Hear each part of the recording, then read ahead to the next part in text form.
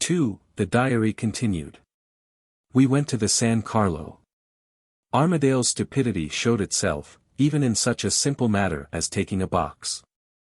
He had confounded an opera with a play, and had chosen a box close to the stage, with the idea that one's chief object at a musical performance is to see the faces of the singers as plainly as possible. Fortunately for our ears, Bellini's lovely melodies are, for the most part, tenderly and delicately accompanied, or the orchestra might have deafened us. I sat back in the box at first, well out of sight. For it was impossible to be sure that some of my old friends of former days at Naples might not be in the theatre. But the sweet music gradually tempted me out of my seclusion. I was so charmed and interested that I leaned forward without knowing it, and looked at the stage. I was made aware of my own imprudence by a discovery which, for the moment, literally chilled my blood. One of the singers, among the chorus of druids, was looking at me while he sang with the rest. His head was disguised in the long white hair, and the lower part of his face was completely covered with the flowing white beard proper to the character. But the eyes with which he looked at me were the eyes of the one man on earth whom I have most reason to dread ever seeing again, Manuel. If it had not been for my smelling bottle, I believe I should have lost my senses. As it was, I drew back again into the shadow. Even Armadale noticed the sudden change in me. He, as well as Midwinter, asked if I was ill. I said I felt the heat, but hoped I should be better presently. And then leaned back in the box, and tried to rally my courage. I succeeded in recovering self-possession enough to be able to look again at the stage, without showing myself, the next time the chorus appeared. There was the man again. But to my infinite relief he never looked toward our box a second time. This welcome indifference, on his part, helped to satisfy me that I had seen an extraordinary accidental resemblance, and nothing more. I still hold to this conclusion, after having had leisure to think, but my mind would be more completely at ease than it is if I had seen the rest of the man's face without the stage disguises that hid it from all investigation. When the curtain fell on the first act, there was a tiresome ballet to be performed, according to the absurd Italian custom, before the opera went on. Though I had got over my first fright, I had been far too seriously startled to feel comfortable in the theatre. I dreaded all sorts of impossible accidents. And when Midwinter and Armadale put the question to me, I told them I was not well enough to stay through the rest of the performance. At the door of the theatre Armadale proposed to say good night. But Midwinter, evidently dreading the evening with me, asked him to come back to supper, if I had no objection. I said the necessary words, and we all three returned together to this house. 10 minutes quiet in my own room, assisted by a little dose of eau de cologne and water, restored me to myself. I joined the men at the supper table. They received my apologies for taking them away from the opera, with the complimentary assurance that I had not cost either of them the slightest sacrifice of his own pleasure. Midwinter declared that he was too completely worn out to care for anything but the two great blessings, unattainable at the theatre, of quiet and fresh air. Armadale said, with an Englishman's exasperating pride in his own stupidity wherever a matter of art is concerned, that he couldn't make head or tail of the performance.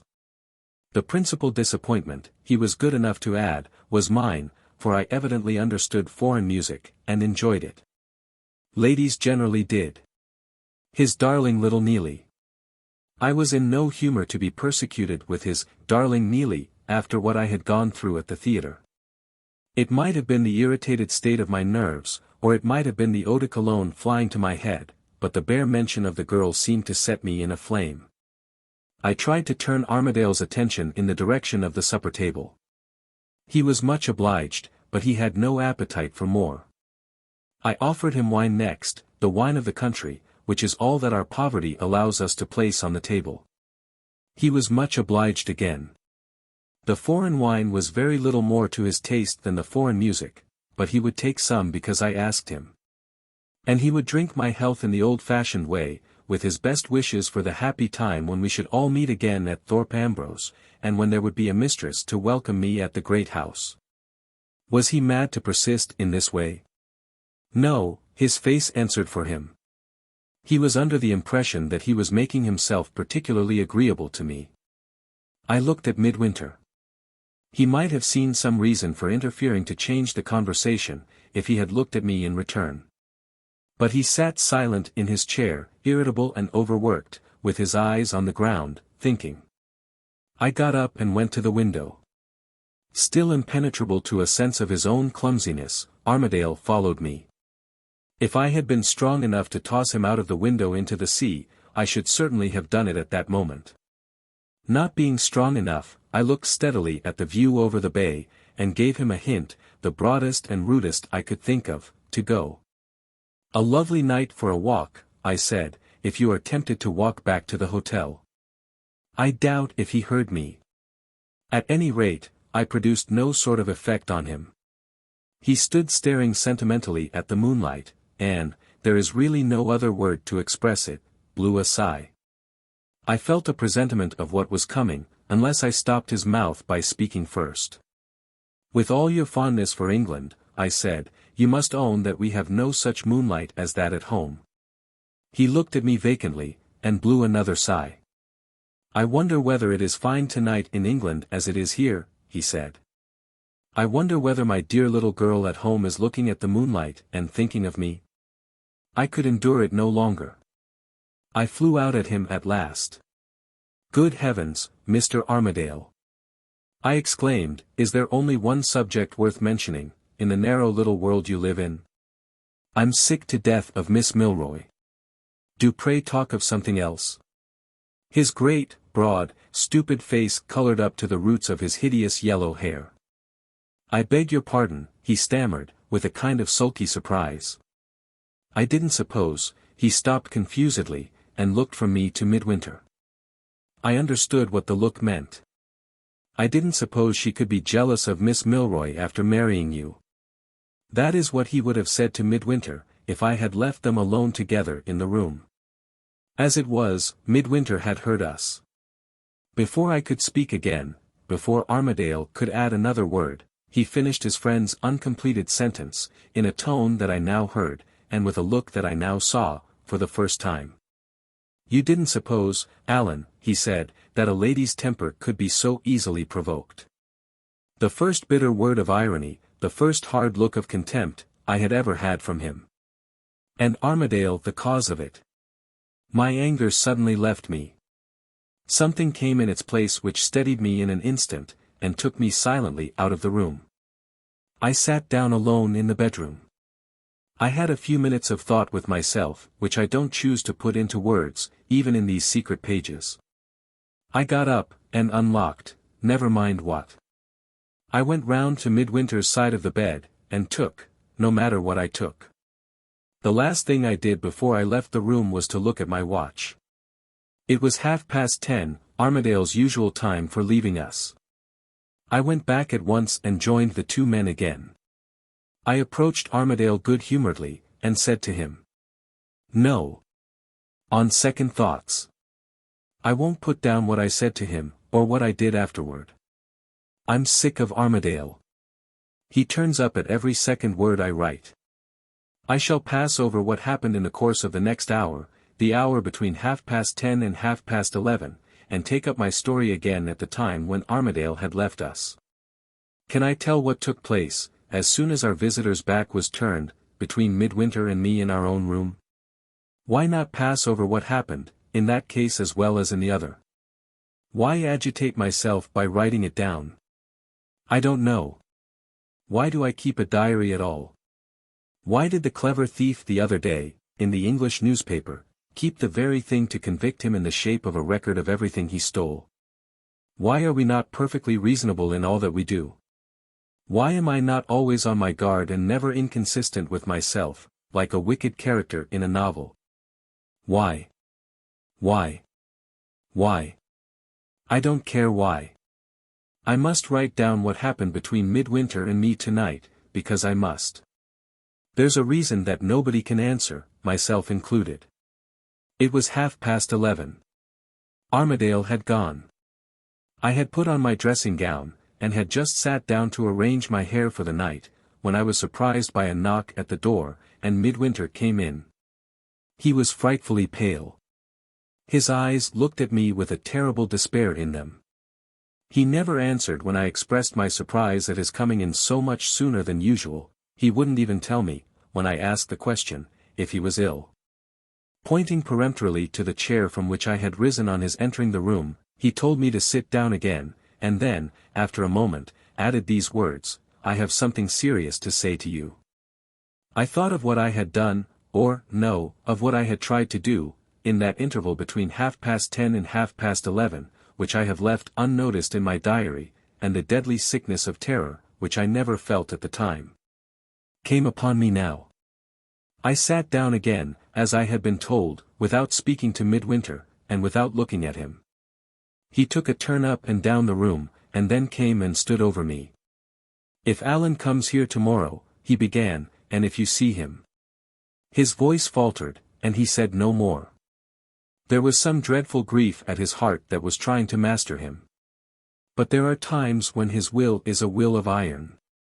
He took another turn in the room, and crushed it down. He came back, and stood over me again.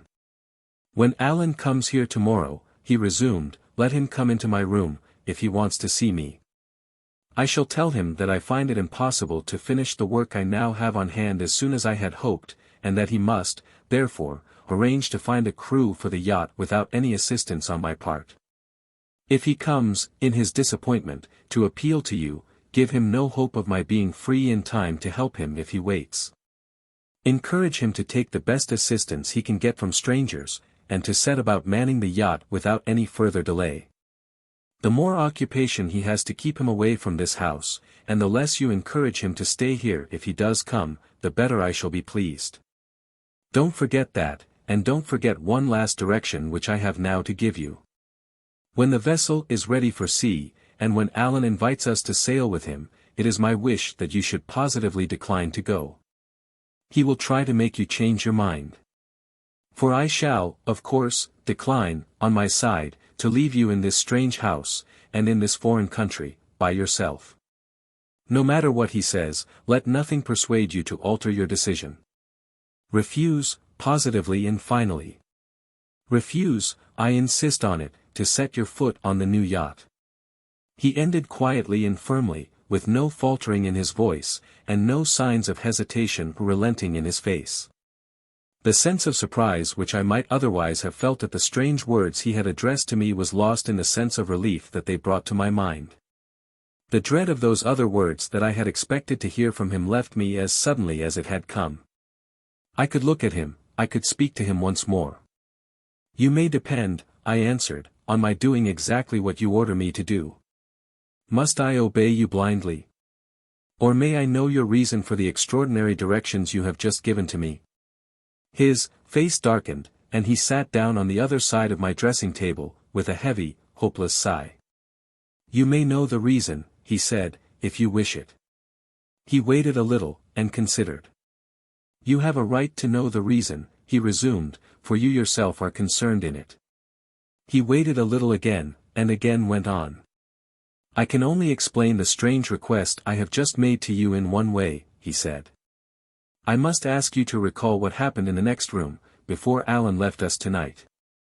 He looked at me with a strange mixture of expressions in his face. At one moment I thought he felt pity for me. At another, it seemed more like horror of me. I began to feel frightened again. I waited for his next words in silence. "I know that I have been working too hard lately," he went on, "and that my nerves are sadly shaken. It is possible, in the state I am in now, that I may have unconsciously misinterpreted, or distorted, the circumstances that really took place. You will do me a favor if you will test my recollection of what has happened by your own. If my fancy has exaggerated anything, if my memory is playing me false anywhere, I entreat you to stop me, and tell me of it." I commanded myself sufficiently to ask what the circumstances were to which he referred, and in what way I was personally concerned in them. "You were personally concerned in them in this way," he answered. "The circumstances to which I refer began with your speaking to Allan about Miss Milroy, in what I thought a very inconsiderate and very impatient manner.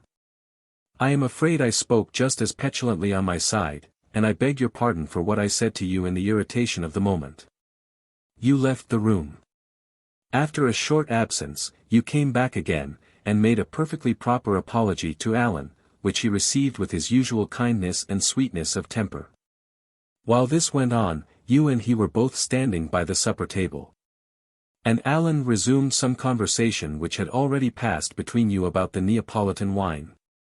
He said he thought he should learn to like it in time, and he asked leave to take another glass of the wine we had on the table. Am I right so far? The words almost died on my lips, but I forced them out, and answered him that he was right so far. You took the flask out of Allan's hand, he proceeded. You said to him, good-humoredly, you know you don't really like the wine, Mr. Armadale. Let me make you something which may be more to your taste. I have a recipe of my own for lemonade. Will you favor me by trying it? In those words, you made your proposal to him, and he accepted it. Did he also ask leave to look on, and learn how the lemonade was made? And did you tell him that he would only confuse you, and that you would give him the recipe in writing, if he wanted it? This time the words did really die on my lips. I could only bow my head, and answer, yes, mutely in that way. Midwinter went on. Allan laughed, and went to the window to look out at the bay, and I went with him. After a while Allan remarked, jocosely, that the mere sound of the liquids you were pouring out made him thirsty. When he said this, I turned round from the window. I approached you, and said the lemonade took a long time to make. You touched me, as I was walking away again, and handed me the tumbler filled to the brim. At the same time, Allan turned round from the window, and I, in my turn, handed the tumbler to him. Is there any mistake so far? The quick throbbing of my heart almost choked me. I could just shake my head, I could do no more. I saw Allan raise the tumbler to his lips. Did you see it? I saw his face turn white in an instant. Did you? I saw the glass fall from his hand on the floor. I saw him stagger, and caught him before he fell. Are these things true? For God's sake, search your memory, and tell me, are these things true? The throbbing at my heart seemed, for one breathless instant, to stop. The next moment something fiery, something maddening, flew through me. I started to my feet, with my temper in a flame, reckless of all consequences, desperate enough to say anything. Your questions are an insult. Your looks are an insult. I burst out. Do you think I tried to poison him? The words rushed out of my lips in spite of me. They were the last words under heaven that any woman, in such a situation as mine, ought to have spoken. And yet I spoke them. He rose in alarm and gave me my smelling bottle. Hush! Hush! He said. You, too, are overwrought, you, too, are overexcited by all that has happened tonight. You are talking wildly and shockingly. Good God! How can you have so utterly misunderstood me? Compose yourself, pray, compose yourself. He might as well have told a wild animal to compose herself. Having been mad enough to say the words, I was mad enough next to return to the subject of the lemonade, in spite of his entreaties to me to be silent. I told you what I had put in the glass. The moment Mr. Armadale fainted, I went on, insisting furiously on defending myself, when no attack was made on me. I told you I had taken the flask of brandy which you kept at your bedside, and mixed some of it with the lemonade. How could I know that he had a nervous horror of the smell and taste of brandy? Didn't he say to me himself, when he came to his senses, "It's my fault, I ought to have warned you to put no brandy in it"? Didn't he remind you afterward of the time when you and he were in the Isle of Man together, and when the doctor there innocently made the same mistake with him that I made tonight? I laid a great stress on my innocence, and with some reason too. Whatever else I may be, I pride myself on not being a hypocrite. I was innocent, so far as the brandy was concerned. I had put it into the lemonade, in pure ignorance of Armadale's nervous peculiarity, to disguise the taste of, never mind what. Another of the things I pride myself on is that I never wander from my subject. What Midwinter said next is what I ought to be writing about now. He looked at me for a moment, as if he thought I had taken leave of my senses. Then he came round to my side of the table and stood over me again. If nothing else will satisfy you that you are entirely misinterpreting my motives, he said, and that I haven't an idea of blaming you in the matter, read this. He took a paper from the breast pocket of his coat, and spread it open under my eyes. It was the narrative of Armadale's dream. In an instant the whole weight on my mind was lifted off it. I felt mistress of myself again. I understood him at last. Do you know what this is? He asked. Do you remember what I said to you at Thorpe Ambrose about Allan's dream? I told you then that 2 out of the 3 visions had already come true. I tell you now that the 3rd vision has been fulfilled in this house tonight. He turned over the leaves of the manuscript, and pointed to the lines that he wished me to read. I read these, or nearly read these words, from the narrative of the dream, as Midwinter had taken it down from Armadale's own lips. The darkness opened for the 3rd time, and showed me the shadow of the man and the shadow of the woman together. The man-shade was the nearest, the woman's shadow stood back. From where she stood, I heard a sound like the pouring out of a liquid softly. I saw her touch the shadow of the man with one hand, and give him a glass with the other. He took the glass and handed it to me. At the moment when I put it to my lips, a deadly faintness overcame me. When I recovered my senses again, the shadows had vanished, and the vision was at an end. For the moment, I was as completely staggered by this extraordinary coincidence as Midwinter himself.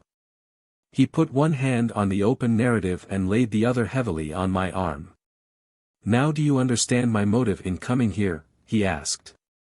Now do you see that the last hope I had to cling to was the hope that your memory of the night's events might prove my memory to be wrong? Now do you know why I won't help Allan? Why I won't sail with him? Why I am plotting and lying, and making you plot and lie too, to keep my best and dearest friend out of the house? Have you forgotten Mr. Brock's letter? I asked. He struck his hand passionately on the open manuscript. If Mr. Brooke had lived to see what we have seen tonight, he would have felt what I feel, he would have said what I say. His voice sank mysteriously, and his great black eyes glittered at me as he made that answer. Thrice the shadows of the vision warned Allan in his sleep, he went on, and thrice those shadows have been embodied in the aftertime by you and by me. You, and no other, stood in the woman's place at the pool. I, and no other, stood in the man's place at the window. And you and I together, when the last vision showed the shadows together, stand in the man's place and the woman's place still. For this, the miserable day dawned when you and I first met. For this, your influence drew me to you, when my better angel warned me to fly the sight of your face. There is a curse on our lives. There is a fatality in our footsteps. Allan's future depends on his separation from us at once and forever.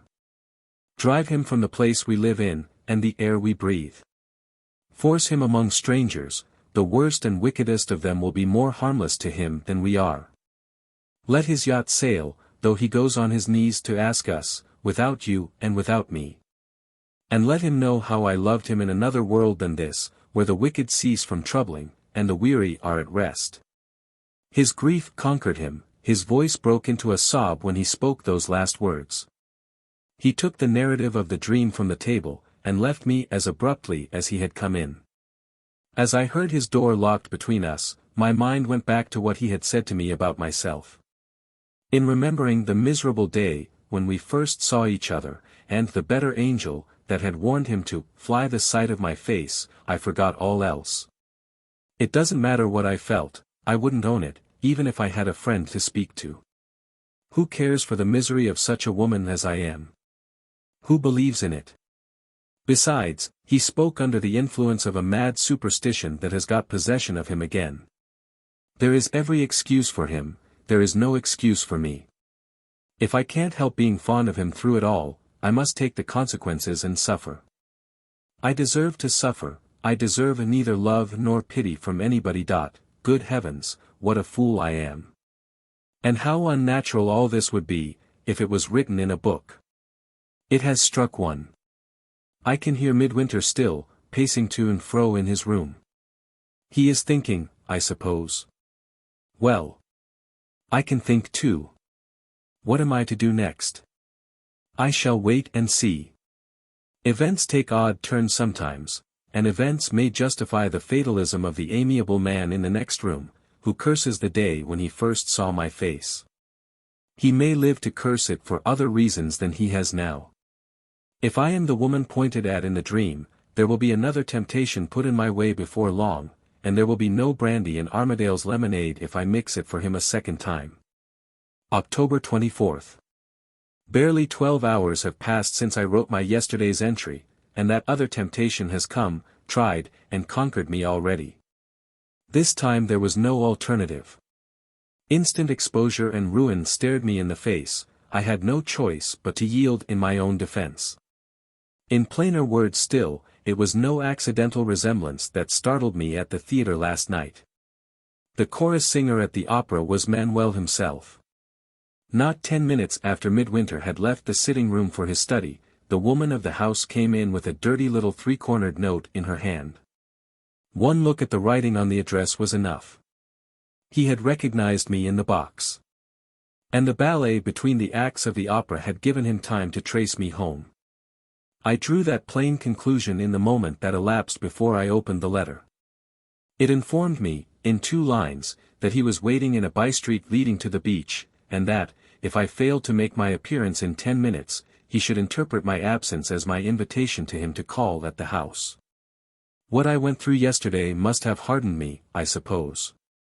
At any rate, after reading the letter, I felt more like the woman I once was than I have felt for months past. I put on my bonnet and went downstairs, and left the house as if nothing had happened. He was waiting for me at the entrance to the street. In the instant when we stood face to face, all my wretched life with him came back to me. I thought of my trust that he had betrayed, I thought of the cruel mockery of a marriage that he had practiced on me, when he knew that he had a wife living. I thought of the time when I had felt despair enough at his desertion of me to attempt my own life. When I recalled all this, and when the comparison between Midwinter and the mean, miserable villain whom I had once believed in forced itself into my mind, I knew for the first time what a woman feels when every atom of respect for herself has left her. If he had personally insulted me at that moment, I believe I should have submitted to it. But he had no idea of insulting me, in the more brutal meaning of the word.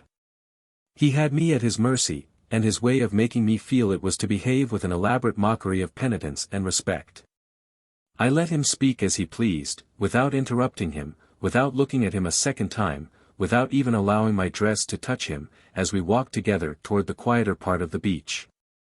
I had noticed the wretched state of his clothes, and the greedy glitter in his eyes, in my first look at him. And I knew it would end, as it did end, in a demand on me for money. Yes. After taking from me the last farthing I possessed of my own, and the last farthing I could extort for him from my old mistress, he turned on me as we stood by the margin of the sea, and asked if I could reconcile it to my conscience to let him be wearing such a coat as he then had on his back, and earning his miserable living as a chorus singer at the opera. My disgust, rather than my indignation, roused me into speaking to him at last. "You want money," I said. "Suppose I am too poor to give it to you?" "In that case," he replied, "I shall be forced to remember that you are a treasure in yourself. And I shall be under the painful necessity of pressing my claim to you on the attention of one of those 2 gentlemen whom I saw with you at the opera, the gentleman, of course, who is now honored by your preference. And who lives provisionally in the light of your smiles." I made him no answer, for I had no answer to give. Disputing his right to claim me from anybody would have been a mere waste of words. He knew as well as I did that he had not the shadow of a claim on me.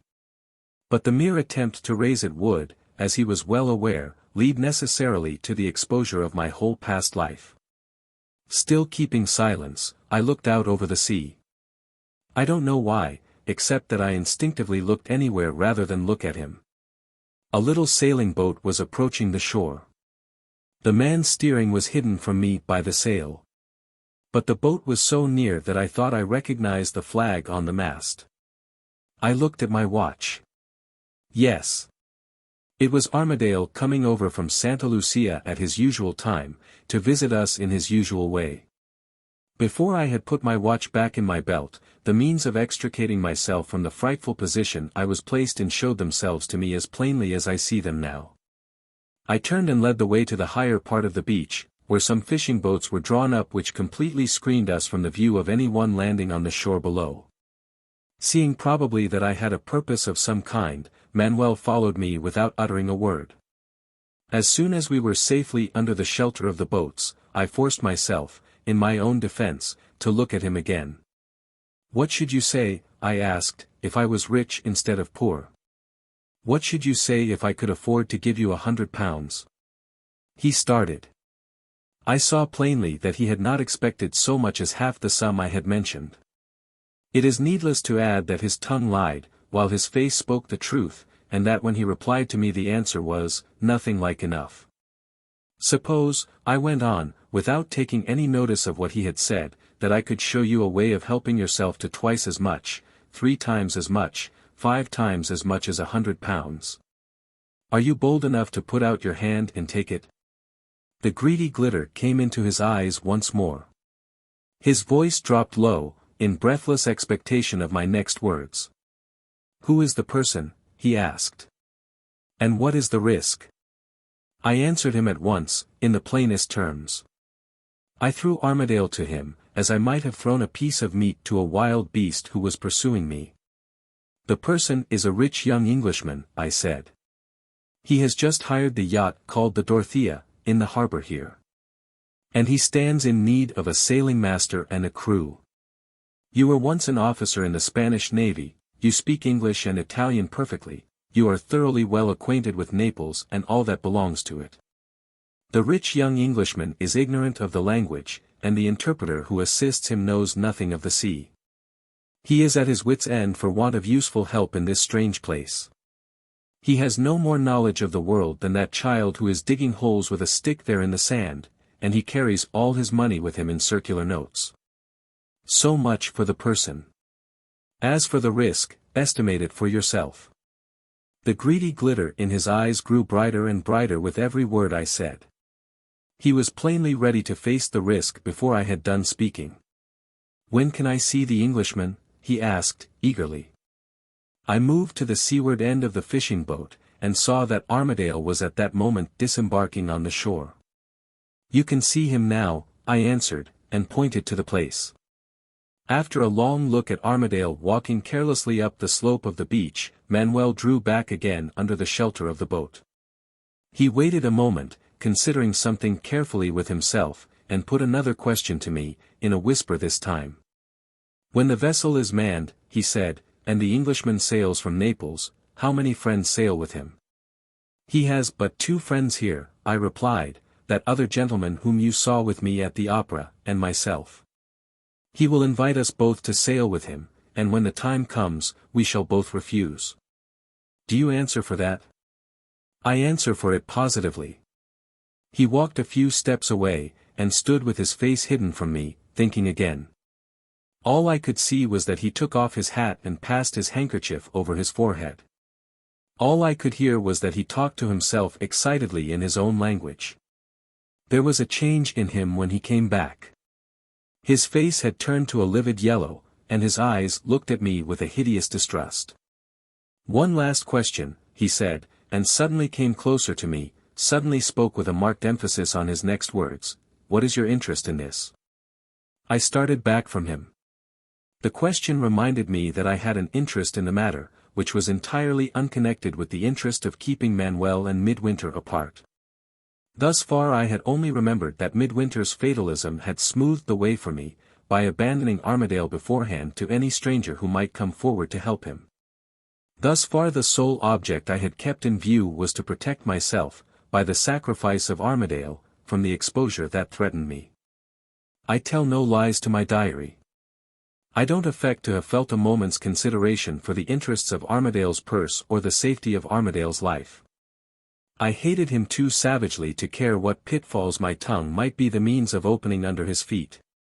But I certainly did not see, until that last question was put to me, that, in serving his own designs, Manuel might, if he dared go all lengths for the money, be serving my designs too. The one overpowering anxiety to protect myself from exposure before Midwinter had, I suppose, filled all my mind, to the exclusion of everything else. Finding that I made no reply for the moment, Manuel reiterated his question, putting it in a new form. "You have cast your Englishman at me," he said, "like the sop to Cerberus. Would you have been quite so ready to do that if you had not had a motive of your own? I repeat my question.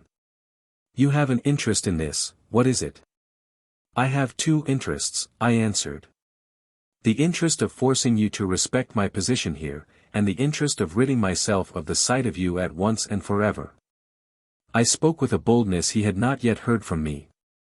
The sense that I was making the villain an instrument in my hands, and forcing him to help my purpose blindly, while he was helping his own, roused my spirits, and made me feel like myself again. He laughed. "Strong language, on certain occasions, is a lady's privilege," he said. "You may, or may not, rid yourself of the sight of me, at once and forever. We will leave that question to be settled in the future. But your other interest in this matter puzzles me. You have told me all I need know about the Englishman and his yacht, and you have made no conditions before you opened your lips. Pray, how are you to force me, as you say, to respect your position here?" "I will tell you how," I rejoined. "You shall hear my conditions first. I insist on your leaving me in 5 minutes more. I insist on your never again coming near the house where I live, and I forbid your attempting to communicate in any way either with me or with that other gentleman whom you saw with me at the theatre." "And suppose I say no," he interposed. "In that case, what will you do?" "In that case," I answered, "I shall say 2 words in private to the rich young Englishman, and you will find yourself back again among the chorus at the opera. You are a bold woman to take it for granted that I have my designs on the Englishman already, and that I am certain to succeed in them." "How do you know?" "I know you," I said. "And that is enough." There was a moment's silence between us. He looked at me, and I looked at him. We understood each other. He was the first to speak. The villainous smile died out of his face, and his voice dropped again distrustfully to its lowest tones. "I accept your terms," he said. "As long as your lips are closed, my lips shall be closed too, except in the event of my finding that you have deceived me, in which case the bargain is at an end, and you will see me again. I shall present myself to the Englishman tomorrow, with the necessary credentials to establish me in his confidence." "Tell me his name." I told it. "Give me his address." I gave it, and turned to leave him. Before I had stepped out of the shelter of the boats, I heard him behind me again. "One last word," he said. "Accidents sometimes happen at sea. Have you interest enough in the Englishman, if an accident happens in his case, to wish to know what has become of him?" I stopped, and considered on my side. I had plainly failed to persuade him that I had no secret to serve in placing Armadale's money and, as a probable consequence, Armadale's life at his mercy. And it was now equally clear that he was cunningly attempting to associate himself with my private objects, whatever they might be, by opening a means of communication between us in the future. There could be no hesitation about how to answer him under such circumstances as these. If the accident at which he hinted did really happen to Armadale, I stood in no need of Manuel's intervention to give me the intelligence of it. An easy search through the obituary columns of the English papers would tell me the news, with the great additional advantage that the papers might be relied on, in such a matter as this, to tell the truth. I formally thanked Manuel, and declined to accept his proposal. "Having no interest in the Englishman," I said, "I have no wish whatever to know what becomes of him." He looked at me for a moment with steady attention, and with an interest in me which he had not shown yet. "What the game you are playing may be," he rejoined, speaking slowly and significantly, "I don't pretend to know. But I venture on a prophecy, nevertheless, you will win it. If we ever meet again, remember I said that." He took off his hat, and bowed to me gravely. "Go your way, madam. And leave me to go mine." With those words, he released me from the sight of him. I waited a minute alone, to recover myself in the air, and then returned to the house. The first object that met my eyes, on entering the sitting room, was Armadale himself. He was waiting on the chance of seeing me, to beg that I would exert my influence with his friend. I made the needful inquiry as to what he meant, and found that Midwinter had spoken as he had warned me he would speak when he and Armadale next met. He had announced that he was unable to finish his work for the newspaper as soon as he had hoped. And he had advised Armadale to find a crew for the yacht without waiting for any assistance on his part. All that it was necessary for me to do, on hearing this, was to perform the promise I had made to Midwinter, when he gave me my directions how to act in the matter. Armadale's vexation on finding me resolved not to interfere expressed itself in the form of all others that is most personally offensive to me. He declined to believe my reiterated assurances that I possessed no influence to exert in his favor. If I was married to Neelie, he said, she could do anything she liked with me, and I am sure, when you choose, you can do anything you like with Midwinter. If the infatuated fool had actually tried to stifle the last faint struggles of remorse and pity left stirring in my heart, he could have said nothing more fatally to the purpose than this. I gave him a look which effectually silenced him, so far as I was concerned. He went out of the room grumbling and growling to himself. It's all very well to talk about manning the yacht. I don't speak a word of their gibberish here. And the interpreter thinks a fisherman and a sailor means the same thing. Hang me if I know what to do with the vessel, now I have got her. He will probably know by tomorrow. And if he only comes here as usual, I shall know too. October 25th. 10 at night. Manuel has got him. He has just left us, after staying here more than an hour, and talking the whole time of nothing but his own wonderful luck in finding the very help he wanted, at the time when he needed it most. At noon today he was on the mole, it seems, with his interpreter, trying vainly to make himself understood by the vagabond population of the waterside. Just as he was giving it up in despair, a stranger standing by, Manuel had followed him, I suppose, to the mole from his hotel, kindly interfered to put things right. He said, I speak your language and their language, sir. I know Naples well. And I have been professionally accustomed to the sea. Can I help you? The inevitable result followed. Armadale shifted all his difficulties on to the shoulders of the polite stranger, in his usual helpless, headlong way. His new friend, however, insisted, in the most honorable manner, on complying with the customary formalities before he would consent to take the matter into his own hands. He begged leave to wait on Mr. Armadale, with his testimonials to character and capacity. The same afternoon he had come by appointment to the hotel, with all his papers, and with the saddest story of his sufferings and privations as a political refugee that Armadale had ever heard. The interview was decisive. Manuel left the hotel, commissioned to find a crew for the yacht, and to fill the post of sailing master on the trial cruise. I watched Midwinter anxiously, while Armadale was telling us these particulars, and afterward, when he produced the new sailing master's testimonials, which he had brought with him for his friend to see. For the moment, Midwinter's superstitious misgivings seemed to be all lost in his natural anxiety for his friend. He examined the stranger's papers, after having told me that the sooner Armadale was in the hands of strangers the better. With the closest scrutiny and the most businesslike distrust. It is needless to say that the credentials were as perfectly regular and satisfactory as credentials could be. When Midwinter handed them back, his color rose, he seemed to feel the inconsistency of his conduct, and to observe for the first time that I was present noticing it. There is nothing to object to in the testimonials, Allan. I am glad you have got the help you want at last. That was all he said at parting. As soon as Armadale's back was turned, I saw no more of him.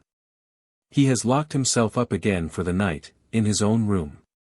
There is now, so far as I am concerned, but one anxiety left. When the yacht is ready for sea, and when I decline to occupy the ladies' cabin, will Midwinter hold to his resolution, and refuse to sail without me? October 26th. Warnings already of the coming ordeal. A letter from Armadale to Midwinter, which Midwinter has just sent in to me. Here it is. Dear Mid, I am too busy to come today. Get on with your work, for heaven's sake. The new sailing master is a man of 10,000. He has got an Englishman whom he knows to serve as mate on board already, and he is positively certain of getting the crew together in 3 or 4 days' time. I am dying for a whiff of the sea, and so are you, or you are no sailor. The rigging is set up, the stores are coming on board, and we shall bend the sails tomorrow or next day. I never was in such spirits in my life. Remember me to your wife, and tell her she will be doing me a favor if she will come at once, and order everything she wants in the ladies' cabin. Yours affectionately, A. Under this was written, in Midwinter's hand, remember what I told you.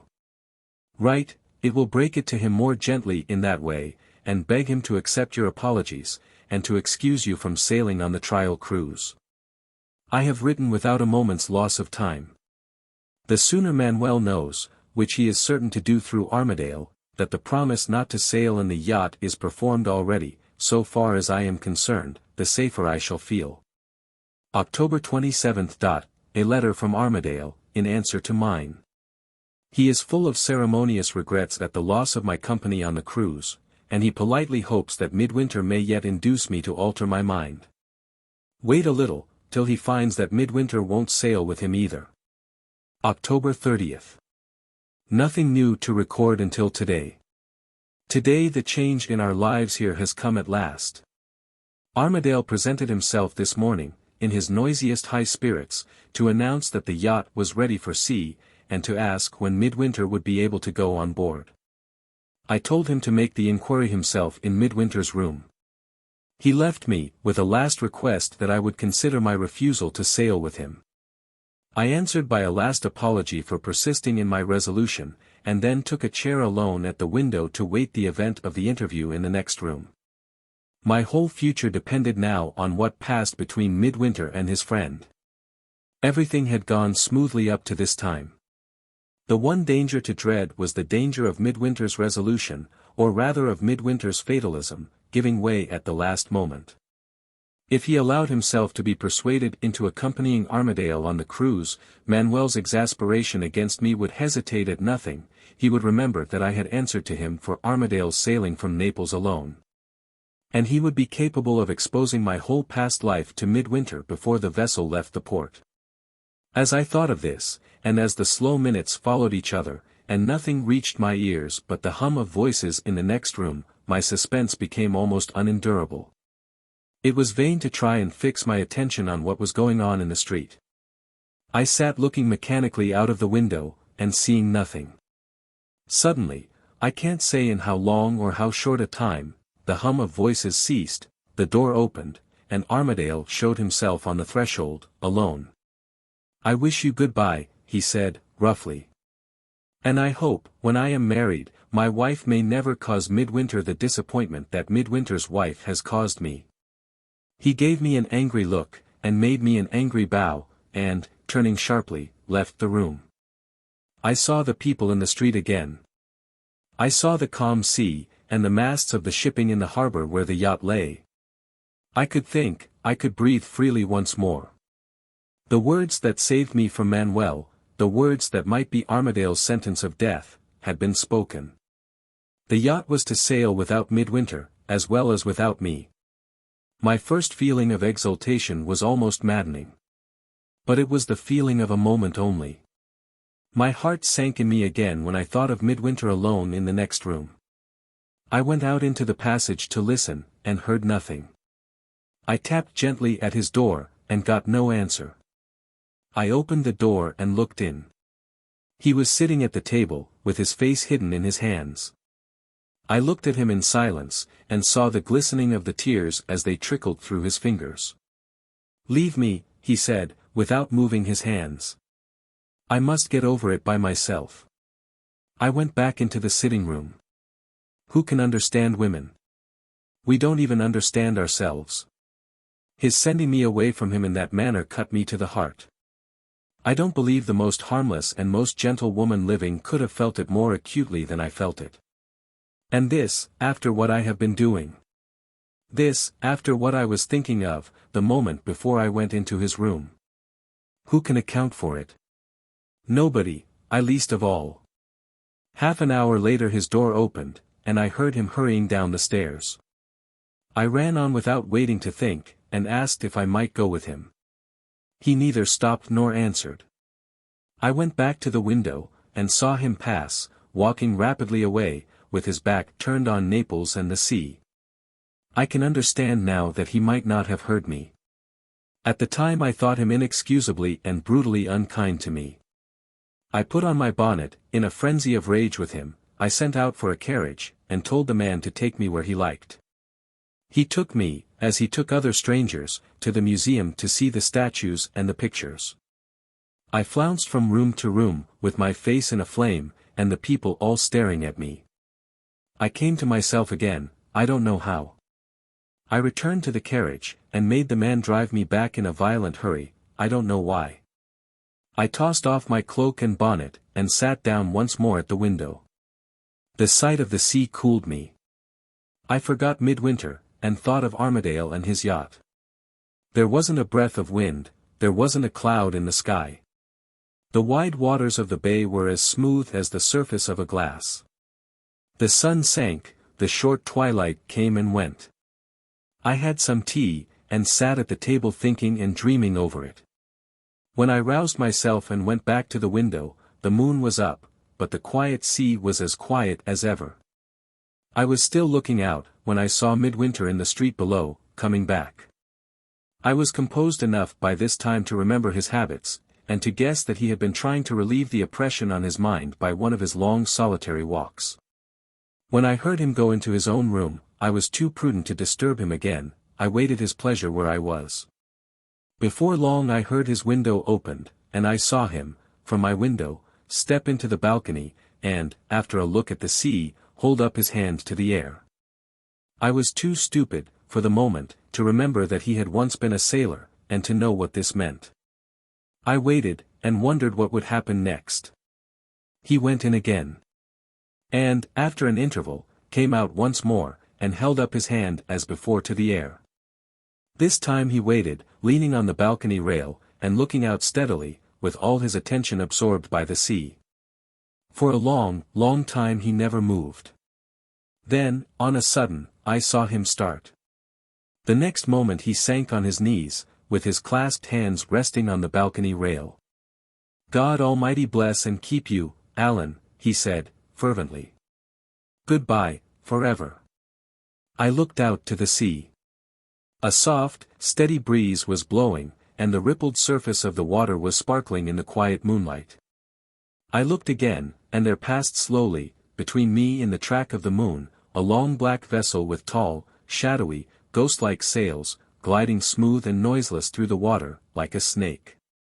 The wind had come fair with the night. And Armadale's yacht had sailed on the trial cruise. 3. The diary broken off. London, November 19th. I am alone again in the great city, alone, for the first time since our marriage. Nearly a week since I started on my homeward journey, leaving Midwinter behind me at Turin. The days have been so full of events since the month began, and I have been so harassed, in mind and body both, for the greater part of the time, that my diary has been wretchedly neglected. A few notes, written in such hurry and confusion that I can hardly understand them myself, are all that I possess to remind me of what has happened since the night when Armadale's yacht left Naples. Let me try if I can set this right without more loss of time, let me try if I can recall the circumstances in their order as they have followed each other from the beginning of the month. On the 3d of November, being then still at Naples, Midwinter received a hurried letter from Armadale, date Messina. The weather, he said, had been lovely, and the yacht had made one of the quickest passages on record. The crew were rather a rough set to look at, but Captain Manuel and his English mate, the latter described as the best of good fellows, managed them admirably. After this prosperous beginning, Armadale had arranged, as a matter of course, to prolong the cruise. And, at the sailing master's suggestion, he had decided to visit some of the ports in the Adriatic, which the captain had described as full of character, and well worth seeing. A postscript followed, explaining that Armadale had written in a hurry to catch the steamer to Naples, and that he had opened his letter again, before sending it off, to add something that he had forgotten. On the day before the yacht sailed, he had been at the banker's to get a few hundreds in gold, and he believed he had left his cigar case there. It was an old friend of his, and he begged that Midwinter would oblige him by endeavoring recover it, and keeping it for him till they met again. That was the substance of the letter.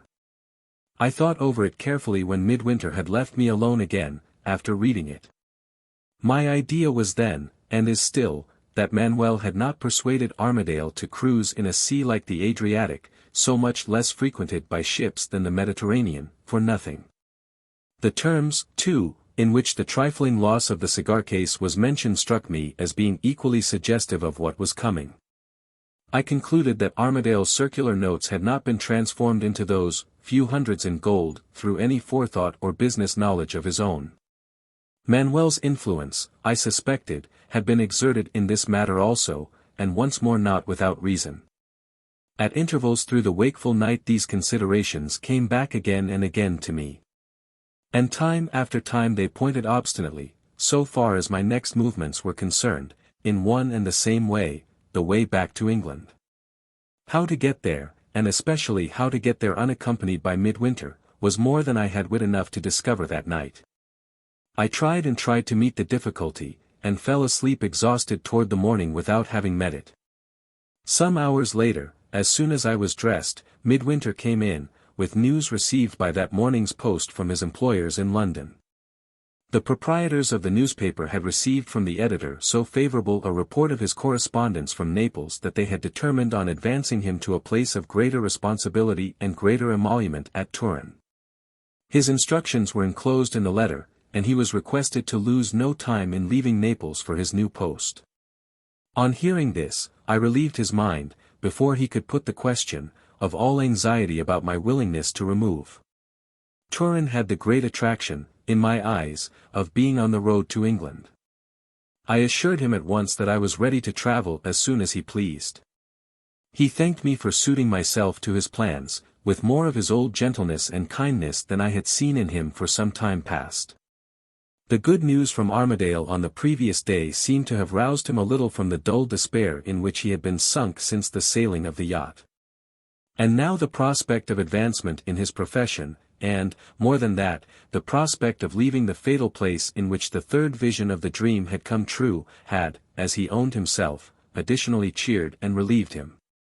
He asked, before he went away to make the arrangements for our journey, whether I expected to hear from my family in England, and whether he should give instructions for the forwarding of my letters with his own to the poste restante at Turin.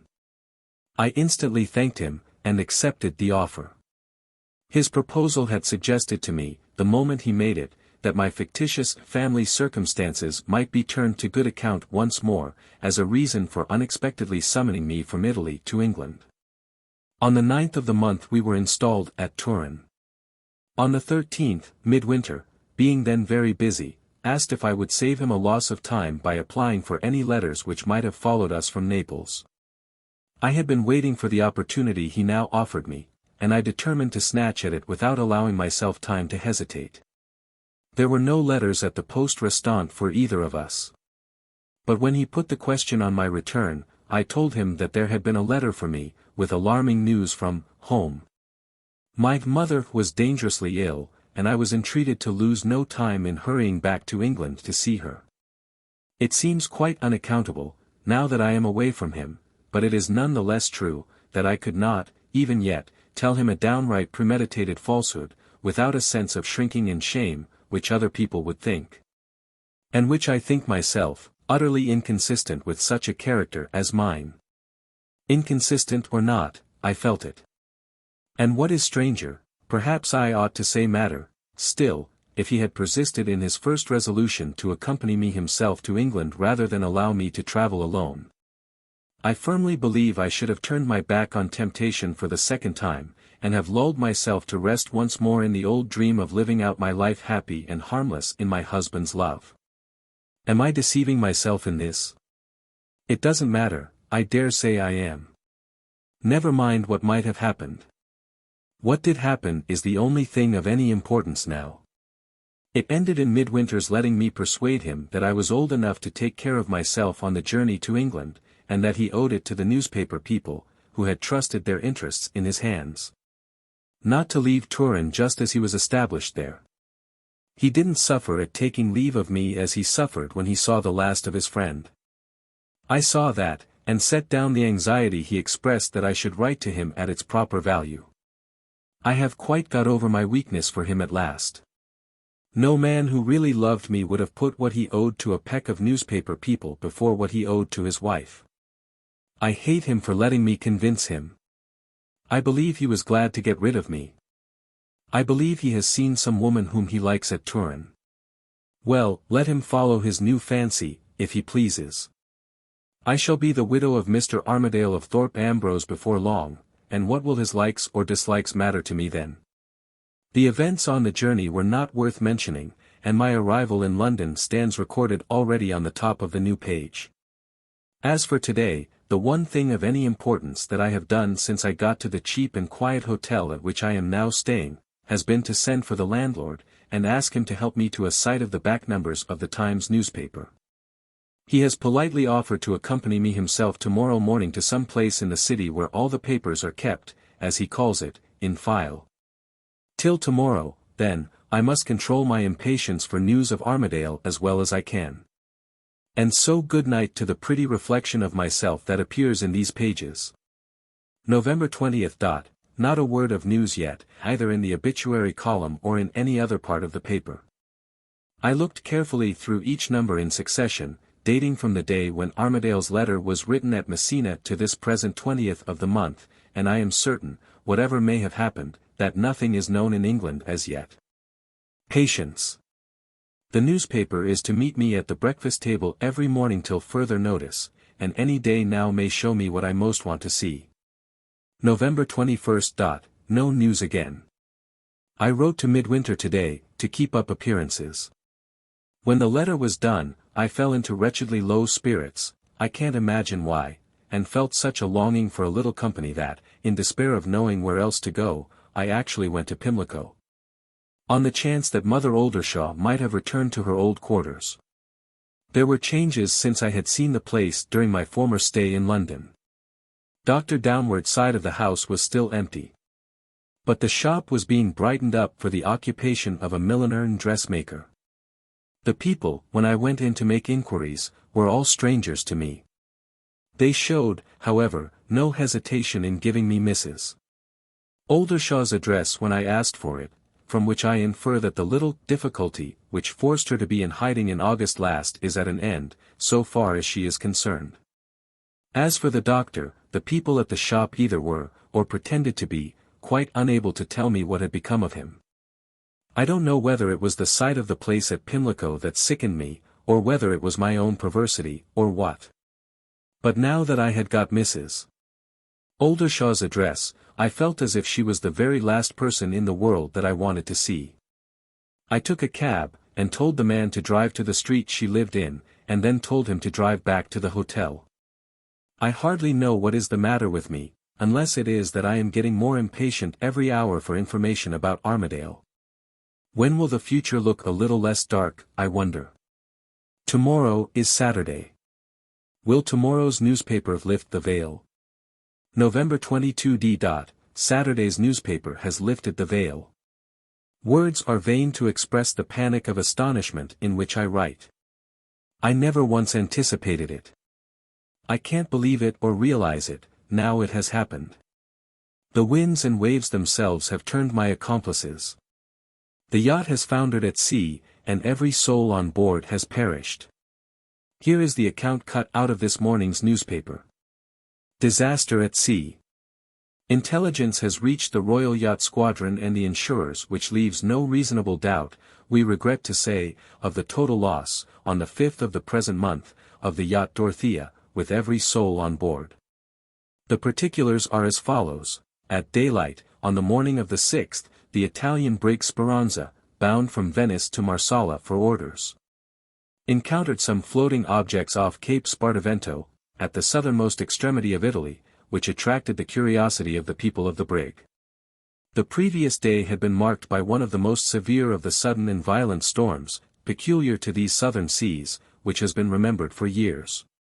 The Speranza herself having been in danger while the gale lasted, the captain and crew concluded that they were on the traces of a wreck, and a boat was lowered for the purpose of examining the objects in the water. A hen coop, some broken spars, and fragments of shattered plank were the first evidences discovered of the terrible disaster that had happened. Some of the lighter articles of cabin furniture, wrenched and shattered, were found next. And, lastly, a memento of melancholy interest turned up, in the shape of a lifebuoy, with a corked bottle attached to it. These latter objects, with the relics of cabin furniture, were brought on board the Speranza. On the buoy the name of the vessel was painted, as follows, Dorothea, R.Y.S. meaning Royal Yacht Squadron. The bottle, on being uncorked, contained a sheet of notepaper, on which the following lines were hurriedly traced in pencil, off Cape Spartivento, 2 days out from Messina. November 5, 4 p.m. Being the hour at which the log of the Italian brig showed the storm to have been at its height. Both our boats are stove in by the sea. The rudder is gone, and we have sprung a leak astern which is more than we can stop. The Lord help us all, we are sinking. Signed, John Mitchenden, Mate. On reaching Marsala, the captain of the brig made his report to the British consul, and left the objects discovered in that gentleman's charge. Inquiry at Messina showed that the ill-fated vessel had arrived there from Naples. At the latter port it was ascertained that the Dorothea had been hired from the owner's agent by an English gentleman, Mr. Armadale, of Thorpe Ambrose, Norfolk. Whether Mr. Armadale had any friends on board with him has not been clearly discovered.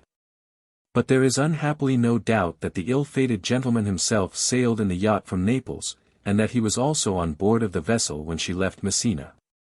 Such is the story of the wreck, as the newspaper tells it in the plainest and fewest words.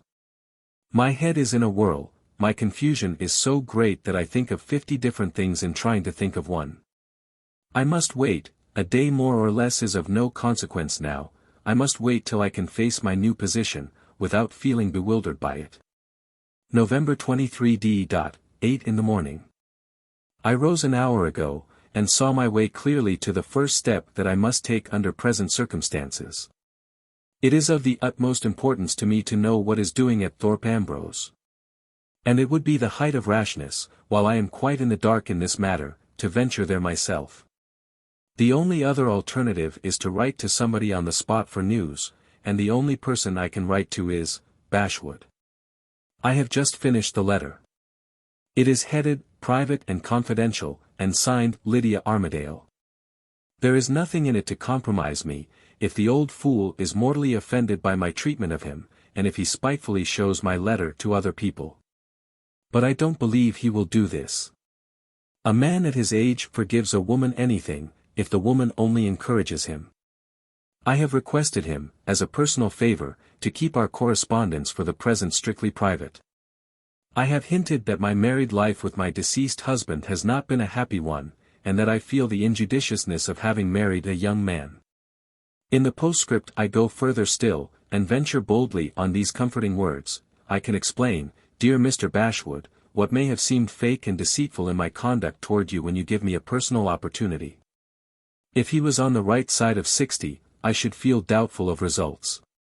But he is on the wrong side of 60, and I believe he will give me my personal opportunity. 10 o'clock. I have been looking over the copy of my marriage certificate, with which I took care to provide myself on the wedding day. And I have discovered, to my inexpressible dismay, an obstacle to my appearance in the character of Armadale's widow which I now see for the first time. The description of Midwinter, under his own name, which the certificate presents answers in every important particular to what would have been the description of Armadale of Thorpe Ambrose, if I had really married him. Name and surname, Allan Armadale. Age, 21, instead of 22, which might easily pass for a mistake. Condition, bachelor. Rank or profession, gentleman. Residence at the time of marriage, France Hotel, Darley Street. Father's name and surname, Allan Armadale. Rank or profession of father, gentleman.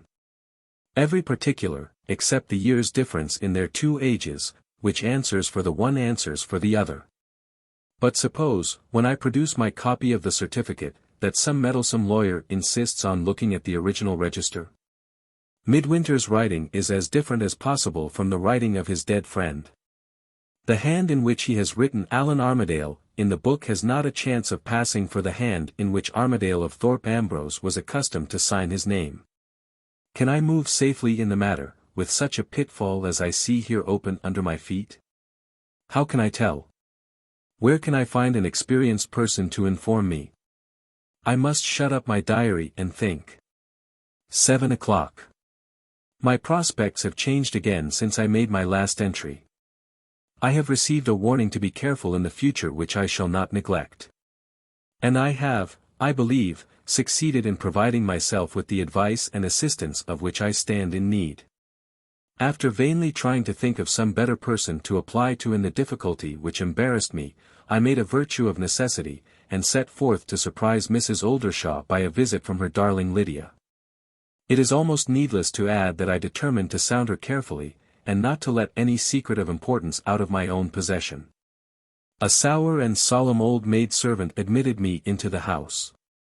When I asked for her mistress, I was reminded with the bitterest emphasis that I had committed the impropriety of calling on a Sunday. Mrs. Oldershaw was at home, solely in consequence of being too unwell to go to church. The servant thought it very unlikely that she would see me. I thought it highly probable, on the contrary, that she would honor me with an interview in her own interests, if I sent in my name as Miss Gwilt, and the event proved that I was right. After being kept waiting some minutes I was shown into the drawing-room. There sat Mother Jezebel, with the air of a woman resting on the high road to heaven, dressed in a slate-colored gown, with grey mittens on her hands, a severely simple cap on her head, and a volume of sermons on her lap. She turned up the whites of her eyes devoutly at the sight of me, and the first words she said were, "Oh, Lydia! Lydia! Why are you not at church?" If I had been less anxious, the sudden presentation of Mrs.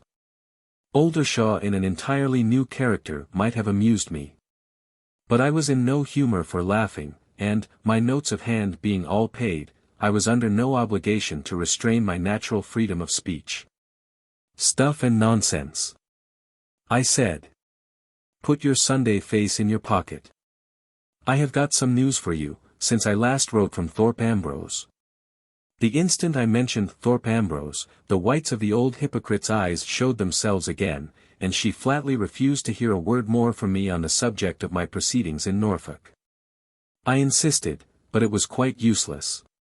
Mother Oldershaw only shook her head and groaned, and informed me that her connection with the pomps and vanities of the world was at an end forever.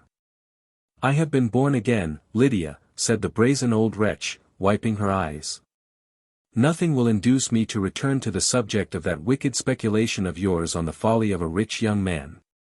After hearing this, I should have left her on the spot, but for one consideration which delayed me a moment longer. It was easy to see, by this time, that the circumstances, whatever they might have been, which had obliged Mother Oldershaw to keep in hiding, on the occasion of my former visit to London, had been sufficiently serious to force her into giving up, or appearing to give up, her old business. And it was hardly less plain that she had found it to her advantage. Everybody in England finds it to their advantage in some way to cover the outer side of her character carefully with a smooth varnish of cant. This was, however, no business of mine. And I should have made these reflections outside instead of inside the house, if my interests had not been involved in putting the sincerity of Mother Oldershaw's reformation to the test, so far as it affected her past connection with myself. At the time when she had fitted me out for our enterprise, I remembered signing a certain business document which gave her a handsome pecuniary interest in my success, if I became Mrs. Armadale of Thorpe Ambrose. The chance of turning this mischievous morsel of paper to good account, in the capacity of a touchstone, was too tempting to be resisted. I asked my devout friend's permission to say one last word before I left the house. "As you have no further interest in my wicked speculation at Thorpe Ambrose," I said, "perhaps you will give me back the written paper that I signed, when you were not quite such an exemplary person as you are now." The shameless old hypocrite instantly shut her eyes and shuddered. "Does that mean yes, or no?" I asked.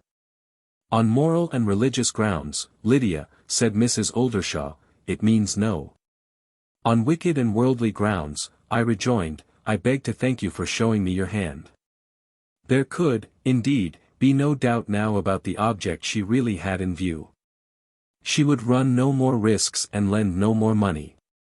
She would leave me to win or lose single-handed. If I lost, she would not be compromised. If I won, she would produce the paper I had signed, and profit by it without remorse. In my present situation, it was mere waste of time and words to prolong the matter by any useless recrimination on my side. I put the warning away privately in my memory for future use, and got up to go. At the moment when I left my chair there was a sharp double knock at the street door. Mrs. Oldershaw evidently recognized it. She rose in a violent hurry, and rang the bell. "I am too unwell to see anybody," she said, when the servant appeared. "Wait a moment, if you please," she added, turning sharply on me, when the woman had left us to answer the door. It was small, very small, spitefulness on my part, I know. But the satisfaction of thwarting Mother Jezebel, even in a trifle, was not to be resisted. "I can't wait," I said, "you reminded me just now that I ought to be at church." Before she could answer I was out of the room. As I put my foot on the first stair the street door was opened, and a man's voice inquired whether Mrs. Oldershaw was at home. I instantly recognized the voice. "Dr. Downward." The doctor repeated the servant's message in a tone which betrayed unmistakable irritation at finding himself admitted no further than the door. "Your mistress is not well enough to see visitors." "Give her that card," said the doctor, "and say I expect her, the next time I call, to be well enough to see me." If his voice had not told me plainly that he felt in no friendly mood toward Mrs. Oldershaw, I dare say I should have let him go without claiming his acquaintance, but, as things were, I felt an impulse to speak to him or to anybody who had a grudge against Mother Jezebel. There was more of my small spitefulness in this, I suppose. Anyway, I slipped downstairs, and, following the doctor out quietly, overtook him in the street. I had recognized his voice, and I recognized his back as I walked behind him. But when I called him by his name, and when he turned round with a start and confronted me, I followed his example, and started on my side. The doctor's face was transformed into the face of a perfect stranger. His baldness had hidden itself under an artfully grizzled wig. He had allowed his whiskers to grow, and had dyed them to match his new head of hair. Hideous circular spectacles bestrode his nose in place of the neat double eyeglass that he used to carry in his hand. And a black neckerchief, surmounted by immense shirt collars, appeared as the unworthy successor of the clerical white cravat of former times. Nothing remained of the man I once knew but the comfortable plumpness of his figure, and the confidential courtesy and smoothness of his manner and his voice. "Charmed to see you again," said the doctor, looking about him a little anxiously, and producing his card case in a very precipitate manner. "But, my dear Miss Gwilt, permit me to rectify a slight mistake on your part. Dr. Downward of Pimlico is dead and buried, and you will infinitely oblige me if you will never, on any consideration, mention him again." I took the card he offered me, and discovered that I was now supposed to be speaking to Dr. Ledoux, of the Sanitarium, Fairweather Vale, Hampstead. "You seem to have found it necessary," I said, "to change a great many things since I last saw you. Your name, your residence, your personal appearance." "And my branch of practice," interposed the doctor. "I have purchased of the original possessor, a person of feeble enterprise and no resources, a name, a diploma, and a partially completed sanitarium for the reception of nervous invalids. We are open already to the inspection of a few privileged friends. Come and see us. Are you walking my way? Pray take my arm, and tell me to what happy chance I am indebted for the pleasure of seeing you again." I told him the circumstances exactly as they had happened, and I added, with a view to making sure of his relations with his former ally at Pimlico, that I had been greatly surprised to hear Mrs. Oldershaw's door shut on such an old friend as himself.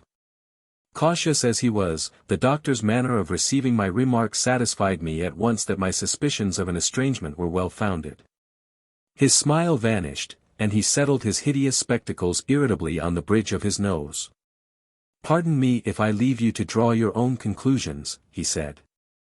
"The subject of Mrs. Oldershaw is, I regret to say, far from agreeable to me under existing circumstances, a business difficulty connected with our late partnership at Pimlico, entirely without interest for a young and brilliant woman like yourself. Tell me your news. Have you left your situation at Thorpe Ambrose? Are you residing in London? Is there anything, professional or otherwise, that I can do for you?" That last question was a more important one than he supposed. Before I answered it, I felt the necessity of parting company with him and of getting a little time to think. "You have kindly asked me, Doctor, to pay you a visit," I said.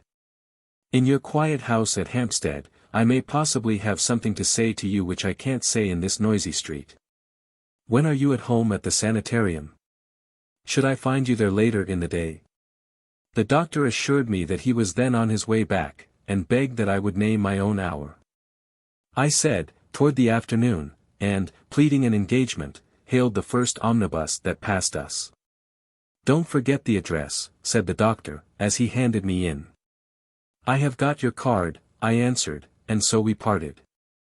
I returned to the hotel, and went up into my room, and thought over it very anxiously. The serious obstacle of the signature on the marriage register still stood in my way as unmanageably as ever. All hope of getting assistance from Mrs. Oldershaw was at an end.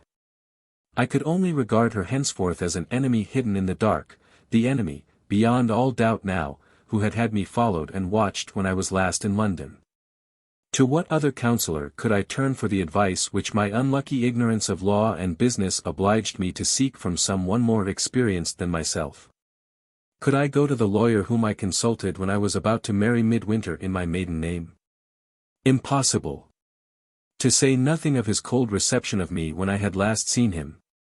The advice I wanted this time related, disguise the facts as I might, to commission of a fraud of the sort that no prosperous lawyer would consent to assist if he had a character to lose.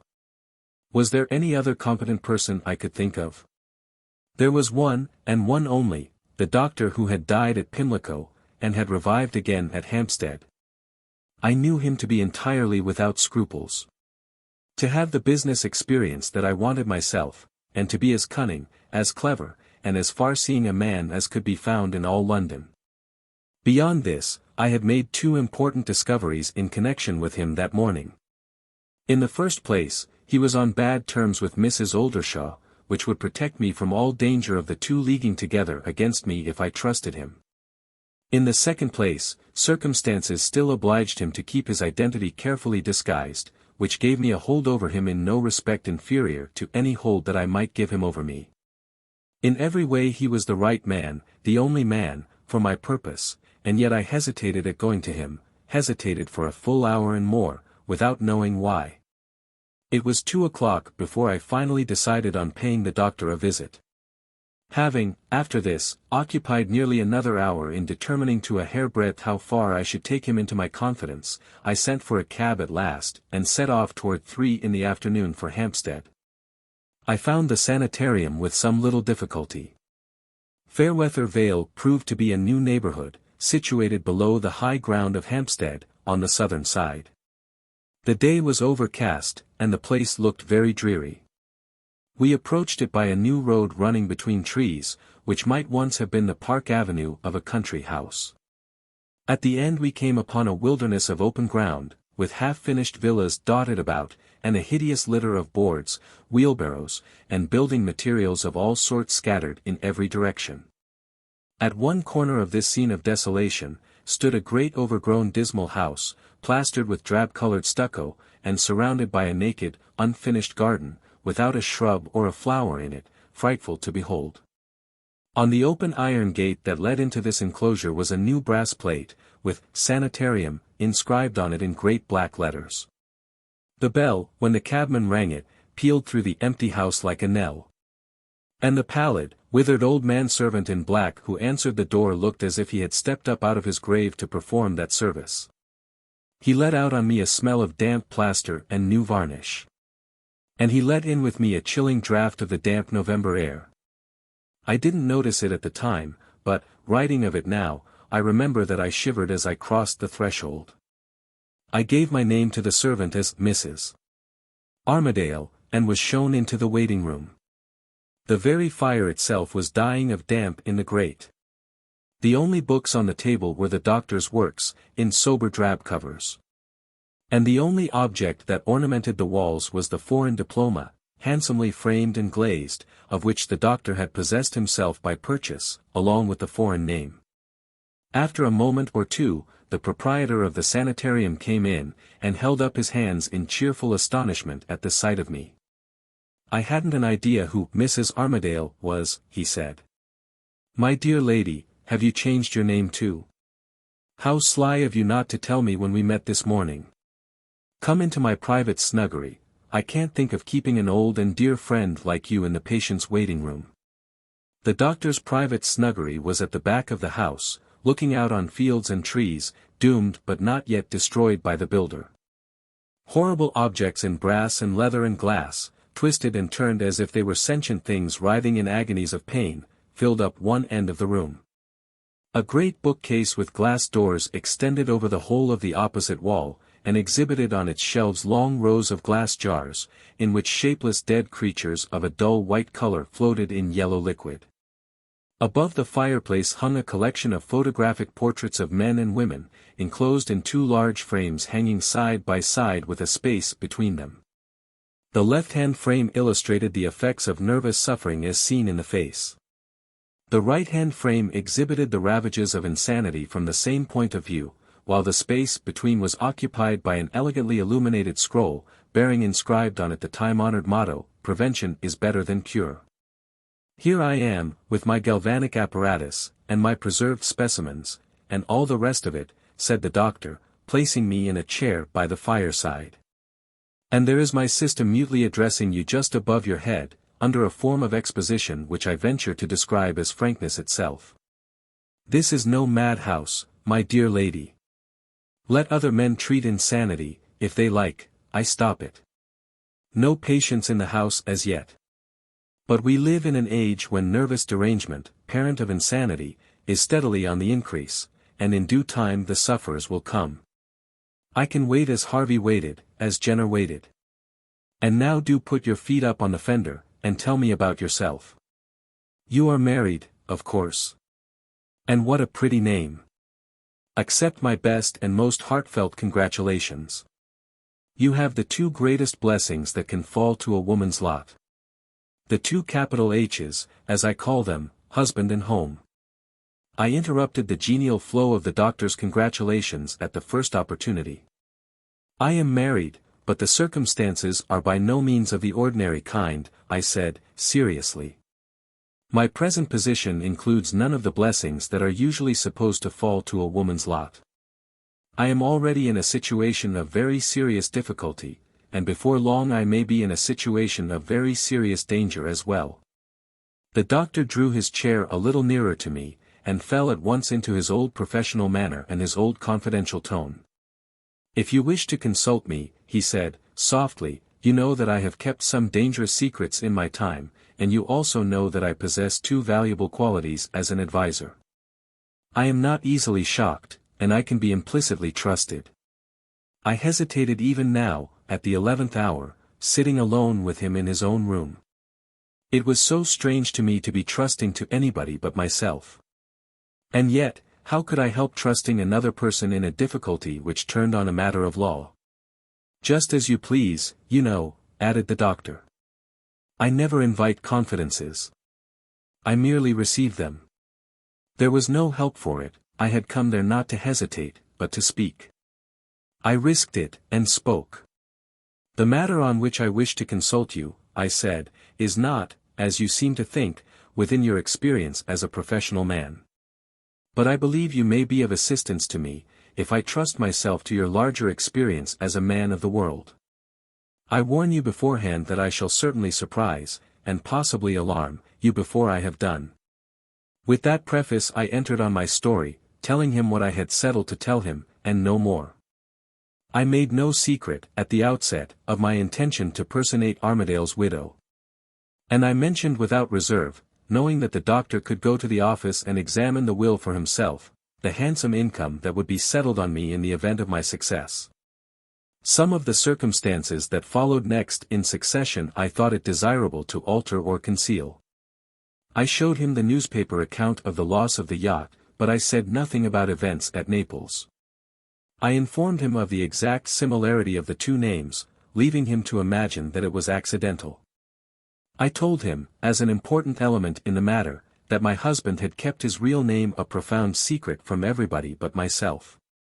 But, to prevent any communication between them, I carefully concealed from the doctor what the assumed name under which Midwinter had lived all his life really was. I acknowledged that I had left my husband behind me on the continent.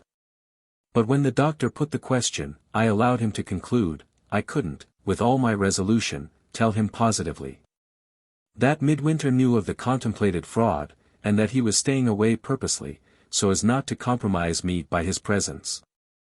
This difficulty smoothed over, or, as I feel it now, this baseness committed, I reverted to myself, and came back again to the truth. One after another I mentioned all the circumstances connected with my private marriage, and with the movements of Armadale and Midwinter, which rendered any discovery of the false personation, through the evidence of other people, a downright impossibility. So much, I said, in conclusion, for the object in view. The next thing is to tell you plainly of a very serious obstacle that stands in my way. The doctor, who had listened thus far without interrupting me, begged permission here to say a few words on his side before I went on. The few words proved to be all questions, clever, searching, suspicious questions, which I was, however, able to answer with little or no reserve, for they related, in almost every instance, to the circumstances under which I had been married, and to the chances for and against my lawful husband if he chose to assert his claim to me at any future time. My replies informed the doctor, in the first place, that I had so managed matters at Thorpe Ambrose as to produce a general impression that Armadale intended to marry me. In the second place, that my husband's early life had not been of a kind to exhibit him favorably in the eyes of the world. In the third place, that we had been married, without any witnesses present who knew us, at a large parish church in which two other couples had been married the same morning. To say nothing of the dozens on dozens of other couples, confusing all remembrance of us in the minds of the officiating people, who had been married since. When I had put the doctor in possession of these facts, and when he had further ascertained that Midwinter and I had gone abroad among strangers immediately after leaving the church, and that the men employed on board the yacht in which Armadale had sailed from Somersetshire, before my marriage, were now away in ships voyaging to the other end of the world, his confidence in my prospects showed itself plainly in his face. So far as I can see, he said, your husband's claim to you, after you have stepped into the place of the dead Mr. Armadale's widow, would rest on nothing but his own bare assertion. And that I think you may safely set at defiance. Excuse my apparent distrust of the gentleman. But there might be a misunderstanding between you in the future, and it is highly desirable to ascertain beforehand exactly what he could or could not do under those circumstances. And now that we have done with the main obstacle that I see in the way of your success, let us by all means come to the obstacle that you see next. I was willing enough to come to it. The tone in which he spoke of Midwinter, though I myself was responsible for it, jarred on me horribly, and roused for the moment some of the old folly of feeling which I fancied I had laid asleep forever. I rushed at the chance of changing the subject, and mentioned the discrepancy in the register between the hand in which Midwinter had signed the name of Allan Armadale, and the hand in which Armadale of Thorpe Ambrose had been accustomed to write his name, with an eagerness which it quite diverted the doctor to see. Is that all? He asked, to my infinite surprise and relief, when I had done. My dear lady, pray set your mind at ease. If the late Mr. Armadale's lawyers want a proof of your marriage, they won't go to the church register for it, I can promise you. What? I exclaimed, in astonishment. Do you mean to say that the entry in the register is not a proof of my marriage? It is a proof, said the doctor, that you have been married to somebody. But it is no proof that you have been married to Mr. Armadale of Thorpe Ambrose. Jack Noakes or Tom Styles, excuse the homeliness of the illustration, might have got the license, and gone to the church to be married to you under Mr. Armadale's name, and the register, how could it do otherwise, must in that case have innocently assisted the deception. I see I surprise you. My dear madam, when you opened this interesting business you surprised me, I may own it now, by laying so much stress on the curious similarity between the two names. You might have entered on the very daring and romantic enterprise in which you are now engaged, without necessarily marrying your present husband. Any other man would have done just as well, provided he was willing to take Mr. Armadale's name for the purpose. I felt my temper going at this. Any other man would not have done just as well, I rejoined, instantly. But for the similarity of the names, I should never have thought of the enterprise at all. The doctor admitted that he had spoken too hastily. That personal view of the subject had, I confess, escaped me, he said. However, let us get back to the matter in hand. In the course of what I may term an adventurous medical life, I have been brought more than once into contact with the gentlemen of the law, and have had opportunities of observing their proceedings in cases of, let us say, domestic jurisprudence. I am quite sure I am correct in informing you that the proof which will be required by Mr. Armadale's representatives will be the evidence of a witness present at the marriage who can speak to the identity of the bride and bridegroom from his own personal knowledge. But I have already told you, I said, that there was no such person present. Precisely, rejoined the doctor. In that case, what you now want, before you can safely stir a step in the matter, is, if you will pardon me the expression, a ready-made witness, possessed of rare moral and personal resources, who can be trusted to assume the necessary character, and to make the necessary declaration before a magistrate. Do you know of any such person? Asked the doctor, throwing himself back in his chair, and looking at me with the utmost innocence. I only know you, I said. The doctor laughed softly. So like a woman, he remarked, with the most exasperating good humor. The moment she sees her object, she dashes at it headlong the nearest way. Oh, the sex! The sex! Never mind the sex! I broke out, impatiently. I want a serious answer, yes or no. The doctor rose, and waved his hand with great gravity and dignity all round the room. You see this vast establishment, he began, you can possibly estimate to some extent the immense stake I have in its prosperity and success. Your excellent natural sense will tell you that the principal of this sanitarium must be a man of the most unblemished character. Why waste so many words, I said, when one word will do? You mean no. The principal of the sanitarium suddenly relapsed into the character of my confidential friend. My dear lady, he said, it isn't yes, and it isn't no, at a moment's notice. Give me till tomorrow afternoon. By that time I engage to be ready to do one of two things, either to withdraw myself from this business at once, or to go into it with you heart and soul. Do you agree to that? Very good, we may drop the subject, then, till tomorrow. Where can I call on you when I have decided what to do? There was no objection to my trusting him with my address at the hotel. I had taken care to present myself there as Mrs. Armadale. And I had given Midwinter an address at the neighboring post office to write to when he answered my letters. We settled the hour at which the doctor was to call on me. And, that matter arranged, I rose to go, resisting all offers of refreshment, and all proposals to show me over the house. His smooth persistence in keeping up appearances after we had thoroughly understood each other disgusted me. I got away from him as soon as I could, and came back to my diary and my own room. We shall see how it ends tomorrow. My own idea is that my confidential friend will say yes. November 24th. The doctor has said yes, as I supposed. But on terms which I never anticipated. The condition on which I have secured his services amounts to nothing less than the payment to him, on my stepping into the place of Armadale's widow, of half my first year's income, in other words, £600. I protested against this extortionate demand in every way I could think of. All to no purpose. The doctor met me with the most engaging frankness. Nothing, he said, but the accidental embarrassment of his position at the present time would have induced him to mix himself up in the matter at all. He would honestly confess that he had exhausted his own resources, and the resources of other persons whom he described as his backers, in the purchase and completion of the sanitarium. Under those circumstances, £600 in prospect was an object to him. For that sum he would run the serious risk of advising and assisting me. Not a farthing less would tempt him.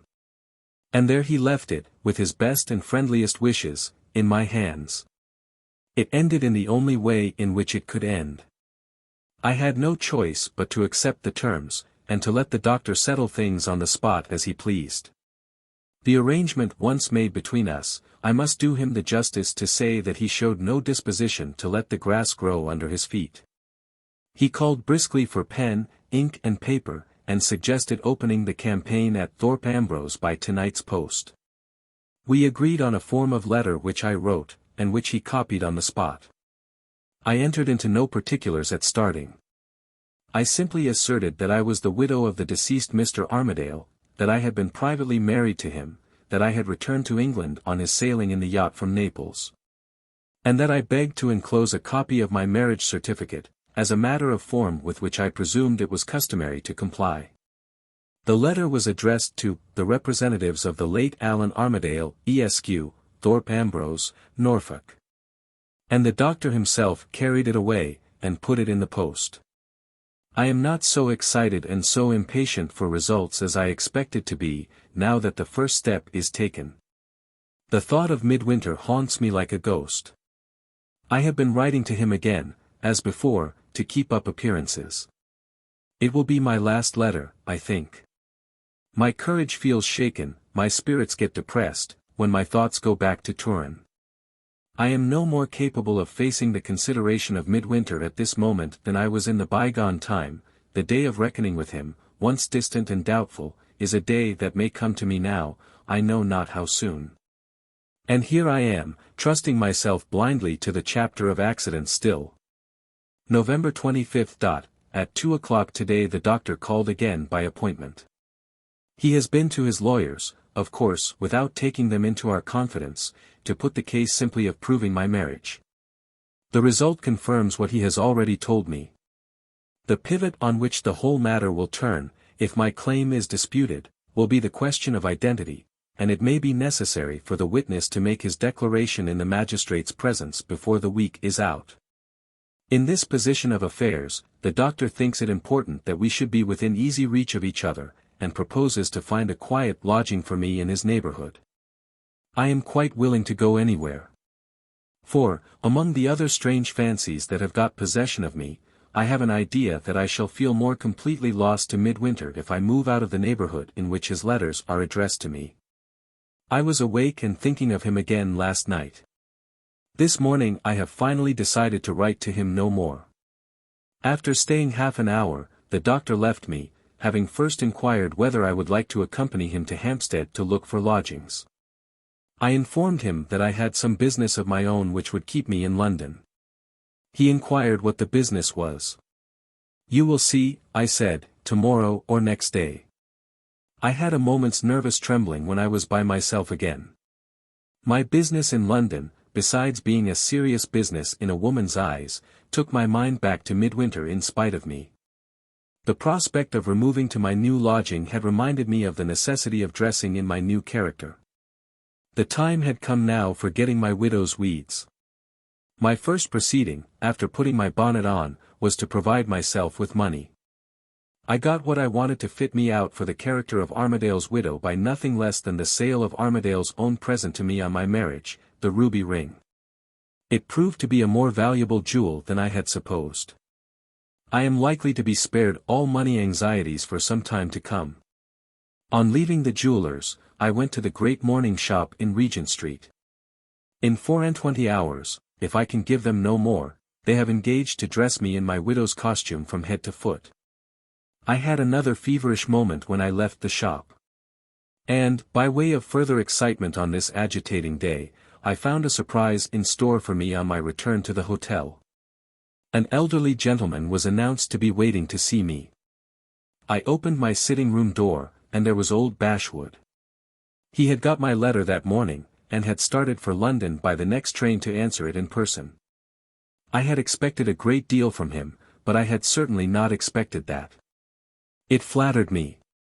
For the moment, I declare it flattered me. I pass over the wretched old creature's raptures and reproaches, and groans and tears, and weary long prosings about the lonely months he had passed at Thorpe Ambrose, brooding over my desertion of him. He was quite eloquent at times. But I don't want his eloquence here. It is needless to say that I put myself right with him, and consulted his feelings before I asked him for his news. What a blessing a woman's vanity is sometimes. I almost forgot my risks and responsibilities in my anxieties to be charming. For a minute or two I felt a warm little flutter of triumph. And it was a triumph, even with an old man. In a quarter of an hour I had him smirking and smiling, hanging on my lightest words in an ecstasy, and answering all the questions I put to him like a good little child. Here is his account of affairs at Thorpe Ambrose, as I gently extracted it from him bit by bit. In the first place, the news of Armadale's death has reached Miss Milroy. It has so completely overwhelmed her that her father has been compelled to remove her from the school. She is back at the cottage, and the doctor is in daily attendance. Do I pity her? Yes. I pity her exactly as much as she once pitied me. In the next place, the state of affairs at the great house, which I expected to find some difficulty in comprehending, turns out to be quite intelligible, and certainly not discouraging so far. Only yesterday, the lawyers on both sides came to an understanding. Mr. Darch, the family solicitor of the Blanchards, and Armadale's bitter enemy in past times, represents the interests of Miss Blanchard, who, in the absence of any male heir, is next heir to the estate, and who has, it appears, been in London for some time past. Mr. Smart, of Norwich, originally employed to overlook Bashwood, represents the deceased Armadale. And this is what the two lawyers have settled between them. Mr. Darch, acting for Miss Blanchard, has claimed the possession of the estate, and the right of receiving the rents at the Christmas audit, in her name. Mr. Smart, on his side, has admitted that there is great weight in the family solicitor's application. He cannot see his way, as things are now, to contesting the question of Armadale's death, and he will consent to offer no resistance to the application, if Mr. Darch will consent, on his side, to assume the responsibility of taking possession in Miss Blanchard's name. This Mr. Darch has already done, and the estate is now virtually in Miss Blanchard's possession. One result of this course of proceeding will be, as Bashwood thinks, to put Mr. Darch in the position of the person who really decides on my claim to the widow's place and the widow's money. The income being charged on the estate, it must come out of Miss Blanchard's pocket, and the question of paying it would appear, therefore, to be a question for Miss Blanchard's lawyer. Tomorrow will probably decide whether this view is the right one, for my letter to Armadale's representatives will have been delivered at the great house this morning. So much for what old Bashwood had to tell me. Having recovered my influence over him, and possessed myself of all his information so far, the next thing to consider was the right use to turn him to in the future. He was entirely at my disposal, for his place at the steward's office has been already taken by Miss Blanchard's man of business, and he pleaded hard to be allowed to stay and serve my interests in London. There would not have been the least danger in letting him stay, for I had, as a matter of course, left him undisturbed in his conviction that I really am the widow of Armadale of Thorpe Ambrose. But with the doctor's resources at my command, I wanted no assistance of any sort in London, and it occurred to me that I might make Bashwood more useful by sending him back to Norfolk to watch events there in my interests. He looked sorely disappointed, having had an eye evidently to paying his court to me in my widowed condition, when I told him of the conclusion at which I had arrived. But a few words of persuasion, and a modest hint that he might cherish hopes in the future if he served me obediently in the present, did wonders in reconciling him to the necessity of meeting my wishes. He asked helplessly for instructions, when it was time for him to leave me and travel back by the evening train. I could give him none, for I had no idea as yet of what the legal people might or might not do. But suppose something happens, he persisted, that I don't understand, what am I to do, so far away from you? I could only give him one answer. Do nothing, I said. Whatever it is, hold your tongue about it, and write, or come up to London immediately to consult me. With those parting directions, and with an understanding that we were to correspond regularly, I let him kiss my hand, and sent him off to the train. Now that I am alone again, and able to think calmly of the interview between me and my elderly admirer, I find myself recalling a certain change in old Bashwood's manner which puzzled me at the time, and which puzzles me still. Even in his first moments of agitation at seeing me, I thought that his eyes rested on my face with a new kind of interest while I was speaking to him.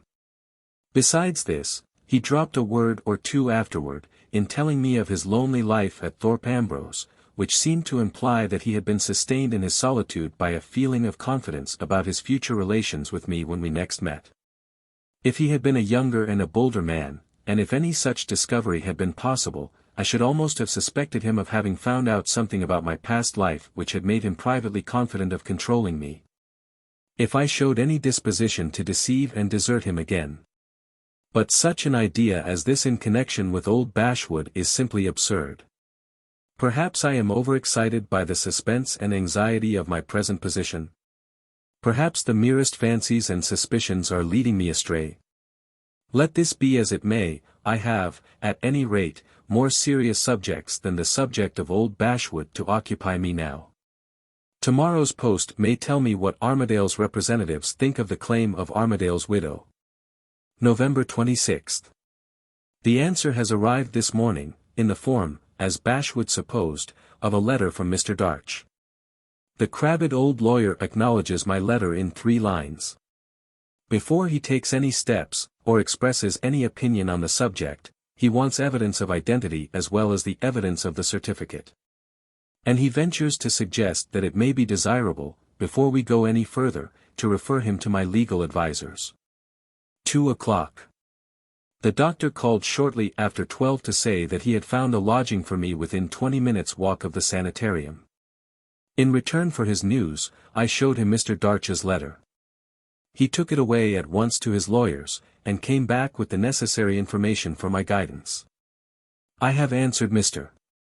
Darch by sending him the address of my legal advisers, otherwise, the doctor's lawyers, without making any comment on the desire that he has expressed for additional evidence of the marriage.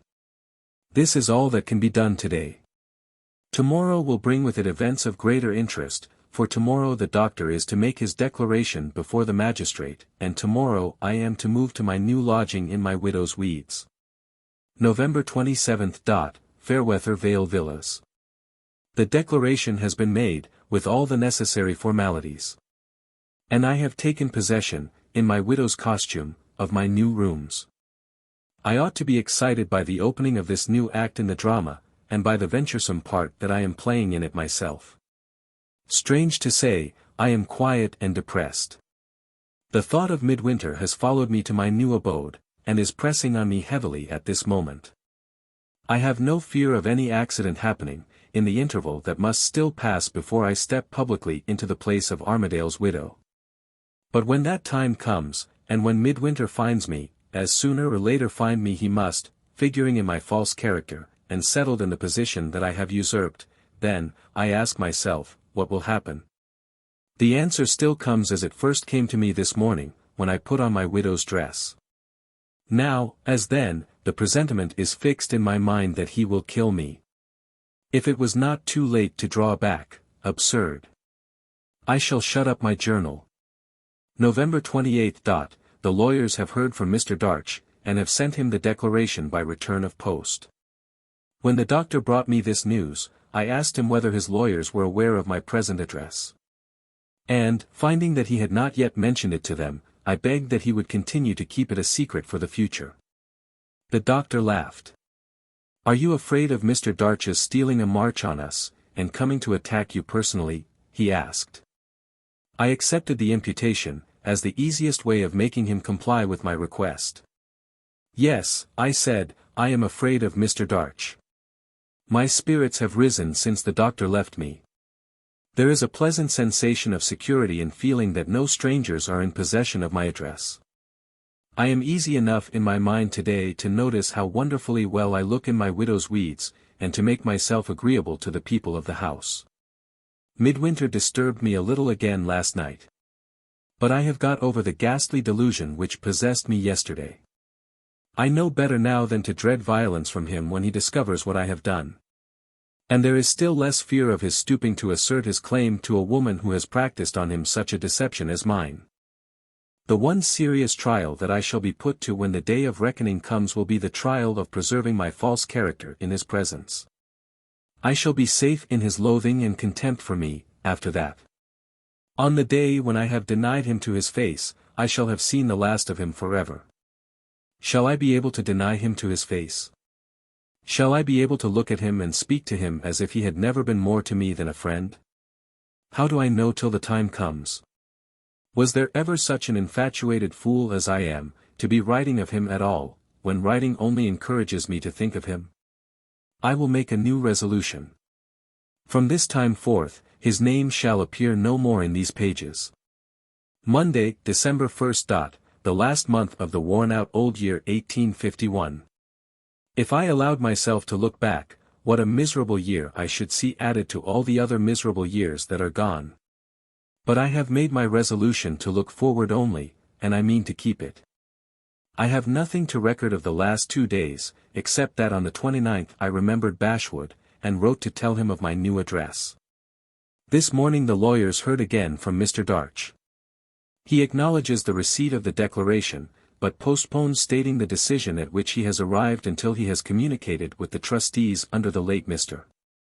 Blanchard's will, and has received his final instructions from his client, Miss Blanchard.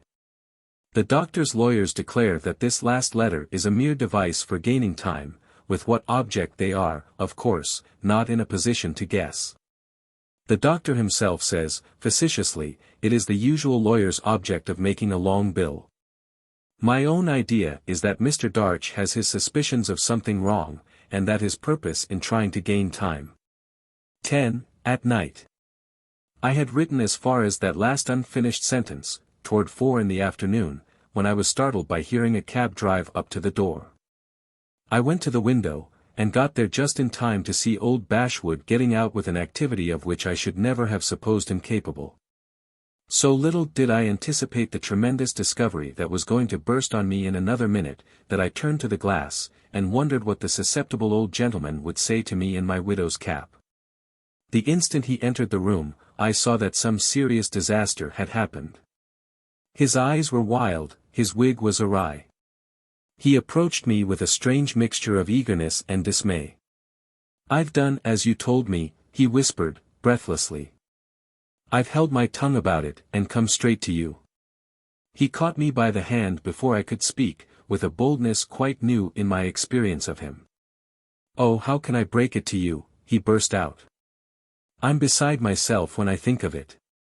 "When you can speak," I said, putting him into a chair, "speak out. I see in your face that you bring me news I don't look for from Thorpe Ambrose." He put his hand into the breast pocket of his coat, and drew out a letter.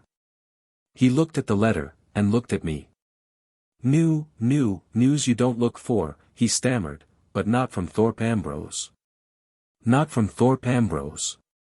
"No. From the sea." The first dawning of the truth broke on me at those words. I couldn't speak, I could only hold out my hand to him for the letter. He still shrank from giving it to me. I daren't, he said to himself, vacantly. The shock of it might be the death of her. I snatched the letter from him. One glance at the writing on the address was enough. My hands fell on my lap, with the letter fast held in them. I sat petrified, without moving, without speaking, without hearing a word of what Bashwood was saying to me, and slowly realized the terrible truth. The man whose widow I had claimed to be was a living man to confront me. In vain I had mixed the drink at Naples, in vain I had betrayed him into Manuel's hands. Twice I had set the deadly snare for him, and twice Armadale had escaped me. I came to my sense of outward things again, and found Bashwood on his knees at my feet, crying. "You look angry," he murmured, helplessly. "Are you angry with me? Oh, if you only knew what hopes I had when we last saw each other, and how cruelly that letter has dashed them all to the ground." I put the miserable old creature back from me, but very gently. "Hush," I said. "Don't distress me now. I want composure, I want to read the letter." He went away submissively to the other end of the room. As soon as my eye was off him, I heard him say to himself, with impotent malignity, "If the sea had been of my mind, the sea would have drowned him." One by one I slowly opened the folds of the letter. Feeling, while I did so, the strangest incapability of fixing my attention on the very lines that I was burning to read. But why dwell any longer on sensations which I can't describe? It will be more to the purpose if I place the letter itself, for future reference, on this page of my journal. Fiume, Illyria, November 21, 1851. Amartya Bashwood, the address I date from will surprise you. And you will be more surprised still when you hear how it is that I come to write to you from a port on the Adriatic Sea. I have been the victim of a rascally attempt at robbery and murder. The robbery has succeeded. And it is only through the mercy of God that the murder did not succeed too. I hired a yacht rather more than a month ago at Naples, and sailed, I am glad to think now, without any friend with me, for Messina. From Messina I went for a cruise in the Adriatic. 2 days out we were caught in a storm. Storms get up in a hurry, and go down in a hurry, in those parts. The vessel behaved nobly. I declare I feel the tears in my eyes now, when I think of her at the bottom of the sea. Towards sunset it began to moderate, and by midnight, except for a long, smooth swell, the sea was as quiet as need be. I went below, a little tired, having helped in working the yacht while the gale lasted, and fell asleep in 5 minutes. About 2 hours after, I was woke by something falling into my cabin through a chink of the ventilator in the upper part of the door. I jumped up, and found a bit of paper with a key wrapped in it, and with writing on the inner side, in a hand which it was not very easy to read. Up to this time I had not had the ghost of a suspicion that I was alone at sea with a gang of murderous vagabonds, excepting one only, who would stick at nothing. I had got on very well with my sailing master, the worst scoundrel of the lot, and better still with his English mate. The sailors, being all foreigners, I had very little to say to. They did their work, and no quarrels and nothing unpleasant happened.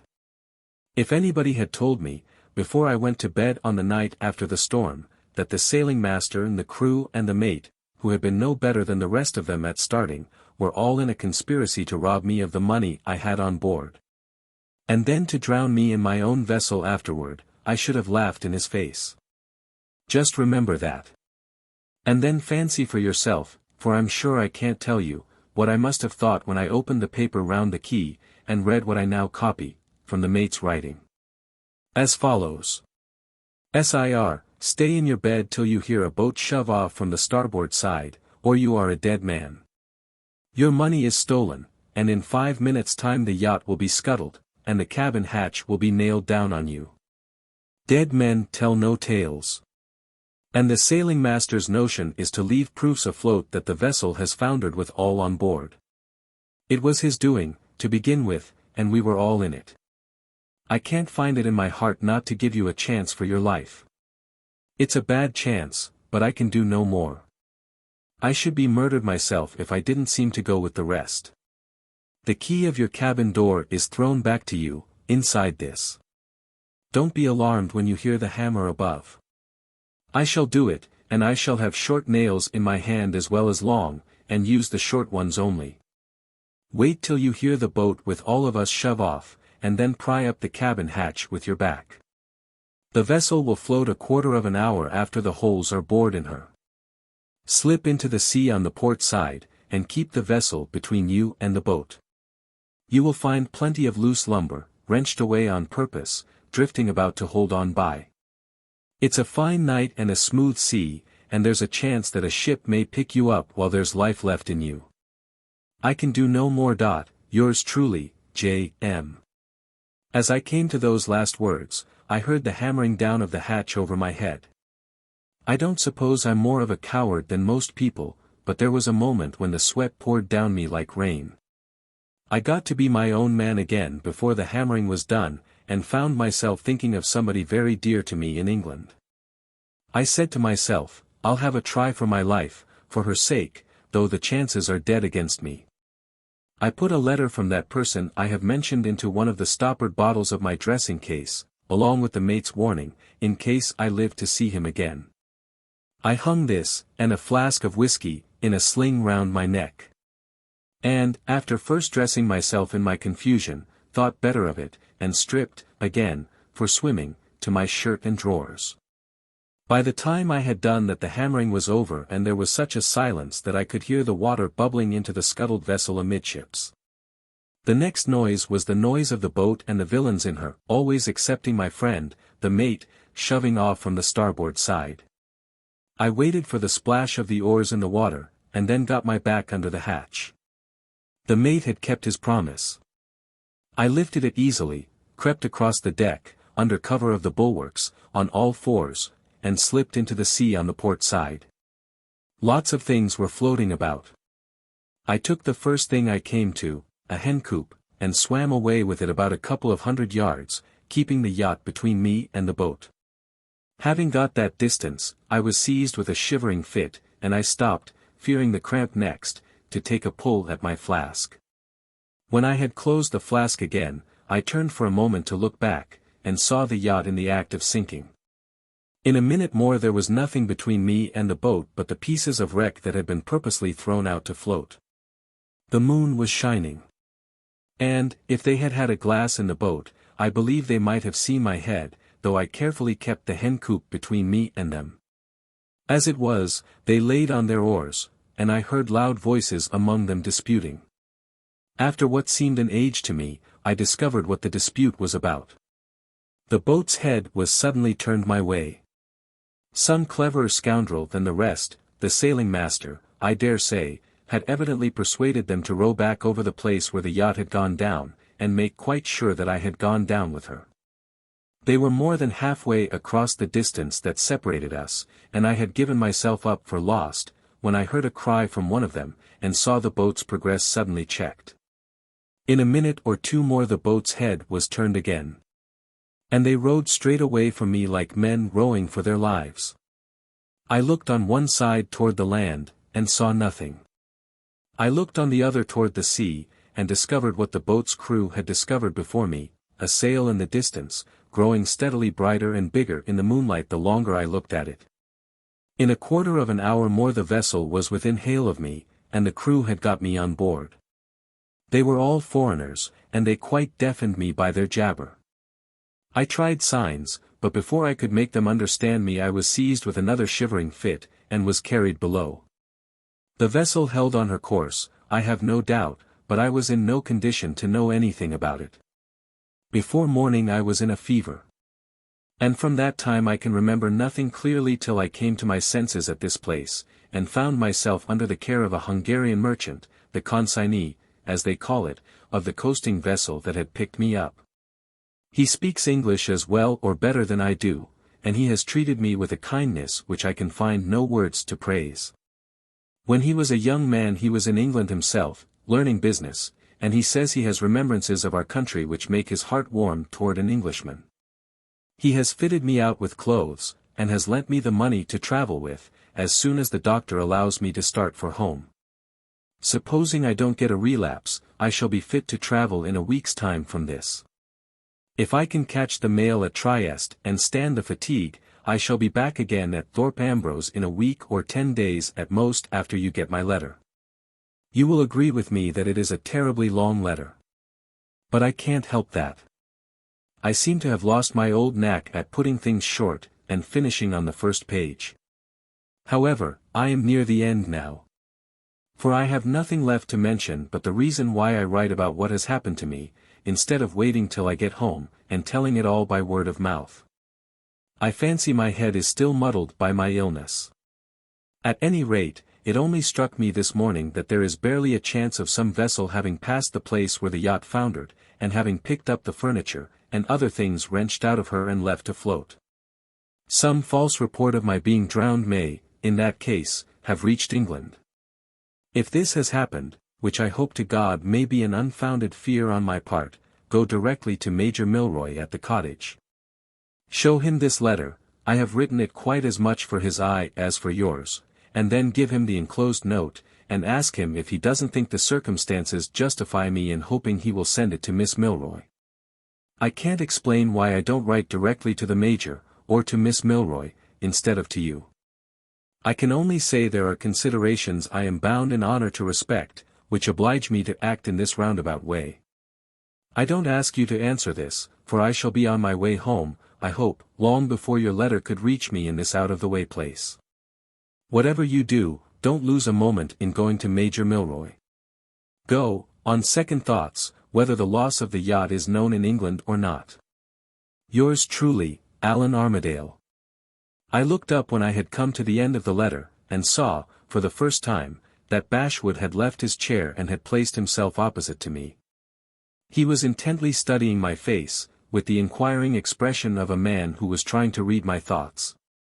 His eyes fell guiltily when they met mine, and he shrank away to his chair. Believing, as he did, that I was really married to Armadale, was he trying to discover whether the news of Armadale's rescue from the sea was good news or bad news in my estimation? It was no time then for entering into explanations with him. The first thing to be done was to communicate instantly with the doctor. I called Bashwood back to me and gave him my hand. "You have done me a service," I said, "which makes us closer friends than ever. I shall say more about this, and about other matters of some interest to both of us, later in the day. I want you now to lend me Mr. Armadale's letter, which I promise to bring back, and to wait here till I return. Will you do that for me, Mr. Bashwood?" He would do anything I asked him, he said. I went into the bedroom and put on my bonnet and shawl. "Let me be quite sure of the facts before I leave you," I resumed, when I was ready to go out. "You have not shown this letter to anybody but me.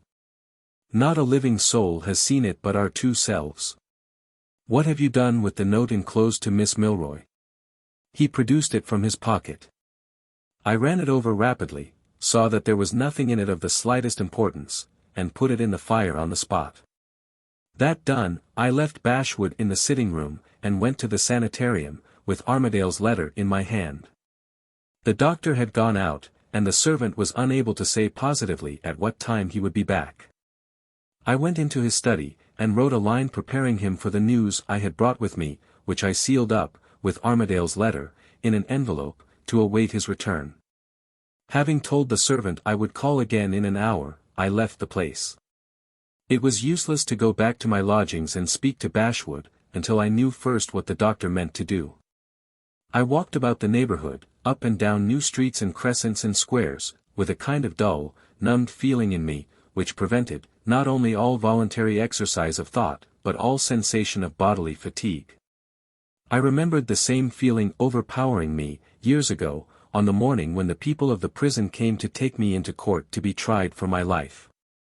All that frightful scene came back again to my mind in the strangest manner, as if it had been a scene in which some other person had figured. Once or twice I wondered, in a heavy, senseless way, why they had not hanged me. When I went back to the sanitarium, I was informed that the doctor had returned half an hour since, and that he was in his own room anxiously waiting to see me. I went into the study, and found him sitting close by the fire with his head down and his hands on his knees. On the table near him, beside Armadale's letter and my note, I saw, in the little circle of light thrown by the reading lamp, an open railway guide. Was he meditating flight? It was impossible to tell from his face, when he looked up at me, what he was meditating, or how the shock had struck him when he first discovered that Armadale was a living man. "Take a seat near the fire," he said. "It's very raw and cold today. I took a chair in silence. In silence, on his side, the doctor sat rubbing his knees before the fire. "Have you nothing to say to me?" I asked. He rose, and suddenly removed the shade from the reading lamp, so that the light fell on my face. "You are not looking well," he said. "What's the matter?" "My head feels dull, and my eyes are heavy and hot," I replied. "The weather, I suppose." It was strange how we both got further and further from the one vitally important subject which we had both come together to discuss. "I think a cup of tea would do you good," remarked the doctor. I accepted his suggestion, and he ordered the tea. While it was coming, he walked up and down the room, and I sat by the fire, and not a word passed between us on either side. The tea revived me. And the doctor noticed a change for the better in my face. He sat down opposite to me at the table, and spoke out at last. "If I had £10,000 at this moment," he began, "I would give the whole of it never to have compromised myself in your desperate speculation on Mr. Armadale's death." He said those words with an abruptness, almost with a violence, which was strangely uncharacteristic of his ordinary manner. Was he frightened himself, or was he trying to frighten me? I determined to make him explain himself at the outset, so far as I was concerned. "Wait a moment, doctor," I said. "Do you hold me responsible for what has happened?" "Certainly not," he replied, stiffly. "Neither you nor anybody could have foreseen what has happened. When I say I would give £10,000 to be out of this business, I am blaming nobody but myself. And when I tell you next that I, for one, won't allow Mr. Armadale's resurrection from the sea to be the ruin of me without a fight for it, I tell you, my dear madam, one of the plainest truths I ever told to man or woman in the whole course of my life. Don't suppose I am invidiously separating my interests from yours in the common danger that now threatens us both. I simply indicate the difference in the risk that we have respectively run. You have not sunk the whole of your resources in establishing a sanitarium, and you have not made a false declaration before a magistrate, which is punishable as perjury by the law." I interrupted him again. His selfishness did me more good than his tea, it roused my temper effectually. "Suppose we let your risk and my risk alone, and come to the point," I said. "What do you mean by making a fight for it? I see a railway guide on your table. Does making a fight for it mean, running away?" "Running away," repeated the doctor. "You appear to forget that every farthing I have in the world is embarked in this establishment." "You stop here, then?" I said. "Unquestionably." "And what do you mean to do when Mr. Armadale comes to England?" A solitary fly, the last of his race whom the winter had spared, was buzzing feebly about the doctor's face. He caught it before he answered me, and held it out across the table in his closed hand. "If this fly's name was Armadale," he said, "and if you had got him as I have got him now, what would you do?" His eyes, fixed on my face up to this time, turned significantly, as he ended this question, to my widow's dress. I, too, looked at it when he looked.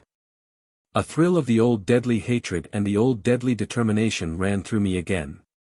"I should kill him," I said. The doctor started to his feet, with the fly still in his hand, and looked at me, a little too theatrically, with an expression of the utmost horror. "Kill him," repeated the doctor, in a paroxysm of virtuous alarm. "Violence, murderous violence, in my sanitarium. You take my breath away." I caught his eye while he was expressing himself in this elaborately indignant manner, scrutinizing me with a searching curiosity which was, to say the least of it, a little at variance with the vehemence of his language and the warmth of his tone. He laughed uneasily when our eyes met, and recovered his smoothly confidential manner in the instant that elapsed before he spoke again. "I beg 1,000 pardons," he said. "I ought to have known better than to take a lady too literally at her word. Permit me to remind you, however, that the circumstances are too serious for anything in the nature of, let us say, an exaggeration or a joke. You shall hear what I propose, without further preface." He paused, and resumed his figurative use of the fly imprisoned in his hand. "Here is Mr. Armadale. I can let him out, or keep him in, just as I please, and he knows it. I say to him," continued the doctor, facetiously addressing the fly, "give me proper security, Mr. Armadale, that no proceedings of any sort shall be taken against either this lady or myself, and I will let you out of the hollow of my hand. Refuse, and, be the risk what it may, I will keep you in. Can you doubt, my dear madam, what Mr. Armadale's answer is, sooner or later, certain to be? Can you doubt," said the doctor, suiting the action to the word, and letting the fly go, "that it will end to the entire satisfaction of all parties, in this way?" "I won't say at present," I answered, "whether I doubt or not. Let me make sure that I understand you first. You propose, if I am not mistaken, to shut the doors of this place on Mr. Armadale, and not to let him out again until he has agreed to the terms which it is our interest to impose on him? May I ask, in that case, how you mean to make him walk into the trap that you have set for him here?" "I propose," said the doctor, with his hand on the railway guide, "ascertaining first at what time during every evening of this month the tidal trains from Dover and Folkestone reach the London Bridge terminus. And I propose, next, posting a person whom Mr. Armadale knows, and whom you and I can trust, to wait the arrival of the trains, and to meet our man at the moment when he steps out of the railway carriage." "Have you thought," I inquired, "of who the person is to be?" "I have thought," said the doctor, taking up Armadale's letter, "of the person to whom this letter is addressed." The answer startled me. Was it possible that he and Bashwood knew one another? I put the question immediately. "Until today I never so much as heard of the gentleman's name," said the doctor. "I have simply pursued the inductive process of reasoning, for which we are indebted to the immortal Bacon. How does this very important letter come into your possession? I can't insult you by supposing it to have been stolen. Consequently, it has come to you with the leave and license of the person to whom it is addressed. Consequently, that person is in your confidence. Consequently, he is the first person I think of. You see the process? Very good. Permit me a question or two, on the subject of Mr. Bashwood, before we go on any further." The doctor's questions went as straight to the point as usual. My answers informed him that Mr. Bashwood stood toward Armadale in the relation of steward. That he had received the letter at Thorpe Ambrose that morning, and had brought it straight to me by the first train, that he had not shown it, or spoken of it before leaving, to Major Milroy or to any one else. That I had not obtained this service at his hands by trusting him with my secret, that I had communicated with him in the character of Armadale's widow. That he had suppressed the letter, under those circumstances, solely in obedience to a general caution I had given him to keep his own counsel, if anything strange happened at Thorpe Ambrose, until he had first consulted me. And, lastly, that the reason why he had done as I told him in this matter, was that in this matter, and in all others, Mr. Bashwood was blindly devoted to my interests. At that point in the interrogatory, the doctor's eyes began to look at me distrustfully behind the doctor's spectacles.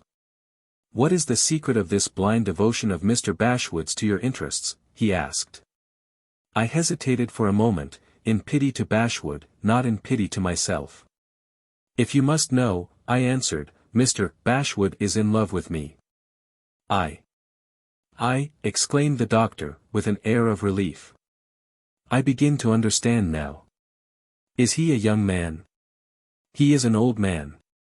The doctor laid himself back in his chair, and chuckled softly. "Better and better," he said. "Here is the very man we want. Who so fit as Mr. Armadale's steward to meet Mr. Armadale on his return to London? And who so capable of influencing Mr. Bashwood in the proper way as the charming object of Mr. Bashwood's admiration?" There could be no doubt that Bashwood was the man to serve the doctor's purpose, and that my influence was to be trusted to make him serve it. The difficulty was not here, the difficulty was in the unanswered question that I had put to the doctor a minute since. I put it to him again. "Suppose Mr. Armadale's steward meets his employer at the terminus," I said. "May I ask once more how Mr. Armadale is to be persuaded to come here?" "Don't think me ungallant," rejoined the doctor in his gentlest manner, "if I ask, on my side, how are men persuaded to do 9/10 of the foolish acts of their lives? They are persuaded by your charming sex. The weak side of every man is the woman's side of him. We have only to discover the woman's side of Mr. Armadale, to tickle him on it gently, and to lead him our way with a silken string. I observe here, pursued the doctor, opening Armadale's letter, a reference to a certain young lady, which looks promising. Where is the note that Mr. Armadale speaks of as addressed to Miss Milroy? Instead of answering him, I started, in a sudden burst of excitement, to my feet. The instant he mentioned Miss Milroy's name all that I had heard from Bashwood of her illness, and of the cause of it, rushed back into my memory.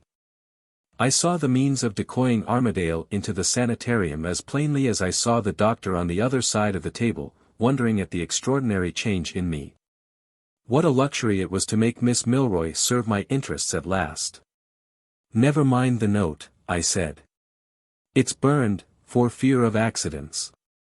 I can tell you all, and more, than the note could have told you. Miss Milroy cuts the knot. Miss Milroy ends the difficulty.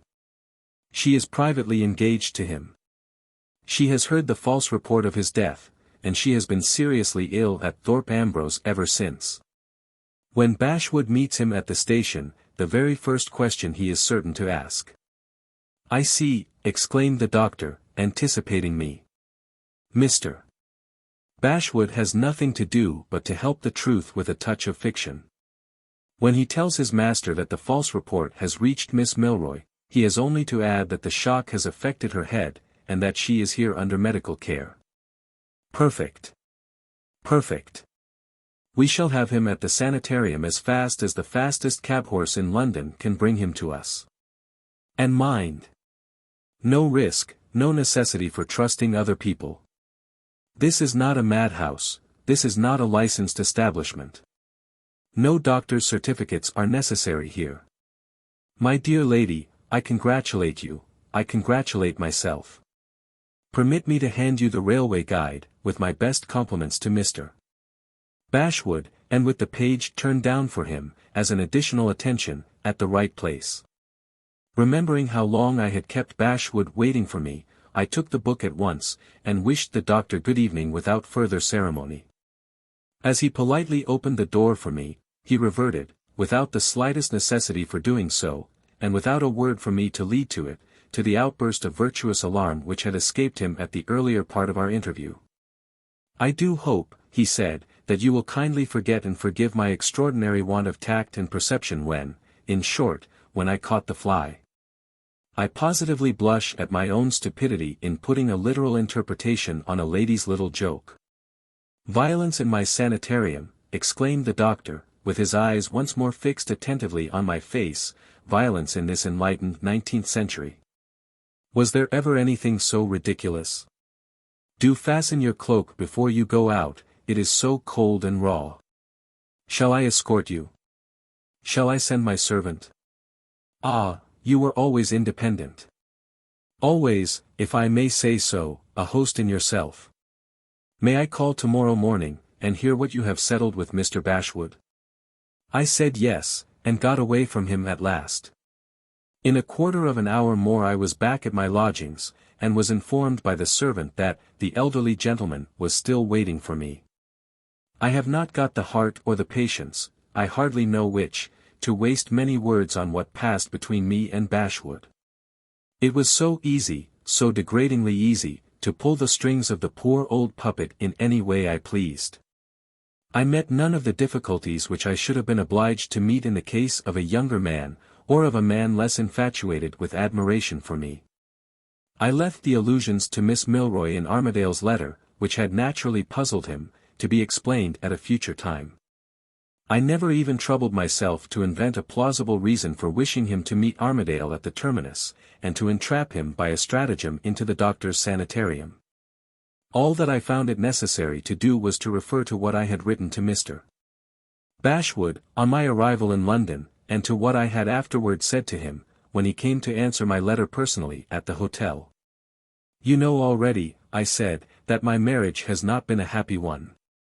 Draw your own conclusions from that. And don't press me to tell you whether the news of Mr. Armadale's rescue from the sea is, or is not, the welcome news that it ought to be to his wife. That was enough to put his withered old face in a glow, and to set his withered old hopes growing again. I had only to add, if you will do what I ask you to do, no matter how incomprehensible and how mysterious my request may seem to be. And if you will accept my assurances that you shall run no risk yourself, and that you shall receive the proper explanations at the proper time, you will have such a claim on my gratitude and my regard as no man living has ever had yet. I had only to say those words, and to point them by a look and a stolen pressure of his hand, and I had him at my feet, blindly eager to obey me. If he could have seen what I thought of myself, but that doesn't matter, he saw nothing. Hours have passed since I sent him away, pledged to secrecy, possessed of his instructions, and provided with his timetable, to the hotel near the Terminus, at which he is to stay till Armadale appears on the railway platform. The excitement of the earlier part of the evening has all worn off, and the dull, numbed sensation has got me again. Are my energies wearing out, I wonder, just at the time when I most want them? Or is some foreshadowing of disaster creeping over me which I don't yet understand? I might be in a humor to sit here for some time longer, thinking thoughts like these, and letting them find their way into words at their own will and pleasure, if my diary would only let me.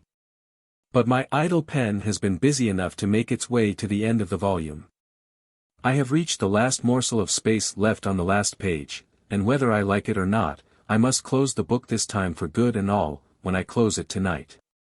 Goodbye, my old friend and companion of many a miserable day. Having nothing else to be fond of, I half suspect myself of having been unreasonably fond of you. What a fool I am. Book the last. 1. At the Terminus. On the night of the 2d of December, Mr. Bashwood took up his post of observation at the terminus of the Southeastern Railway for the first time. It was an earlier date, by 6 days, than the date which Allan had himself fixed for his return. But the doctor, taking counsel of his medical experience, had considered it just probable that Mr. Armadale might be perverse enough, at his enviable age, to recover sooner than his medical advisers might have anticipated. For caution's sake, therefore, Mr. Bashwood was instructed to begin watching the arrival of the tidal trains on the day after he had received his employer's letter. From the 2d to the 7th of December, the steward waited punctually on the platform, saw the trains come in, and satisfied himself, evening after evening, that the travelers were all strangers to him. From the 2d to the 7th of December, Miss Gwilt, to return to the name under which she is best known in these pages, received his daily report, sometimes delivered personally, sometimes sent by letter. The doctor, to whom the reports were communicated, received them in his turn with unabated confidence in the precautions that had been adopted up to the morning of the 8th. On that date the irritation of continued suspense had produced a change for the worse in Miss Gwilt's variable temper, which was perceptible to every one about her, and which, strangely enough, was reflected by an equally marked change in the doctor's manner when he came to pay his usual visit. By a coincidence so extraordinary that his enemies might have suspected it of not being a coincidence at all, the morning on which Miss Gwilt lost her patience proved to be also the morning on which the doctor lost his confidence for the first time. "No news, of course," he said, sitting down with a heavy sigh. "Well. Well." Miss Gwilt looked up at him irritably from her work. "You seem strangely depressed this morning," she said. "What are you afraid of now?"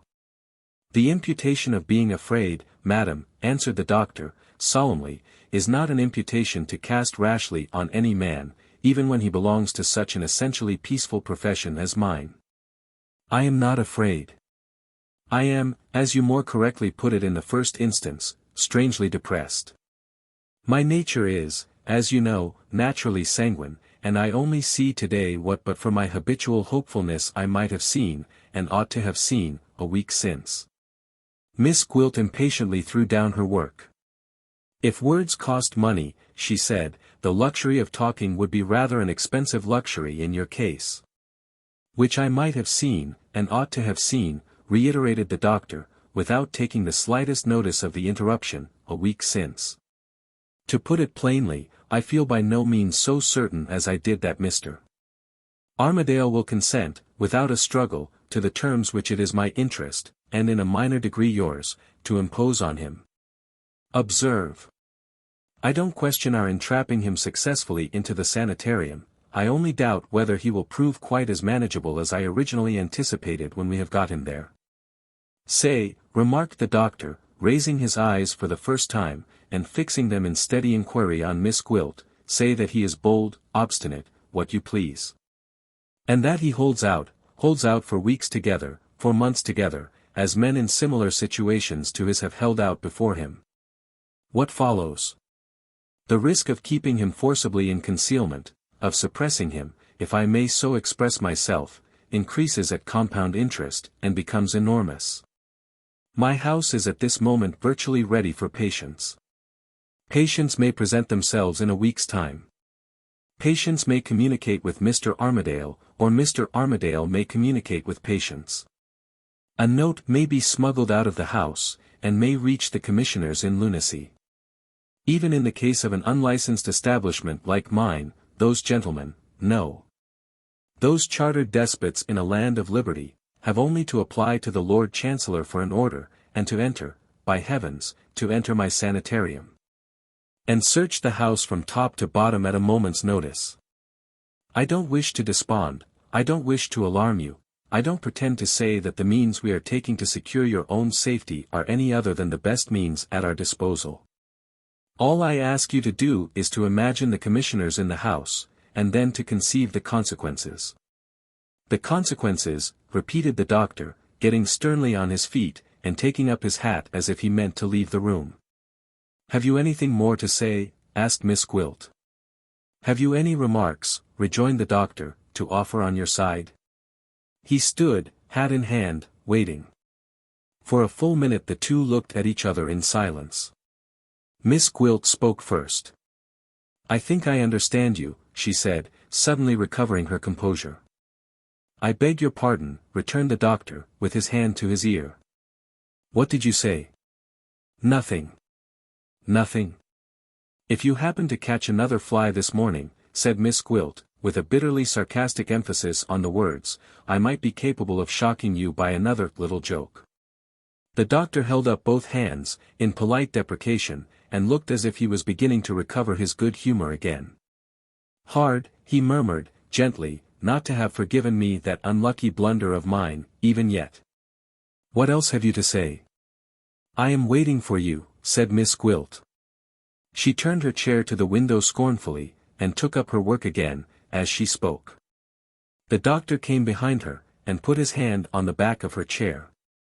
I have a question to ask, in the first place, he said, and a measure of necessary precaution to suggest, in the second. If you will honor me with your attention, I will put the question first. I am listening. You know that Mr. Armadale is alive, pursued the doctor, and you know that he is coming back to England. Why do you continue to wear your widow's dress? She answered him without an instant's hesitation, steadily going on with her work. Because I am of a sanguine disposition, like you. I mean to trust to the chapter of accidents to the very last. Mr. Armadale may die yet, on his way home. And suppose he gets home alive, what then? Then there is another chance still left. What is it, pray? He may die in your sanitarium. Madam, remonstrated the doctor, in the deep bass which he reserved for his outbursts of virtuous indignation. Wait. You spoke of the chapter of accidents, he resumed, gliding back into his softer conversational tones. Yes. Yes. Of course. I understand you this time. Even the healing art is at the mercy of accidents. Even such a sanitarium as mine is liable to be surprised by death. Just so. Just so, said the doctor, conceding the question with the utmost impartiality. There is the chapter of accidents, I admit, if you choose to trust to it. Mind. I say emphatically, if you choose to trust to it. There was another moment of silence, silence so profound that nothing was audible in the room but the rapid click of Miss Gwilt's needle through her work. Go on, she said, you haven't done yet. True, said the doctor. Having put my question, I have my measure of precaution to impress on you next. You will see, my dear madam, that I am not disposed to trust to the chapter of accidents on my side. Reflection has convinced me that you and I are not, logically speaking, so conveniently situated as we might be in case of emergency. Cabs are, as yet, rare in this rapidly improving neighborhood. I am 20 minutes' walk from you. You are 20 minutes' walk from me. I know nothing of Mr. Armadale's character, you know it well. It might be necessary, vitally necessary, to appeal to your superior knowledge of him at a moment's notice. And how am I to do that unless we are within easy reach of each other, under the same roof? In both our interests, I beg to invite you, my dear madam, to become for a limited period an inmate of my sanitarium. Miss Gwilt's rapid needle suddenly stopped. I understand you, she said again, as quietly as before. I beg your pardon, said the doctor, with another attack of deafness, and with his hand once more at his ear. She laughed to herself, a low, terrible laugh, which startled even the doctor into taking his hand off the back of her chair. An inmate of your sanitarium, she repeated. You consult appearances in everything else. Do you propose to consult appearances in receiving me into your house? Most assuredly, replied the doctor, with enthusiasm. I am surprised at your asking me the question. Did you ever know a man of any eminence in my profession who set appearances at defiance? If you honor me by accepting my invitation, you enter my sanitarium in the most unimpeachable of all possible characters, in the character of a patient.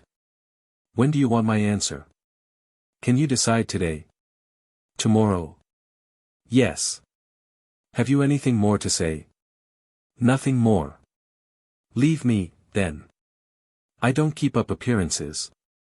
I wish to be alone, and I say so. Good morning. Oh, the sex. The sex. Said the doctor, with his excellent temper in perfect working order again.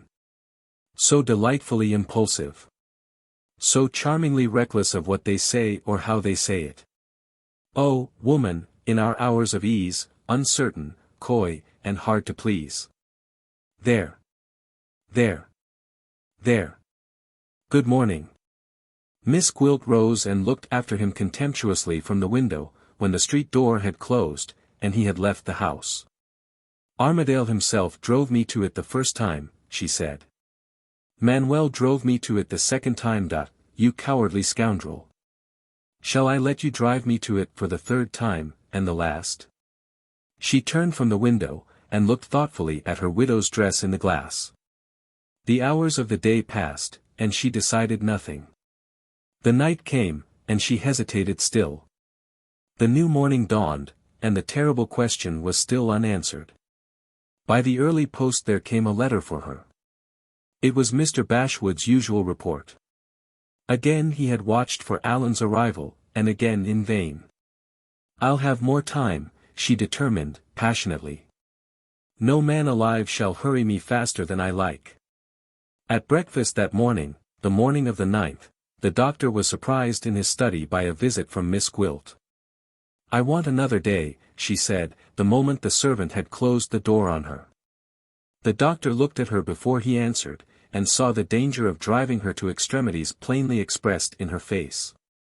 The time is getting on, he remonstrated, in his most persuasive manner. For all we know to the contrary, Mr. Armadale may be here tonight. I want another day, she repeated, loudly and passionately. Granted, said the doctor, looking nervously toward the door. Don't be too loud, the servants may hear you. Mind. He added, I depend on your honor not to press me for any further delay. You had better depend on my despair, she said, and left him. The doctor chipped the shell of his egg, and laughed softly. Quite right, my dear, he thought. I remember where your despair led you in past times, and I think I may trust it to lead you the same way now. At 7:45 that night Mr. Bashwood took up his post of observation, as usual, on the platform of the Terminus at London Bridge. He was in the highest good spirits, he smiled and smirked in irrepressible exultation. The sense that he held in reserve a means of influence over Miss Gwilt, in virtue of his knowledge of her past career, had had no share in effecting the transformation that now appeared in him. It had upheld his courage in his forlorn life at Thorpe Ambrose, and it had given him that increased confidence of manner which Miss Gwilt herself had noticed.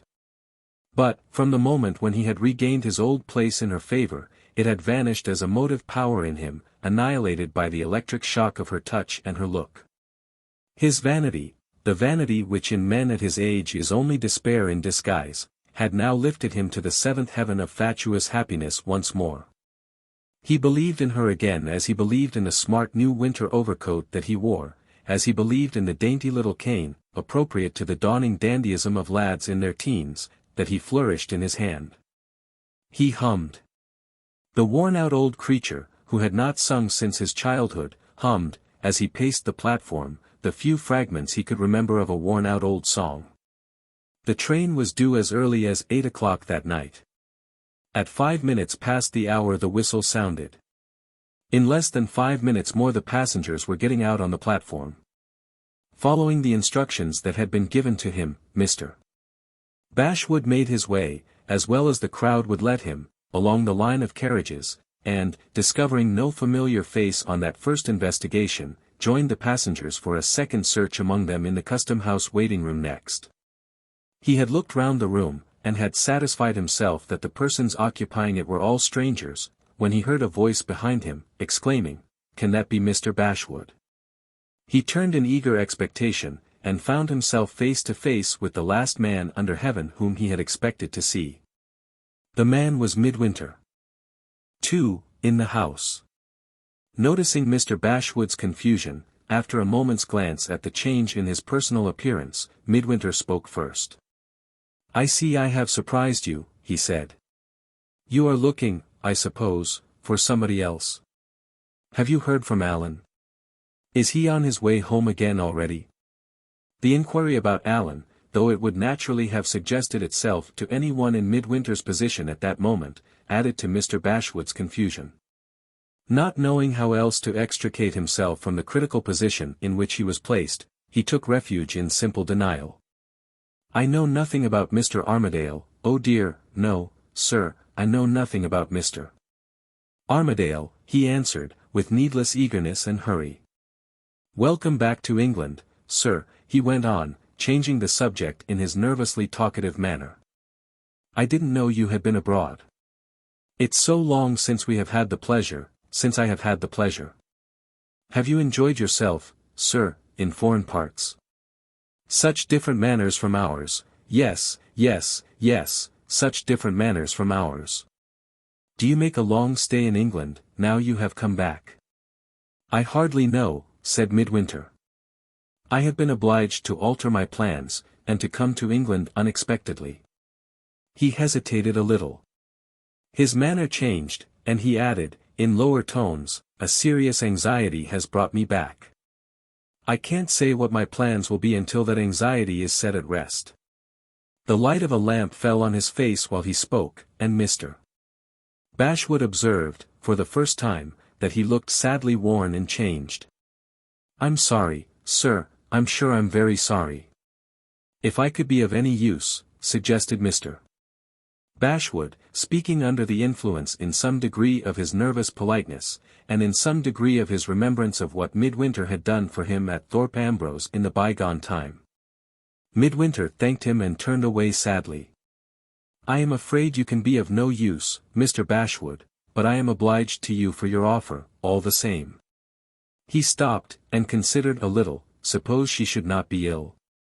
Suppose some misfortune should have happened? He resumed, speaking to himself, and turning again toward the steward. "If she has left her mother, some trace of her might be found by inquiring at Thorpe Ambrose." Mr. Bashwood's curiosity was instantly aroused. The whole sex was interesting to him now, for the sake of Miss Gwilt. "A lady, sir?" he inquired. "Are you looking for a lady?" "I am looking," said Midwinter, simply, "for my wife." "Married, sir?" exclaimed Mr. Bashwood. "Married since I last had the pleasure of seeing you. Might I take the liberty of asking?" Midwinter's eyes dropped uneasily to the ground. "You knew the lady in former times," he said. "I have married Miss Gwilt." The steward started back as he might have started back from a loaded pistol leveled at his head. His eyes glared as if he had suddenly lost his senses, and the nervous trembling to which he was subject shook him from head to foot. "What's the matter?" said Midwinter. There was no answer. "What is there so very startling," he went on, a little impatiently, "in Miss Gwilt's being my wife?" "Your wife?" repeated Mr. Bashwood, helplessly. "Mrs. Armadale." He checked himself by a desperate effort, and said no more. The stupor of astonishment which possessed the steward was instantly reflected in Midwinter's face. The name in which he had secretly married his wife had passed the lips of the last man in the world whom he would have dreamed of admitting into his confidence. He took Mr. Bashwood by the arm, and led him away to a quieter part of the terminus than the part of it in which they had hitherto spoken to each other. "You referred to my wife just now," he said, "and you spoke of Mrs. Armadale in the same breath. What do you mean by that?" Again there was no answer. Utterly incapable of understanding more than that he had involved himself in some serious complication which was a complete mystery to him, Mr. Bashwood struggled to extricate himself from the grasp that was laid on him, and struggled in vain. Midwinter sternly repeated the question. "I ask you again," he said, "what do you mean by it?" "Nothing, sir. I give you my word of honor, I meant nothing." He felt the hand on his arm tightening its grasp. He saw, even in the obscurity of the remote corner in which they stood, that Midwinter's fiery temper was rising, and was not to be trifled with.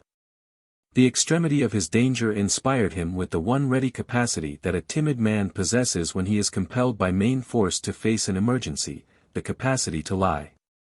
"I only meant to say, sir," he burst out, with a desperate effort to look and speak confidently, "that Mr. Armadale would be surprised." "You said Mrs. Armadale." "No, sir, on my word of honor, on my sacred word of honor, you are mistaken, you are, indeed. I said Mr. Armadale, how could I say anything else? Please to let me go, sir, I'm pressed for time. I do assure you I'm dreadfully pressed for time."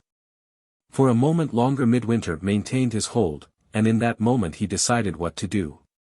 He had accurately stated his motive for returning to England as proceeding from anxiety about his wife, anxiety naturally caused, after the regular receipt of a letter from her every other, or every third day, by the sudden cessation of the correspondence between them on her side for a whole week. The first vaguely terrible suspicion of some other reason for her silence than the reason of accident or of illness, to which he had hitherto attributed it, had struck through him like a sudden chill the instant he heard the steward associate the name of Mrs. Armadale with the idea of his wife. Little irregularities in her correspondence with him, which he had thus far only thought strange, now came back on his mind, and proclaimed themselves to be suspicions as well. He had hitherto believed the reasons she had given for referring him, when he answered her letters, to no more definite address than an address at a post office. Now he suspected her reasons of being excuses, for the first time. He had hitherto resolved, on reaching London, to inquire at the only place he knew of at which a clue to her could be found, the address she had given him as the address at which her mother lived. Now, with a motive which he was afraid to define even to himself, but which was strong enough to overbear every other consideration in his mind, he determined, before all things, to solve the mystery of Mr. Bashwood's familiarity with a secret, which was a marriage secret between himself and his wife. Any direct appeal to a man of the steward's disposition, in the steward's present state of mind, would be evidently useless. The weapon of deception was, in this case, a weapon literally forced into Midwinter's hands. He let go of Mr. Bashwood's arm, and accepted Mr. Bashwood's explanation. "I beg your pardon," he said, "I have no doubt you are right. Pray attribute my rudeness to over-anxiety and over-fatigue. I wish you good evening." The station was by this time almost a solitude, the passengers by the train being assembled at the examination of their luggage in the custom-house waiting-room. It was no easy matter, ostensibly to take leave of Mr. Bashwood, and really to keep him in view. But Midwinter's early life with the gypsy master had been of a nature to practice him in such stratagems as he was now compelled to adopt. He walked away toward the waiting room by the line of empty carriages, opened the door of one of them, as if to look after something that he had left behind, and detected Mr. Bashwood making for the cab rank on the opposite side of the platform. In an instant Midwinter had crossed, and had passed through the long row of vehicles, so as to skirt it on the side furthest from the platform. He entered the second cab by the left-hand door the moment after Mr. Bashwood had entered the first cab by the right-hand door. "Double your fare, whatever it is," he said to the driver, "if you keep the cab before you in view, and follow it wherever it goes." In a minute more both vehicles were on their way out of the station. The clerk sat in the sentry box at the gate, taking down the destinations of the cabs as they passed. Midwinter heard the man who was driving him call out "Hampstead" as he went by the clerk's window. "Why did you say Hampstead?" he asked, when they had left the station. "Because the man before me said Hampstead, sir," answered the driver. Over and over again, on the wearisome journey to the northwestern suburb, Midwinter asked if the cab was still in sight. Over and over again, the man answered, "Right in front of us." It was between 9 and 10 o'clock when the driver pulled up his horse at last. Midwinter got out, and saw the cab before them waiting at a house door. As soon as he had satisfied himself that the driver was the man whom Mr. Bashwood had hired, he paid the promised reward, and dismissed his own cab. He took a turn backward and forward before the door. The vaguely terrible suspicion which had risen in his mind at the terminus had forced itself by this time into a definite form which was abhorrent to him.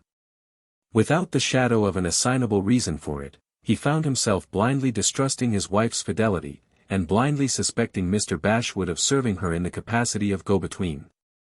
In sheer horror of his own morbid fancy, he determined to take down the number of the house, and the name of the street in which it stood. And then, in justice to his wife, to return at once to the address which she had given him as the address at which her mother lived. He had taken out his pocketbook, and was on his way to the corner of the street, when he observed the man who had driven Mr. Bashwood looking at him with an expression of inquisitive surprise. The idea of questioning the cab driver, while he had the opportunity, instantly occurred to him. He took a half-crown from his pocket and put it into the man's ready hand. "Has the gentleman whom you drove from the station gone into that house?" he asked. "Yes, sir."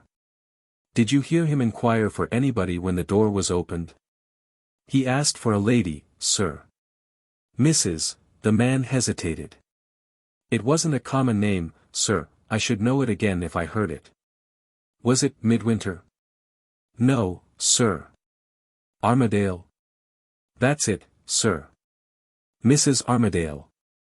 "Are you sure it was Mrs. and not Mr.?" "I'm as sure as a man can be who hasn't taken any particular notice, sir." The doubt implied in that last answer decided Midwinter to investigate the matter on the spot. He ascended the house steps. As he raised his hand to the bell at the side of the door, the violence of his agitation mastered him physically for the moment. A strange sensation, as of something leaping up from his heart to his brain, turned his head wildly giddy. He held by the house railings and kept his face to the air, and resolutely waited till he was steady again. Then he rang the bell. He tried to ask for Mrs. Armadale, when the maidservant had opened the door, but not even his resolution could force the name to pass his lips. "Is your mistress at home?" he asked. "Yes, sir." The girl showed him into a back parlor, and presented him to a little old lady, with an obliging manner and a bright pair of eyes. "There is some mistake," said Midwinter. "I wish to see." Once more he tried to utter the name, and once more he failed to force it to his lips. "Mrs. Armadale," suggested the little old lady, with a smile. "Yes." "Show the gentleman upstairs, Jenny." The girl led the way to the drawing-room floor. "Any name, sir?" "No name." Mr. Bashwood had barely completed his report of what had happened at the terminus. Mr.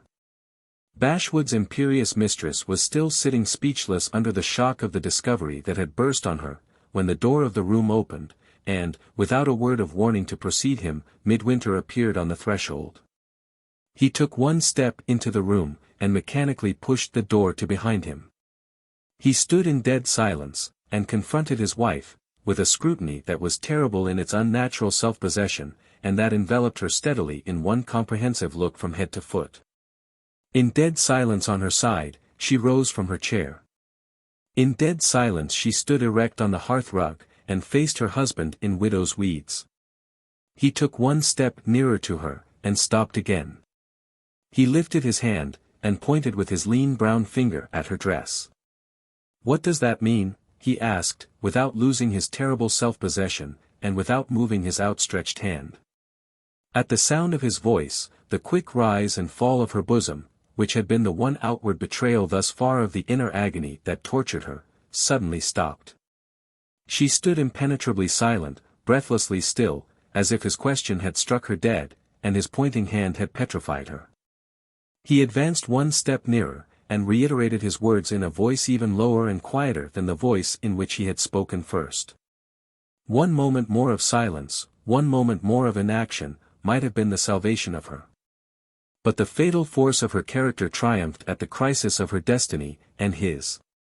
White and still, and haggard and old, she met the dreadful emergency with a dreadful courage, and spoke the irrevocable words which renounced him to his face. "Mr. Midwinter," she said, in tones unnaturally hard and unnaturally clear, "our acquaintance hardly entitles you to speak to me in that manner." Those were her words. She never lifted her eyes from the ground while she spoke them. When she had done, the last faint vestige of color in her cheeks faded out. There was a pause. Still steadily looking at her, he set himself to fix the language she had used to him in his mind. "She calls me Mr. Midwinter," he said, slowly, in a whisper.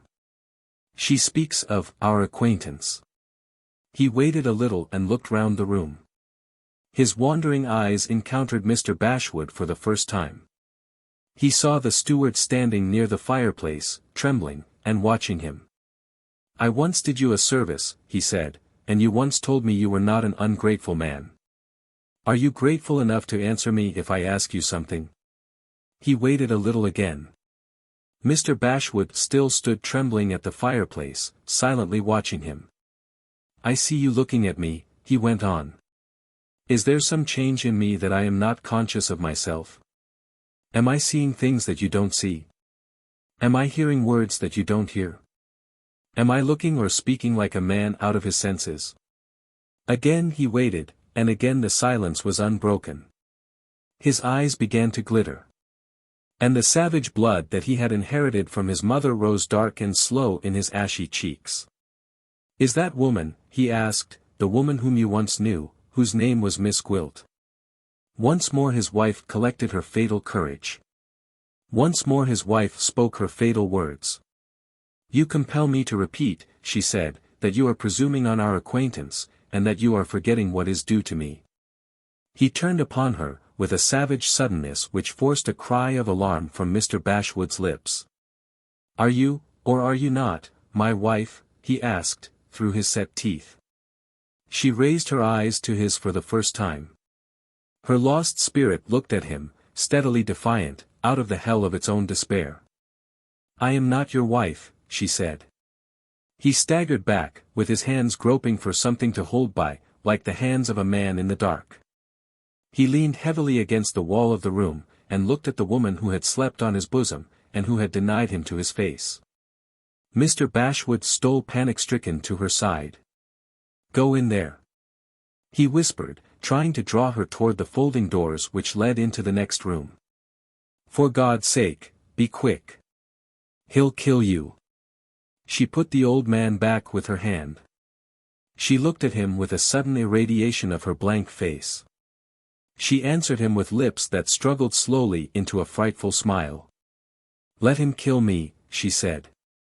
As the words passed her lips, he sprang forward from the wall, with a cry that rang through the house.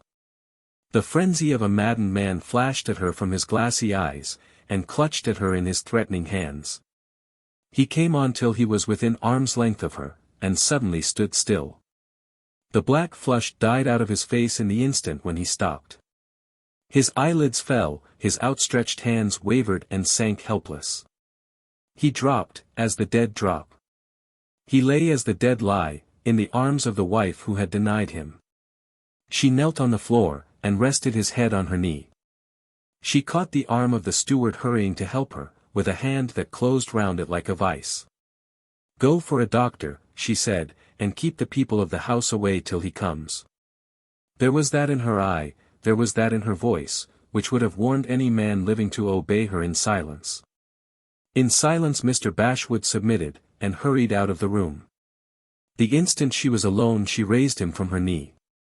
With both arms clasped round him, the miserable woman lifted his lifeless face to hers and rocked him on her bosom in an agony of tenderness beyond all relief in tears, in a passion of remorse beyond all expression in words. In silence she held him to her breast, in silence she devoured his forehead, his cheeks, his lips, with kisses. Not a sound escaped her till she heard the trampling footsteps outside, hurrying up the stairs. Then a low moan burst from her lips, as she looked her last at him, and lowered his head again to her knee, before the strangers came in. The landlady and the steward were the first persons whom she saw when the door was opened. The medical man, a surgeon living in the street, followed. The horror and the beauty of her face as she looked up at him absorbed the surgeon's attention for the moment, to the exclusion of everything else. She had to beckon to him, she had to point to the senseless man, before she could claim his attention for his patient and divert it from herself. "Is he dead?" she asked.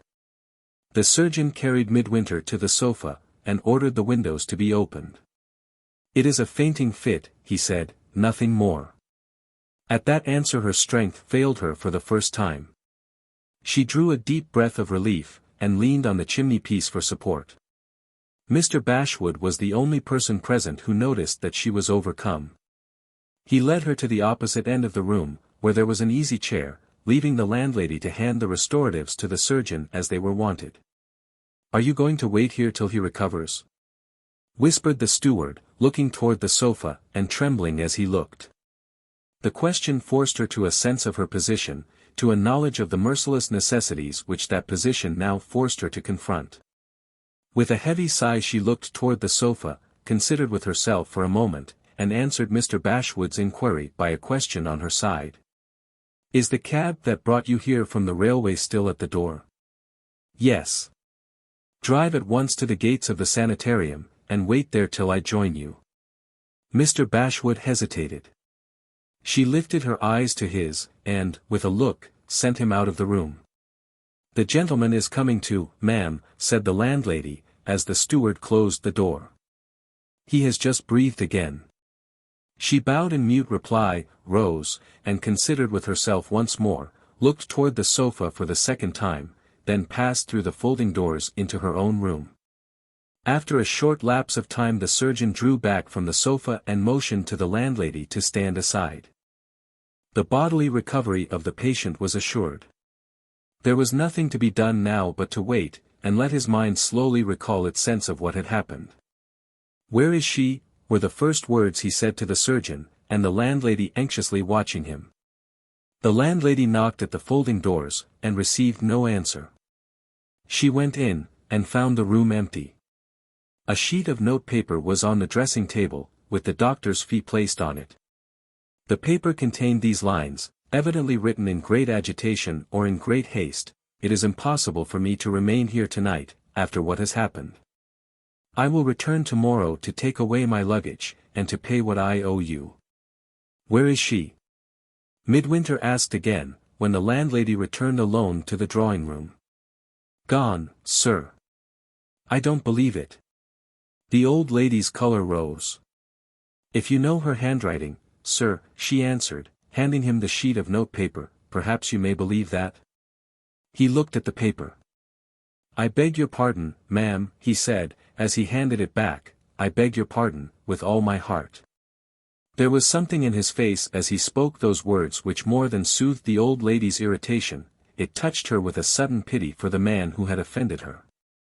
"I am afraid there is some dreadful trouble, sir, at the bottom of all this," she said, simply.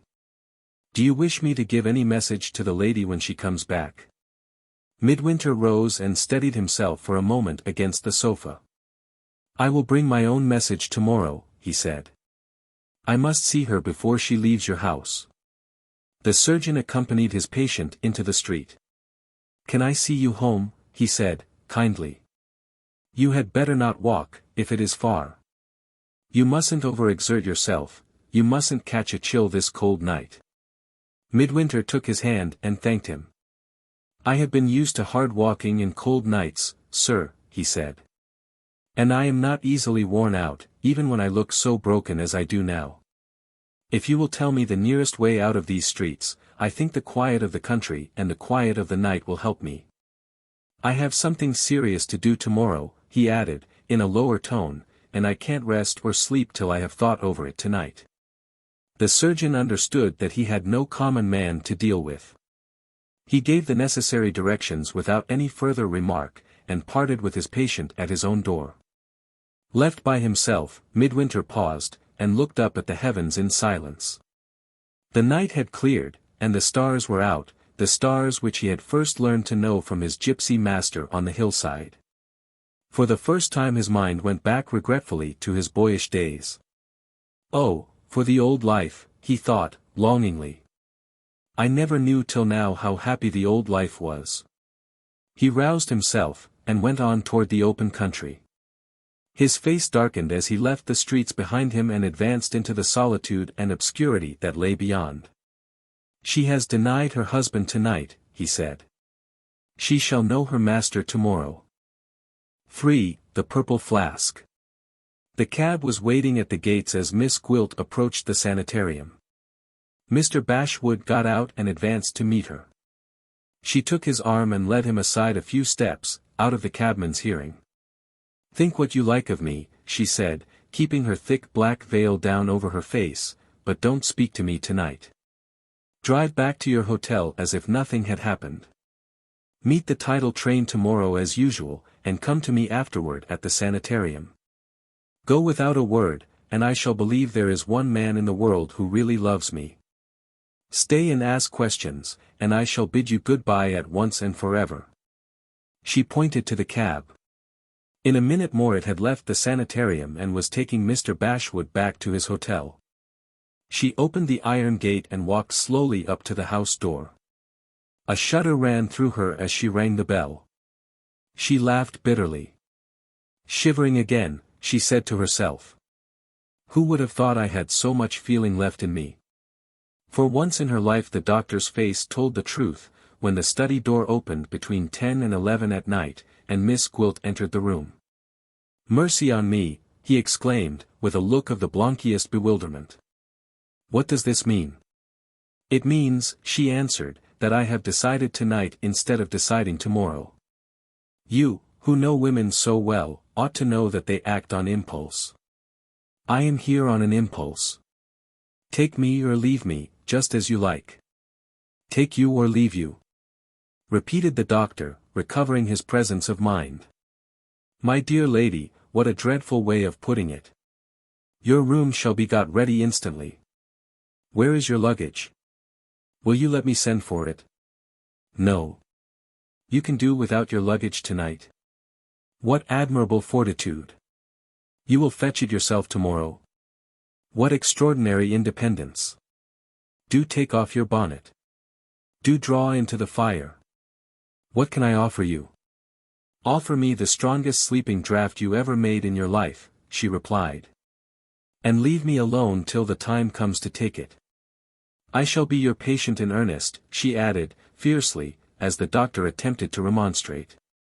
"I shall be the maddest of the mad if you irritate me tonight." The principal of the sanitarium became gravely and briefly professional in an instant. "Sit down in that dark corner," he said. "Not a soul shall disturb you. In half an hour you will find your room ready, and your sleeping draught on the table." "It's been a harder struggle for her than I anticipated," he thought, as he left the room, and crossed to his dispensary on the opposite side of the hall. Good heavens, what business has she with a conscience, after such a life as hers has been? The dispensary was elaborately fitted up with all the latest improvements in medical furniture. But one of the four walls of the room was unoccupied by shelves, and here the vacant space was filled by a handsome antique cabinet of carved wood, curiously out of harmony, as an object, with the unornamented utilitarian aspect of the place generally. On either side of the cabinet two speaking tubes were inserted in the wall, communicating with the upper regions of the house, and labeled respectively, resident dispenser, and head nurse. Into the second of these tubes the doctor spoke, on entering the room. An elderly woman appeared, took her orders for preparing Mrs. Armadale's bedchamber, courtesied, and retired. Left alone again in the dispensary, the doctor unlocked the center compartment of the cabinet, and disclosed a collection of bottles inside, containing the various poisons used in medicine. After taking out the laudanum wanted for the sleeping draught, and placing it on the dispensary table, he went back to the cabinet, looked into it for a little while, shook his head doubtfully, and crossed to the open shelves on the opposite side of the room. Here, after more consideration, he took down one out of the row of large chemical bottles before him, filled with a yellow liquid. Placing the bottle on the table, he returned to the cabinet, and opened a side compartment, containing some specimens of Bohemian glasswork. After measuring it with his eye, he took from the specimens a handsome purple flask, high and narrow in form, and closed by a glass stopper. This he filled with the yellow liquid, leaving a small quantity only at the bottom of the bottle, and locking up the flask again in the place from which he had taken it. The bottle was next restored to its place, after having been filled up with water from the cistern in the dispensary, mixed with certain chemical liquids in small quantities, which restored it, so far as appearances went, to the condition in which it had been when it was first removed from the shelf. Having completed these mysterious proceedings, the doctor laughed softly, and went back to his speaking tubes to summon the resident dispenser next. The resident dispenser made his appearance shrouded in the necessary white apron from his waist to his feet. The doctor solemnly wrote a prescription for a composing draught, and handed it to his assistant. "Wanted immediately, Benjamin," he said in a soft and melancholy voice. "A lady patient, Mrs. Armadale, room number 1, second floor." "Ah, dear, dear," groaned the doctor, absently, "an anxious case, Benjamin, an anxious case." He opened the brand-new ledger of the establishment, and entered the case at full length, with a brief abstract of the prescription. "Have you done with the laudanum? Put it back, and lock the cabinet, and give me the key. Is the draught ready? Label it, to be taken at bedtime, and give it to the nurse, Benjamin, give it to the nurse." While the doctor's lips were issuing these directions, the doctor's hands were occupied in opening a drawer under the desk on which the ledger was placed. He took out some gaily printed cards of admission, to view the sanitarium, between the hours of 2 and 4 p.m., and filled them up with the date of the next day, December 10th. When a dozen of the cards had been wrapped up in a dozen lithographed letters of invitation, and enclosed in a dozen envelopes, he next consulted a list of the families resident in the neighborhood, and directed the envelopes from the list. Ringing a bell this time, instead of speaking through a tube, he summoned the manservant, and gave him the letters, to be delivered by hand the first thing the next morning. "I think it will do," said the doctor, taking a turn in the dispensary when the servant had gone out, "I think it will do." While he was still absorbed in his own reflections, the nurse reappeared to announce that the lady's room was ready. And the doctor thereupon formally returned to the study to communicate the information to Miss Gwilt. She had not moved since he left her.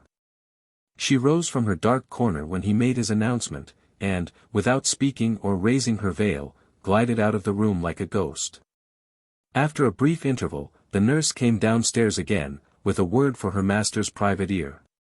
"The lady has ordered me to call her tomorrow at 7 o'clock, sir," she said. "She means to fetch her luggage herself, and she wants to have a cab at the door as soon as she is dressed." "What am I to do?" "Do what the lady tells you," said the doctor. "She may be safely trusted to return to the sanitarium." The breakfast hour at the sanitarium was 8:30. By that time Miss Gwilt had settled everything at her lodgings, and had returned with her luggage in her own possession. The doctor was quite amazed at the promptitude of his patient. "Why waste so much energy?" he asked, when they met at the breakfast table. "Why be in such a hurry, my dear lady, when you had all the morning before you?" "Mere restlessness," she said, briefly. "The longer I live, the more impatient I get." The doctor, who had noticed before she spoke that her face looked strangely pale and old that morning, observed, when she answered him, that her expression, naturally mobile in no ordinary degree, remained quite unaltered by the effort of speaking. There was none of the usual animation on her lips, none of the usual temper in her eyes. He had never seen her so impenetrably and coldly composed as he saw her now. "She has made up her mind at last," he thought. "I may say to her this morning what I couldn't say to her last night." He prefaced the coming remarks by a warning look at her widow's dress. "Now you have got your luggage," he began, gravely, "permit me to suggest putting that cap away, and wearing another gown." "Why? Do you remember what you told me a day or two since?" asked the doctor. "You said there was a chance of Mr. Armadale's dying in my sanitarium." "I will say it again, if you like." "A more unlikely chance," pursued the doctor, deaf as ever to all awkward interruptions, "it is hardly possible to imagine. But as long as it is a chance at all, it is worth considering. Say, then, that he dies suddenly and unexpectedly, and makes a coroner's inquest necessary in the house. What is our course in that case? Our course is to preserve the characters to which we have committed ourselves, you as his widow, and I as the witness of your marriage, and, in those characters, to court the fullest inquiry. In the entirely improbable event of his dying just when we want him to die, my idea, I might even say, my resolution, is to admit that we knew of his resurrection from the sea, and to acknowledge that we instructed Mr. Bashwood to entrap him into this house, by means of a false statement about Miss Milroy. When the inevitable questions follow, I propose to assert that he exhibited symptoms of mental alienation shortly after your marriage.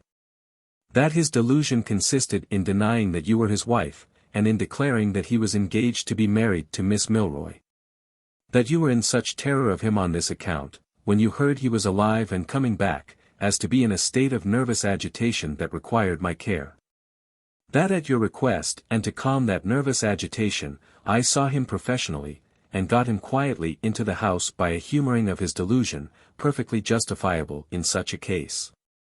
And, lastly, that I can certify his brain to have been affected by one of those mysterious disorders, eminently incurable, eminently fatal, in relation to which medical science is still in the dark. Such a course as this, in the remotely possible event which we are now supposing, would be, in your interests and mine, unquestionably the right course to take. And such a dress as that is, just as certainly, under existing circumstances, the wrong dress to wear. Shall I take it off at once? She asked, rising from the breakfast table, without a word of remark on what had just been said to her. "Any time before 2 o'clock today will do," said the doctor. She looked at him with a languid curiosity, nothing more. "Why before 2?" she inquired. "Because this is one of my visitors' days, and the visitors' time is from 2 to 4. "What have I to do with your visitors?" "Simply this. I think it important that perfectly respectable and perfectly disinterested witnesses should see you, in my house, in the character of a lady who has come to consult me. Your motive seems rather far-fetched. Is it the only motive you have in the matter?" "My dear, dear lady," remonstrated the doctor, "have I any concealments from you? Surely, you ought to know me better than that." "Yes," she said, with a weary contempt. "It's dull enough of me not to understand you by this time. Send word upstairs when I am wanted." She left him, and went back to her room. 2 o'clock came. And in a quarter of an hour afterward the visitors had arrived. Short as the notice had been, cheerless as the sanitarium looked to spectators from without, the doctor's invitation had been largely accepted, nevertheless, by the female members of the families whom he had addressed. In the miserable monotony of the lives led by a large section of the middle classes of England, Anything is welcome to the women which offers them any sort of harmless refuge from the established tyranny of the principle that all human happiness begins and ends at home. While the imperious needs of a commercial country limited the representatives of the male sex, among the doctor's visitors, to one feeble old man and one sleepy little boy, the women, poor souls, to the number of no less than 16, old and young, married and single, had seized the golden opportunity of a plunge into public life. Harmoniously united by the two common objects which they all had in view, in the first place, to look at each other, and, in the second place, to look at the sanitarium, they streamed in neatly dressed procession through the doctor's dreary iron gates, with a thin varnish over them of assumed superiority to all unladylike excitement, most significant and most pitiable to see. The proprietor of the sanitarium received his visitors in the hall with Miss Gwilt on his arm. The hungry eyes of every woman in the company overlooked the doctor as if no such person had existed. And, fixing on the strange lady, devoured her from head to foot in an instant. "My first inmate," said the doctor, presenting Miss Gwilt. "This lady only arrived late last night.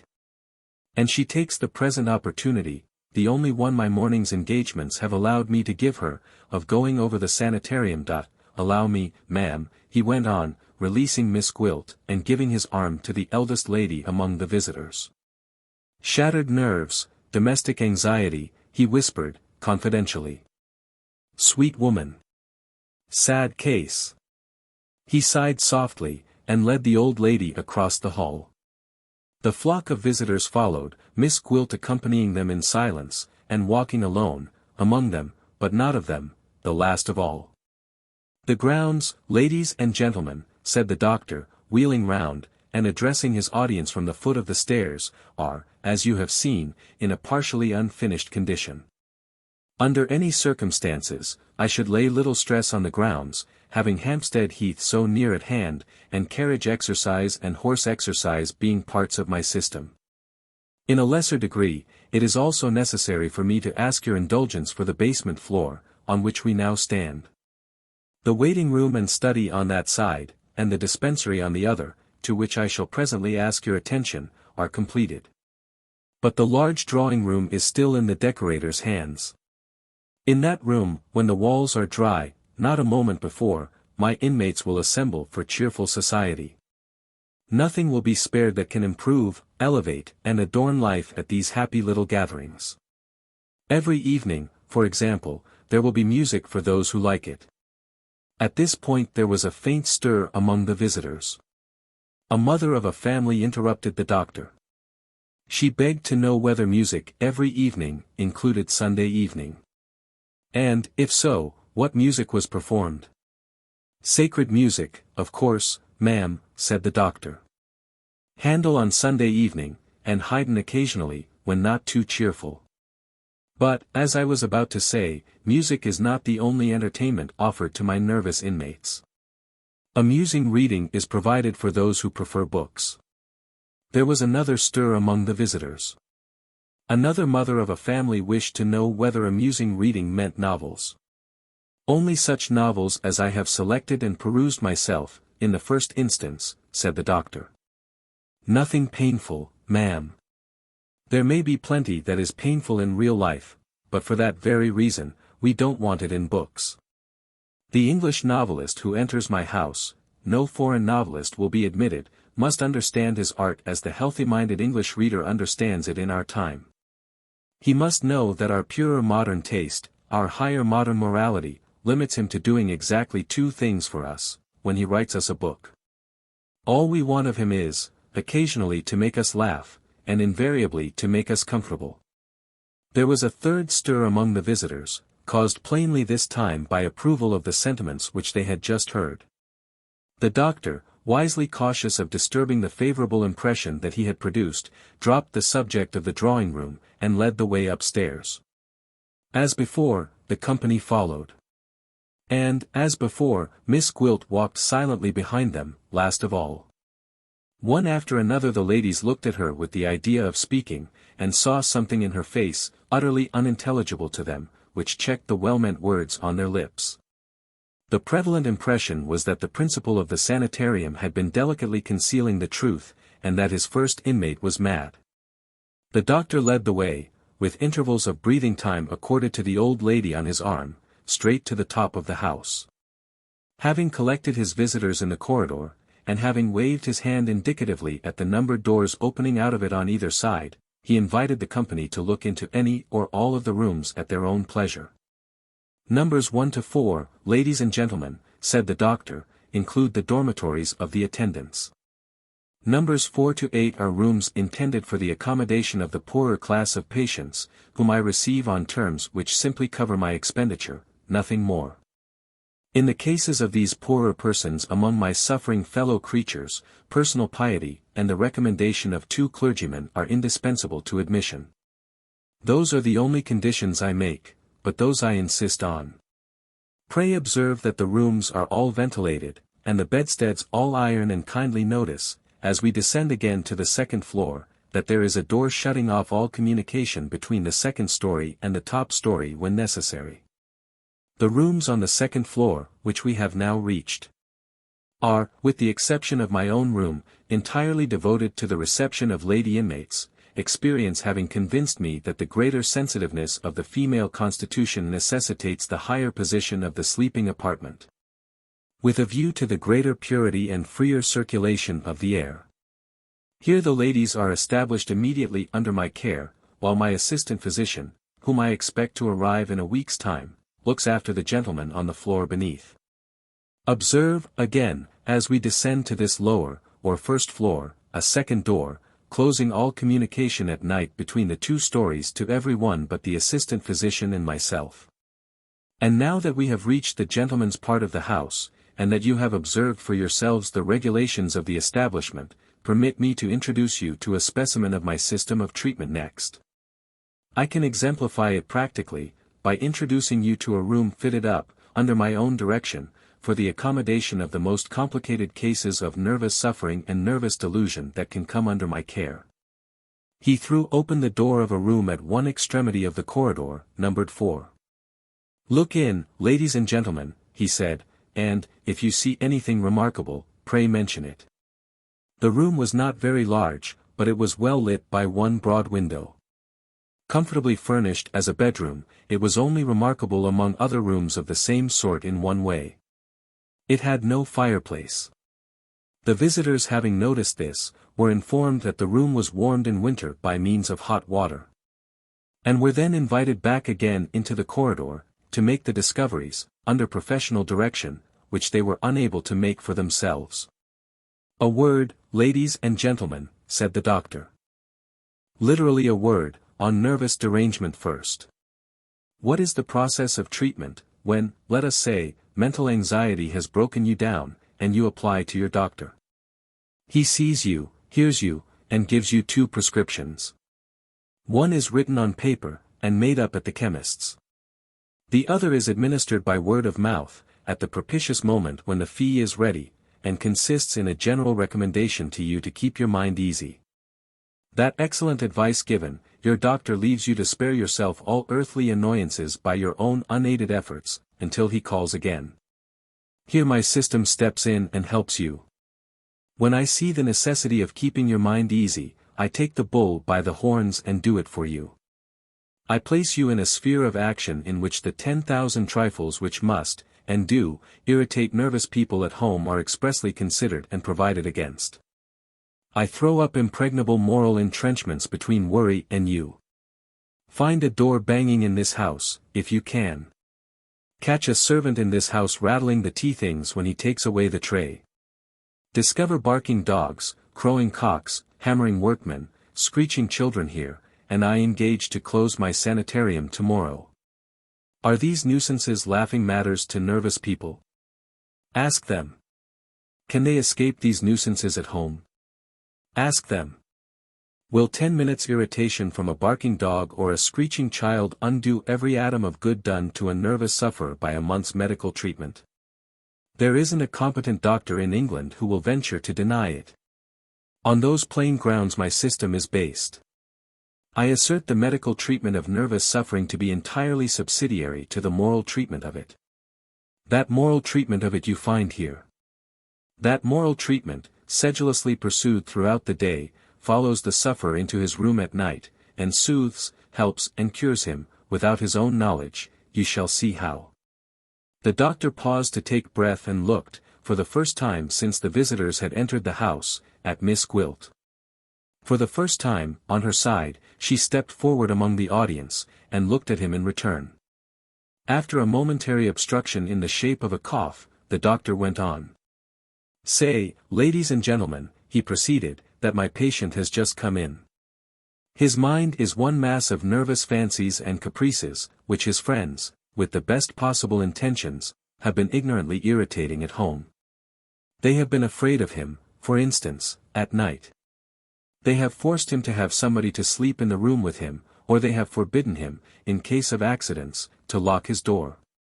He comes to me the first night, and says, 'Mind, I won't have anybody in my room.' Certainly not. I insist on locking my door. By all means. In he goes, and locks his door, and there he is, soothed and quieted, predisposed to confidence, predisposed to sleep, by having his own way. This is all very well, you may say. But suppose something happens, suppose he has a fit in the night, what then? You shall see.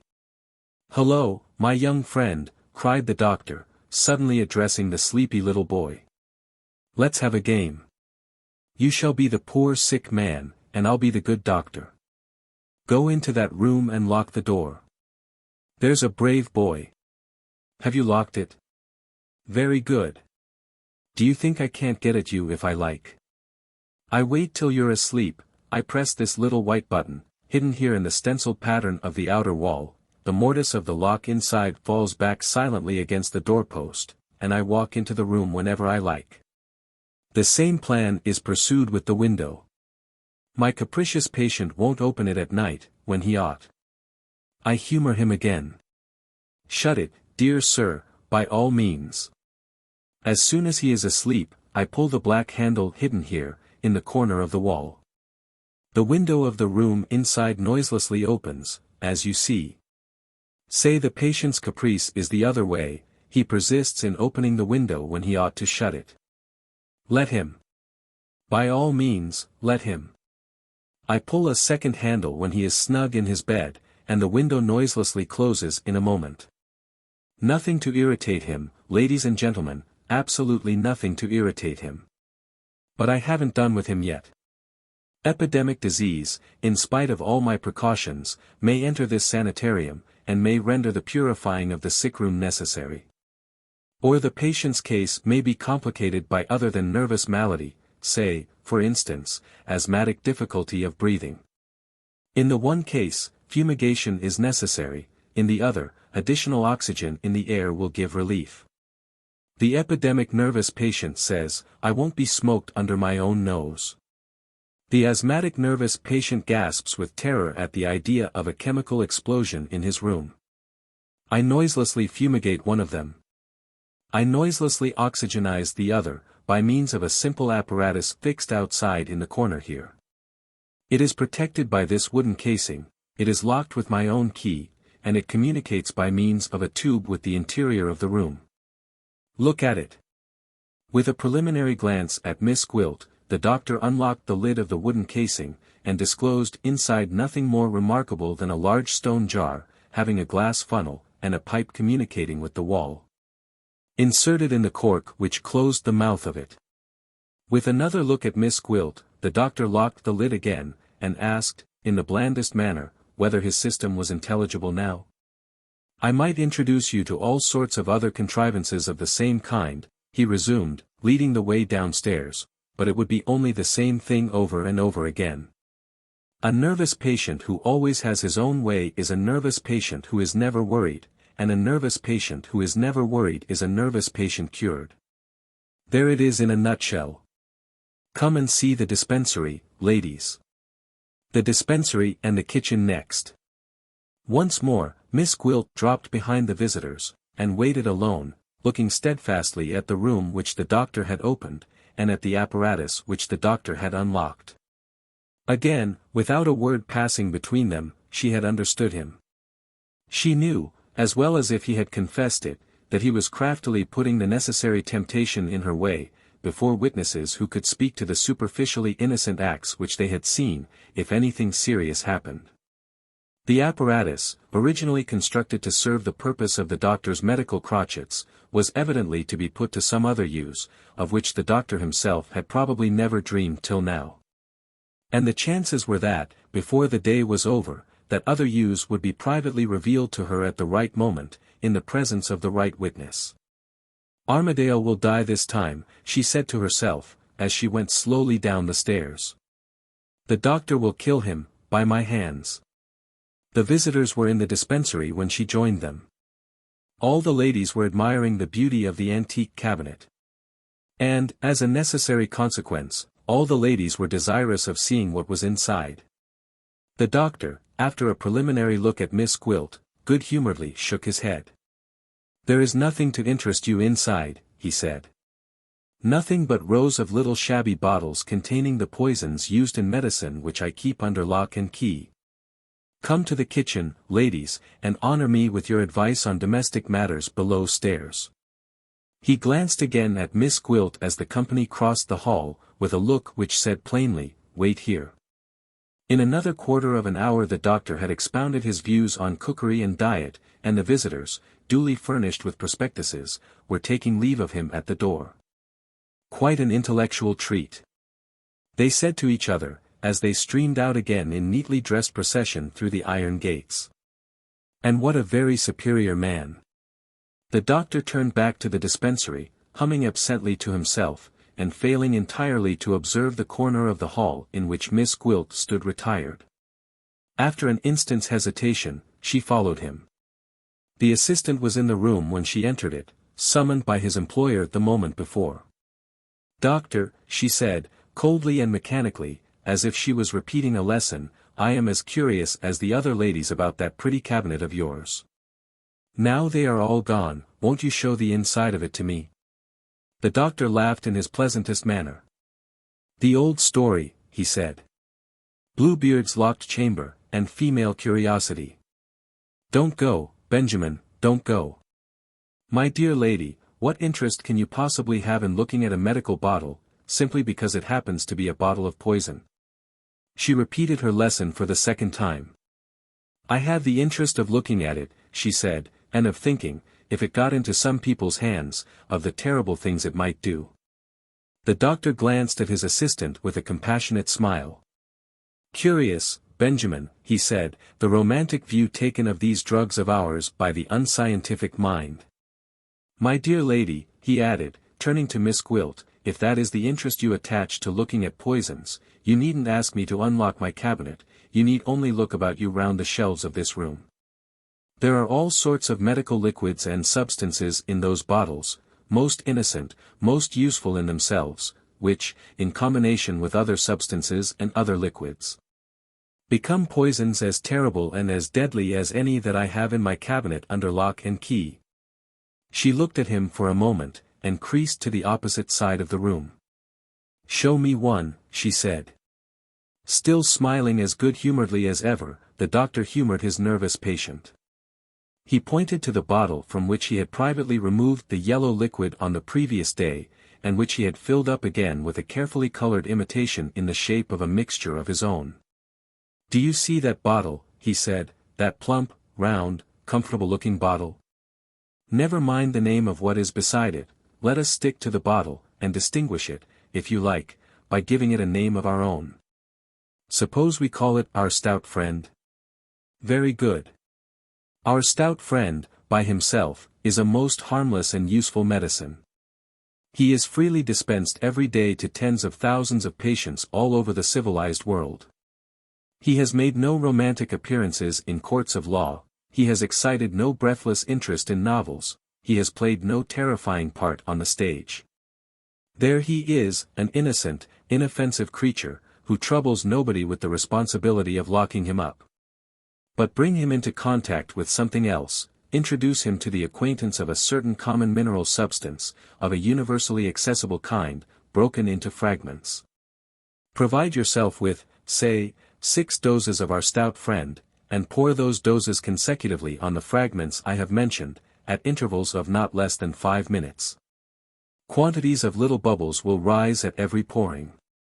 Collect the gas in those bubbles, and convey it into a closed chamber, and let Samson himself be in that closed chamber. Our stout friend will kill him in half an hour. We'll kill him slowly, without his seeing anything, without his smelling anything, without his feeling anything but sleepiness. We'll kill him, and tell the whole College of Surgeons nothing, if they examine him after death, but that he died of apoplexy or congestion of the lungs. What do you think of that, my dear lady, in the way of mystery and romance? Is our harmless stout friend as interesting now as if he rejoiced in the terrible popular fame of the arsenic and the strychnine which I keep locked up there? Don't suppose I am exaggerating. Don't suppose I'm inventing a story to put you off with, as the children say. Ask Benjamin there, said the doctor, appealing to his assistant, with his eyes fixed on Miss Gwilt. Ask Benjamin, he repeated, with the steadiest emphasis on the next words, if 6 doses from that bottle, at intervals of 5 minutes each, would not, under the conditions I have stated, produce the results I have described. The resident dispenser, modestly admiring Miss Gwilt at a distance, started and colored up. He was plainly gratified by the little attention which had included him in the conversation. The doctor is quite right, ma'am, he said, addressing Miss Gwilt, with his best bow. The production of the gas, extended over half an hour, would be quite gradual enough.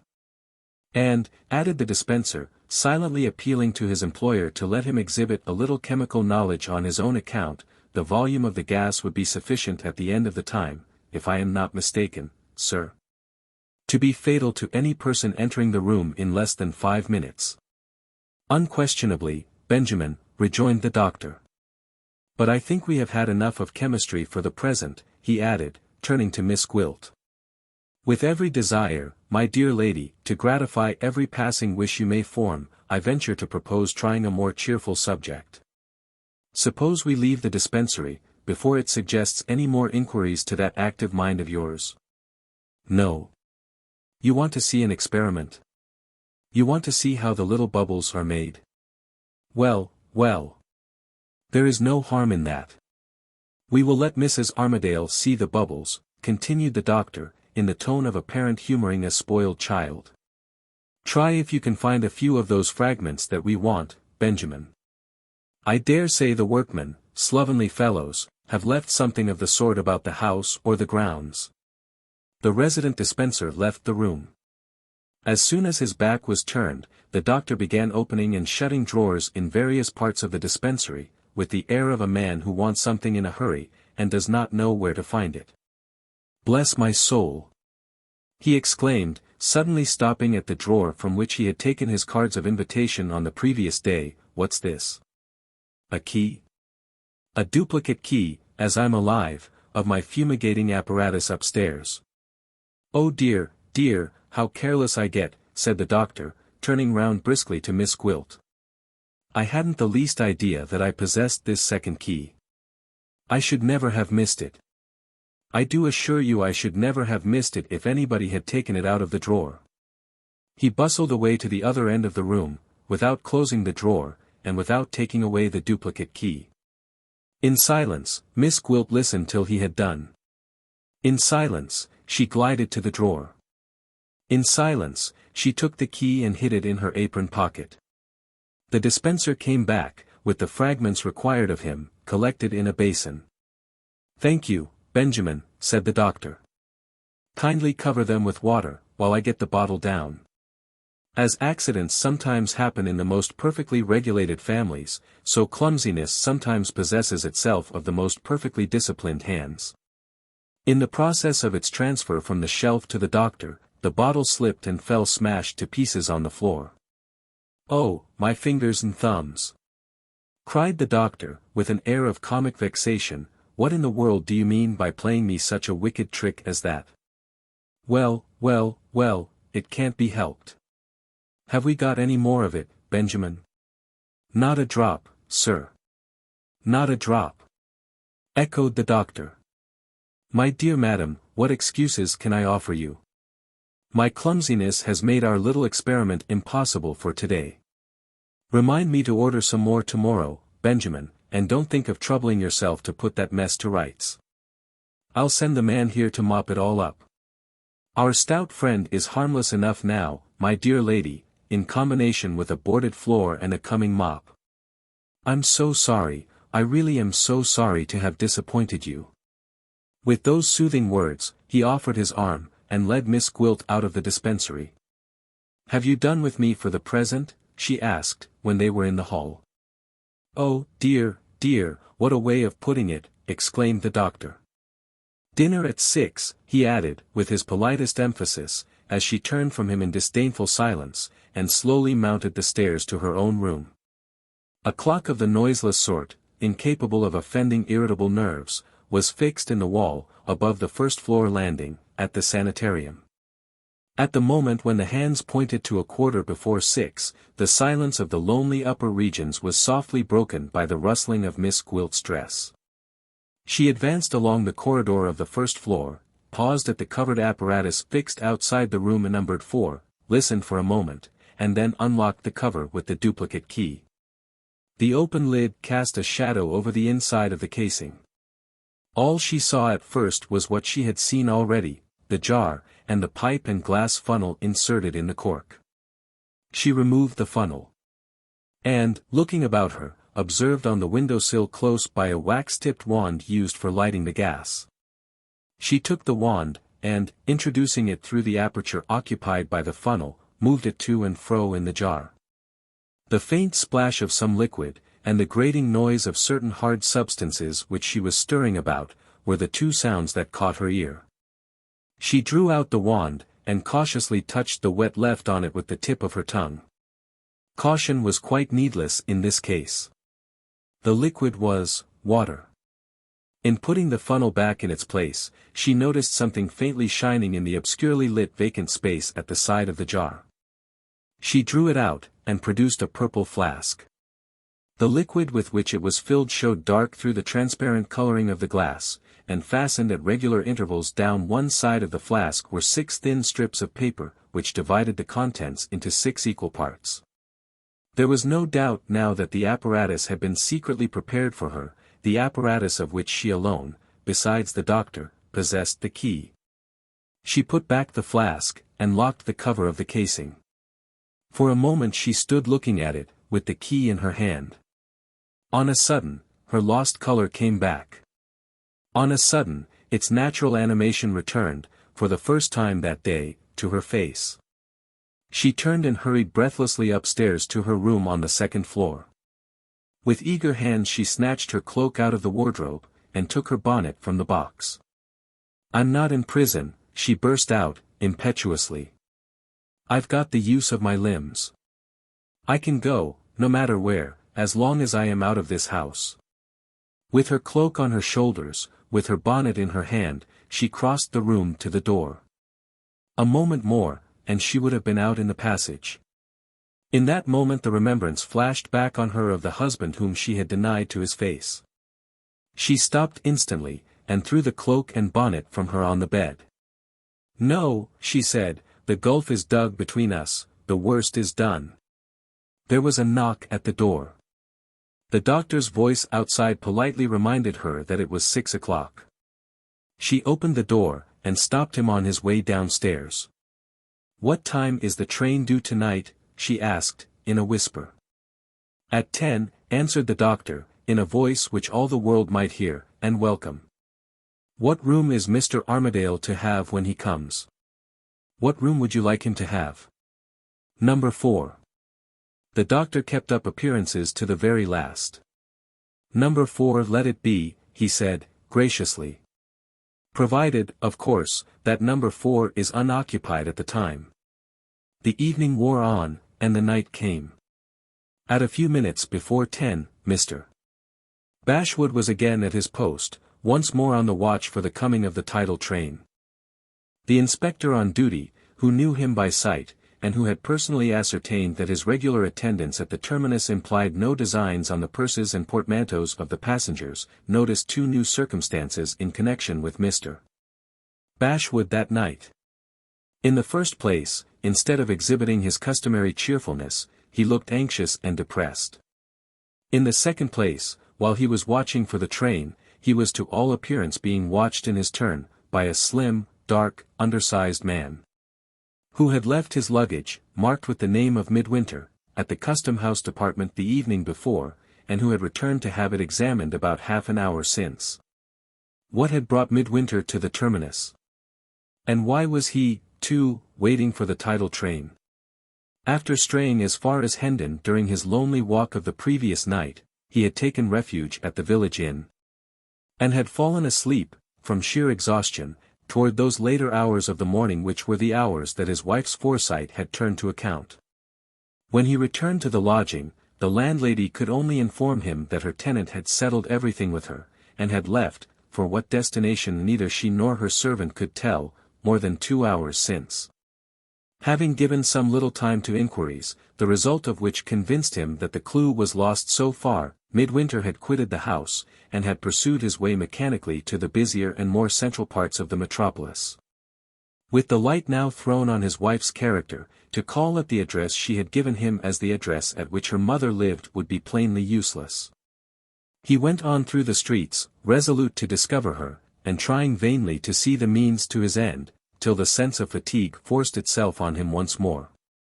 Stopping to rest and recruit his strength at the first hotel he came to, a chance dispute between the waiter and a stranger about a lost portmanteau reminded him of his own luggage, left at the terminus, and instantly took his mind back to the circumstances under which he and Mr. Bashwood had met. In a moment more, the idea that he had been vainly seeking on his way through the streets flashed on him. In a moment more, he had determined to try the chance of finding the steward again on the watch for the person whose arrival he had evidently expected by the previous evening's train. Ignorant of the report of Allan's death at sea, uninformed, at the terrible interview with his wife, of the purpose which her assumption of a widow's dress really had in view, Midwinter's first vague suspicions of her fidelity had now inevitably developed into the conviction that she was false. He could place but one interpretation on her open disavowal of him, and on her taking the name under which he had secretly married her. Her conduct forced the conclusion on him that she was engaged in some infamous intrigue, and that she had basely secured herself beforehand in the position of all others in which she knew it would be most odious and most repellent to him to claim his authority over her. With that conviction he was now watching Mr. Bashwood, firmly persuaded that his wife's hiding-place was known to the vile servant of his wife's vices, and darkly suspecting, as the time wore on, that the unknown man who had wronged him, and the unknown traveler for whose arrival the steward was waiting, were one and the same. The train was late that night, and the carriages were more than usually crowded when they arrived at last. Midwinter became involved in the confusion on the platform, and in the effort to extricate himself he lost sight of Mr. Bashwood for the first time. A lapse of some few minutes had passed before he again discovered the steward talking eagerly to a man in a loose shaggy coat, whose back was turned toward him. Forgetful of all the cautions and restraints which he had imposed on himself before the train appeared, Midwinter instantly advanced on them. Mr. Bashwood saw his threatening face as he came on, and fell back in silence. The man in the loose coat turned to look where the steward was looking, and disclosed to Midwinter, in the full light of the station lamp, Allan's face. For the moment they both stood speechless, hand in hand, looking at each other. Allan was the first to recover himself.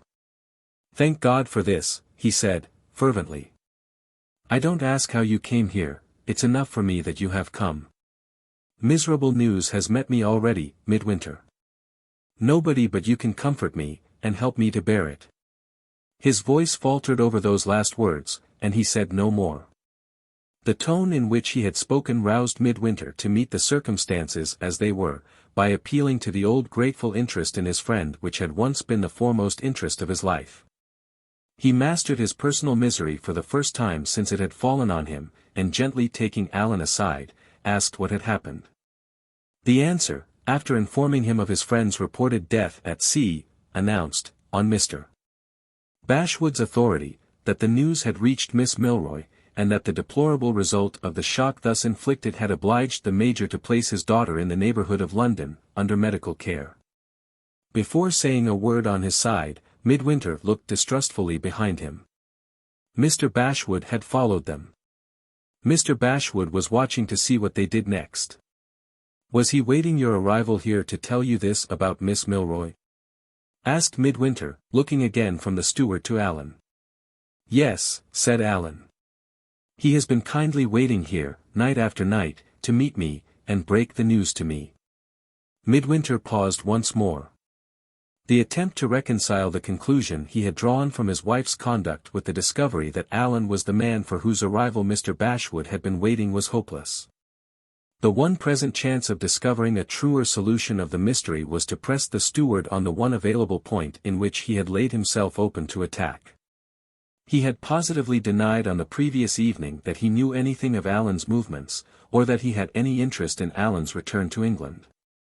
Having detected Mr. Bashwood in one lie told to himself, Midwinter instantly suspected him of telling another to Allan. He seized the opportunity of sifting the statement about Miss Milroy on the spot. "How have you become acquainted with this sad news?" he inquired, turning suddenly on Mr. Bashwood. "Through the Major, of course," said Allan, before the steward could answer.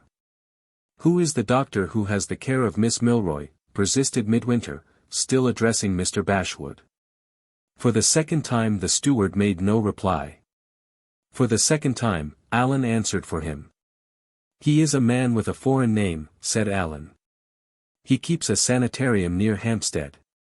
"What did you say the place was called, Mr. Bashwood?"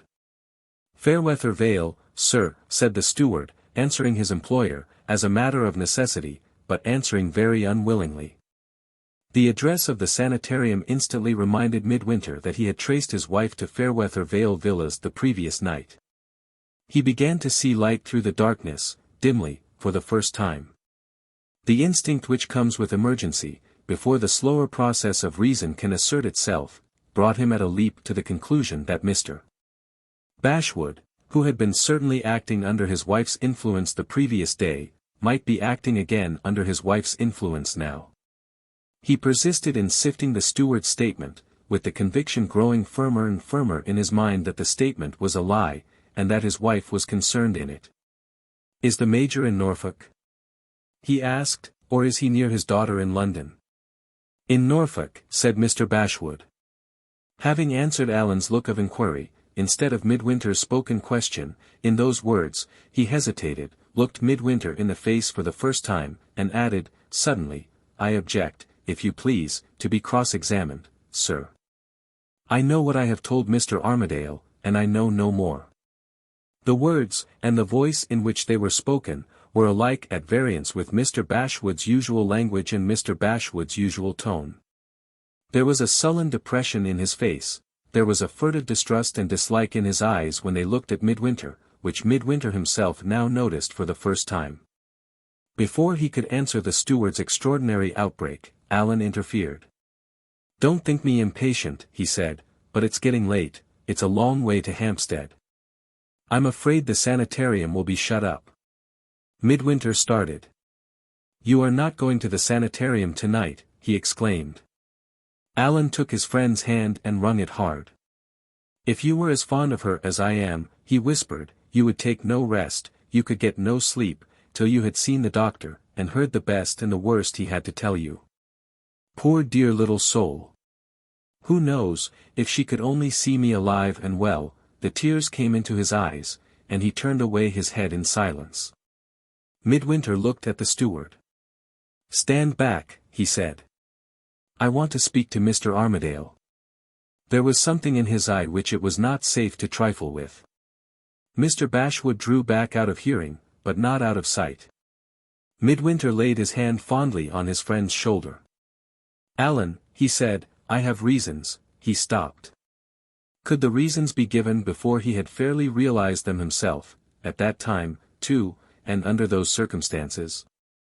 Impossible. "I have reasons," he resumed, "for advising you not to believe too readily what Mr. Bashwood may say. Don't tell him this, but take the warning."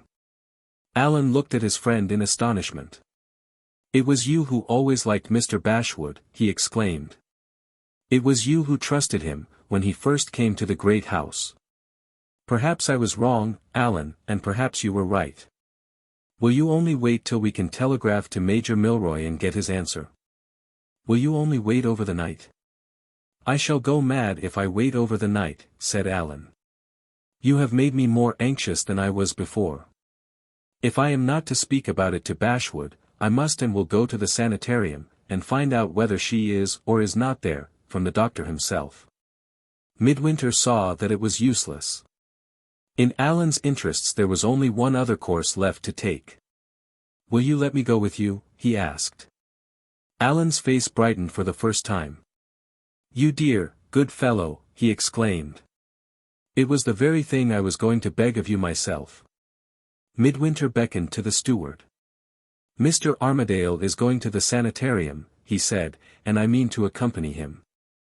Get a cab and come with us. He waited, to see whether Mr. Bashwood would comply. Having been strictly ordered, when Allan did arrive, not to lose sight of him, and having, in his own interests, Midwinter's unexpected appearance to explain to Miss Gwilt, the steward had no choice but to comply. In sullen submission he did as he had been told. The keys of Allan's baggage was given to the foreign travelling servant whom he had brought with him, and the man was instructed to wait his master's orders at the Terminus Hotel. In a minute more the cab was on its way out of the station, with Midwinter and Allan inside, and Mr. Bashwood by the driver on the box. Between 11 and 12 o'clock that night, Miss Gwilt, standing alone at the window which lit the corridor of the sanitarium on the second floor, heard the roll of wheels coming toward her. The sound, gathering rapidly in volume through the silence of the lonely neighborhood, stopped at the iron gates. In another minute she saw the cab draw up beneath her, at the house door. The earlier night had been cloudy, but the sky was clearing now and the moon was out. She opened the window to see and hear more clearly. By the light of the moon she saw Allan get out of the cab, and turn round to speak to some other person inside. The answering voice told her, before he appeared in his turn, that Armadale's companion was her husband. The same petrifying influence that had fallen on her at the interview with him of the previous day fell on her now. She stood by the window, white and still, and haggard and old, as she had stood when she first faced him in her widow's weeds. Mr. Bashwood, stealing up alone to the second floor to make his report, knew, the instant he set eyes on her, that the report was needless. It's not my fault, was all he said, as she slowly turned her head and looked at him. They met together, and there was no parting them. She drew a long breath, and motioned him to be silent. Wait a little, she said, I know all about it. Turning from him at those words, she slowly paced the corridor to its furthest end. Turned, and slowly came back to him with frowning brow and drooping head, with all the grace and beauty gone from her, but the inbred grace and beauty in the movement of her limbs. Do you wish to speak to me? She asked. Her mind far away from him, and her eyes looking at him vacantly as she put the question. He roused his courage as he had never roused it in her presence yet. Don't drive me to despair, he cried, with a startling abruptness. Don't look at me in that way, now I have found it out. What have you found out? She asked, with a momentary surprise on her face, which faded from it again before he could gather breath enough to go on. Mr. Armadale is not the man who took you away from me, he answered. Mr. Midwinter is the man. I found it out in your face yesterday. I see it in your face now. Why did you sign your name Armadale when you wrote to me? Why do you call yourself Mrs. Armadale still? He spoke those bold words at long intervals, with an effort to resist her influence over him, pitiable and terrible to see. She looked at him for the first time with softened eyes. I wish I had pitied you when we first met, she said, gently, as I pity you now. He struggled desperately to go on and say the words to her which he had strung himself to the pitch of saying on the drive from the terminus. They were words which hinted darkly at his knowledge of her past life, words which warned her, do what else she might, commit what crimes she pleased, to think twice before she deceived and deserted him again. In those terms he had vowed to himself to address her. He had the phrases picked and chosen, he had the sentences ranged and ordered in his mind. Nothing was wanting but to make the one crowning effort of speaking them, and, even now, after all he had said and all he had dared, the effort was more than he could compass. In helpless gratitude, even for so little as her pity, he stood looking at her, and wept the silent, womanish tears that fall from old men's eyes. She took his hand and spoke to him, with marked forbearance, but without the slightest sign of emotion on her side. "You have waited already at my request," she said. "Wait till tomorrow, and you will know all. If you trust nothing else that I have told you, you may trust what I tell you now. It will end tonight." As she said the words, the doctor's step was heard on the stairs. Mr. Bashwood drew back from her, with his heart beating fast in unutterable expectation. "It will end tonight," he repeated to himself, under his breath, as he moved away toward the far end of the corridor. "Don't let me disturb you, sir," said the doctor, cheerfully, as they met. "I have nothing to say to Mrs. Armadale but what you or anybody may hear." Mr. Bashwood went on, without answering, to the far end of the corridor, still repeating to himself, "It will end tonight." The doctor, passing him in the opposite direction, joined Miss Gwilt. "You have heard, no doubt," he began, in his blandest manner and his roundest tones, "that Mr. Armadale has arrived. Permit me to add, my dear lady, that there is not the least reason for any nervous agitation on your part. He has been carefully humored, and he is as quiet and manageable as his best friends could wish. I have informed him that it is impossible to allow him an interview with the young lady tonight. But that he may count on seeing her, with the proper precautions, at the earliest propitious hour, after she is awake tomorrow morning. As there is no hotel near, and as the propitious hour may occur at a moment's notice, it was clearly incumbent on me, under the peculiar circumstances, to offer him the hospitality of the sanitarium. He has accepted it with the utmost gratitude, and has thanked me in a most gentlemanly and touching manner for the pains I have taken to set his mind at ease. Perfectly gratifying, perfectly satisfactory, so far. But there has been a little hitch, now happily got over, which I think it right to mention to you before we all retire for the night." Having paved the way in those words, and in Mr. Bashwood's hearing, for the statement which he had previously announced his intention of making, in the event of Allan's dying in the sanitarium, the doctor was about to proceed, when his attention was attracted by a sound below like the trying of a door. He instantly descended the stairs, and unlocked the door of communication between the first and second floors, which he had locked behind him on his way up. But the person who had tried the door, if such a person there really had been, was too quick for him. He looked along the corridor, and over the staircase into the hall, and, discovering nothing, returned to Miss Gwilt, after securing the door of communication behind him once more. "Pardon me," he resumed, "I thought I heard something downstairs. With regard to the little hitch that I adverted to just now, permit me to inform you that Mr. Armadale has brought a friend here with him, who bears the strange name of Midwinter." "Do you know the gentleman at all?" asked the doctor, with a suspicious anxiety in his eyes, which strangely belied the elaborate indifference of his tone. "I know him to be an old friend of Mr. Armadale's," she said. "Does he?" Her voice failed her, and her eyes fell before the doctor's steady scrutiny. She mastered the momentary weakness, and finished her question. "Does he, too, stay here tonight?" "Mr. Midwinter is a person of coarse manners and suspicious temper," rejoined the doctor, steadily watching her.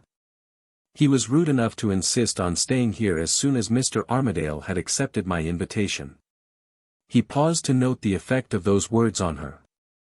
Left utterly in the dark by the caution with which she had avoided mentioning her husband's assumed name to him at their first interview, the doctor's distrust of her was necessarily of the vaguest kind. He had heard her voice fail her, he had seen her color change. He suspected her of a mental reservation on the subject of Midwinter, and of nothing more. "Did you permit him to have his way?" she asked. "In your place, I should have shown him the door." The impenetrable composure of her tone warned the doctor that her self-command was not to be further shaken that night. He resumed the character of Mrs. Armadale's medical referee on the subject of Mr. Armadale's mental health. If I had only had my own feelings to consult, he said, I don't disguise from you that I should, as you say, have shown Mr. Midwinter the door. But on appealing to Mr. Armadale, I found he was himself anxious not to be parted from his friend.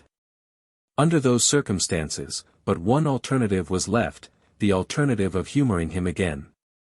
The responsibility of thwarting him, to say nothing, added the doctor, drifting for a moment toward the truth, of my natural apprehension, with such a temper as his friend's, of a scandal and disturbance in the house, was not to be thought of for a moment. Mr. Midwinter accordingly remains here for the night, and occupies, I ought to say, insists on occupying, the next room to Mr. Armadale.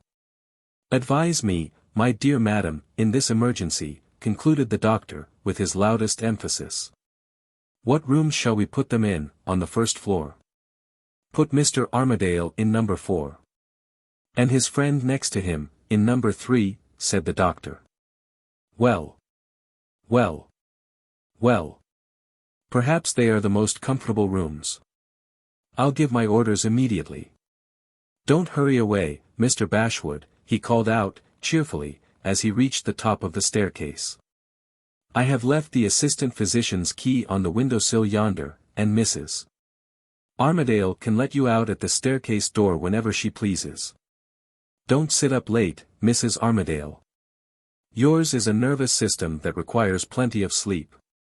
Tired nature's sweet restorer, balmy sleep. Grand line. God bless you, good night. Mr.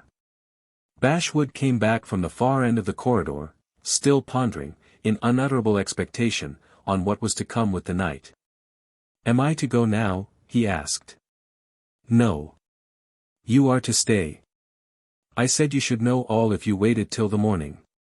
Wait here. He hesitated, and looked about him. The doctor, he faltered. I thought the doctor said. The doctor will interfere with nothing that I do in this house tonight. I tell you to stay. There are empty rooms on the floor above this. Take one of them. Mr. Bashwood felt the trembling fit coming on him again as he looked at her. May I ask? He began. Ask nothing. I want you. Will you please to tell me? I will tell you nothing till the night is over and the morning has come. His curiosity conquered his fear. He persisted. Is it something dreadful? He whispered. Too dreadful to tell me. She stamped her foot with a sudden outbreak of impatience. Go, she said, snatching the key of the staircase door from the windowsill. You do quite right to distrust me, you do quite right to follow me no further in the dark. Go before the house is shut up. I can do without you. She led the way to the stairs, with the key in one hand, and the candle in the other. Mr. Bashwood followed her in silence. No one, knowing what he knew of her earlier life, could have failed to perceive that she was a woman driven to the last extremity, and standing consciously on the brink of a crime. In the first terror of the discovery, he broke free from the hold she had on him, he thought and acted like a man who had a will of his own again. She put the key in the door, and turned to him before she opened it, with the light of the candle on her face. Forget me, and forgive me, she said. We meet no more. She opened the door, and, standing inside it, after he had passed her, gave him her hand. He had resisted her look, he had resisted her words, but the magnetic fascination of her touch conquered him at the final moment. I can't leave you, he said, holding helplessly by the hand she had given him. What must I do? Come and see, she answered, without allowing him an instant to reflect. Closing her hand firmly on his, she led him along the first-floor corridor to the room numbered 4. Notice that room, she whispered.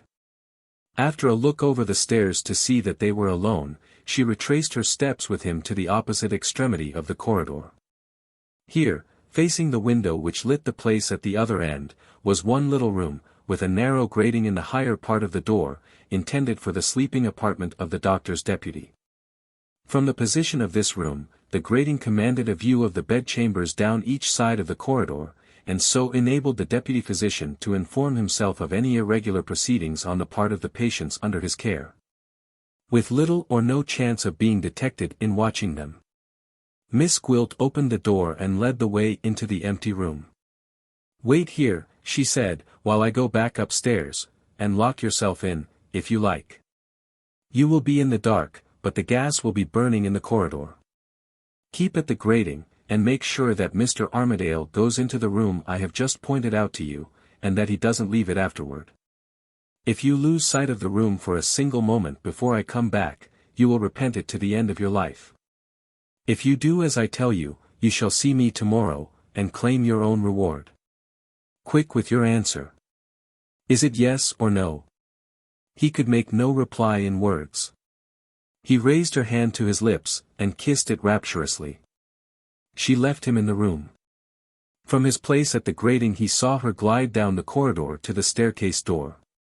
She passed through it, and locked it. Then there was silence. The next sound was the sound of the women servants' voices. Two of them came up to put the sheets on the beds in number 3 and number 4. The women were in high good humor, laughing and talking to each other through the open doors of the rooms. The master's customers were coming in at last, they said, with a vengeance. The house would soon begin to look cheerful, if things went on like this. After a little, the beds were got ready and the women returned to the kitchen floor, on which the sleeping rooms of the domestic servants were all situated. Then there was silence again. The next sound was the sound of the doctor's voice. He appeared at the end of the corridor, showing Allan and Midwinter the way to their rooms. They all went together into number 4. After a little, the doctor came out first. He waited till Midwinter joined him, and pointed with a formal bow to the door of number 3. Midwinter entered the room without speaking, and shut himself in. The doctor, left alone, withdrew to the staircase door and unlocked it, then waited in the corridor, whistling to himself softly, under his breath. Voices pitched cautiously low became audible in a minute more in the hall. The resident dispenser and the head nurse appeared, on their way to the dormitories of the attendants at the top of the house.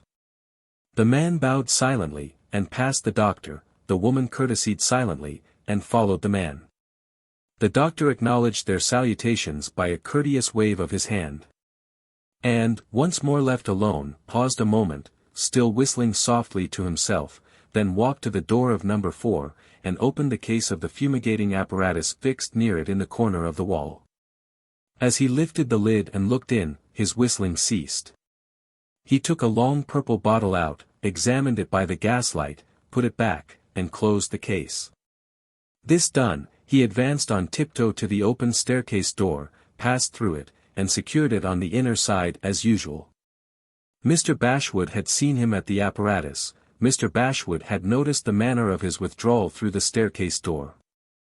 Again the sense of an unutterable expectation throbbed at his heart.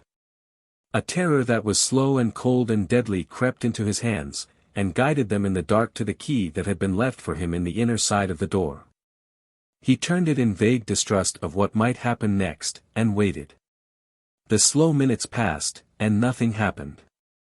The silence was horrible. The solitude of the lonely corridor was a solitude of invisible treacheries. He began to count to keep his mind employed, to keep his own growing dread away from him. The numbers, as he whispered them, followed each other slowly up to 100, and still nothing happened. He had begun the second 100. He had got on to 20, when, without a sound to betray that he had been moving in his room, Midwinter suddenly appeared in the corridor. He stood for a moment and listened. He went to the stairs and looked over into the hall beneath.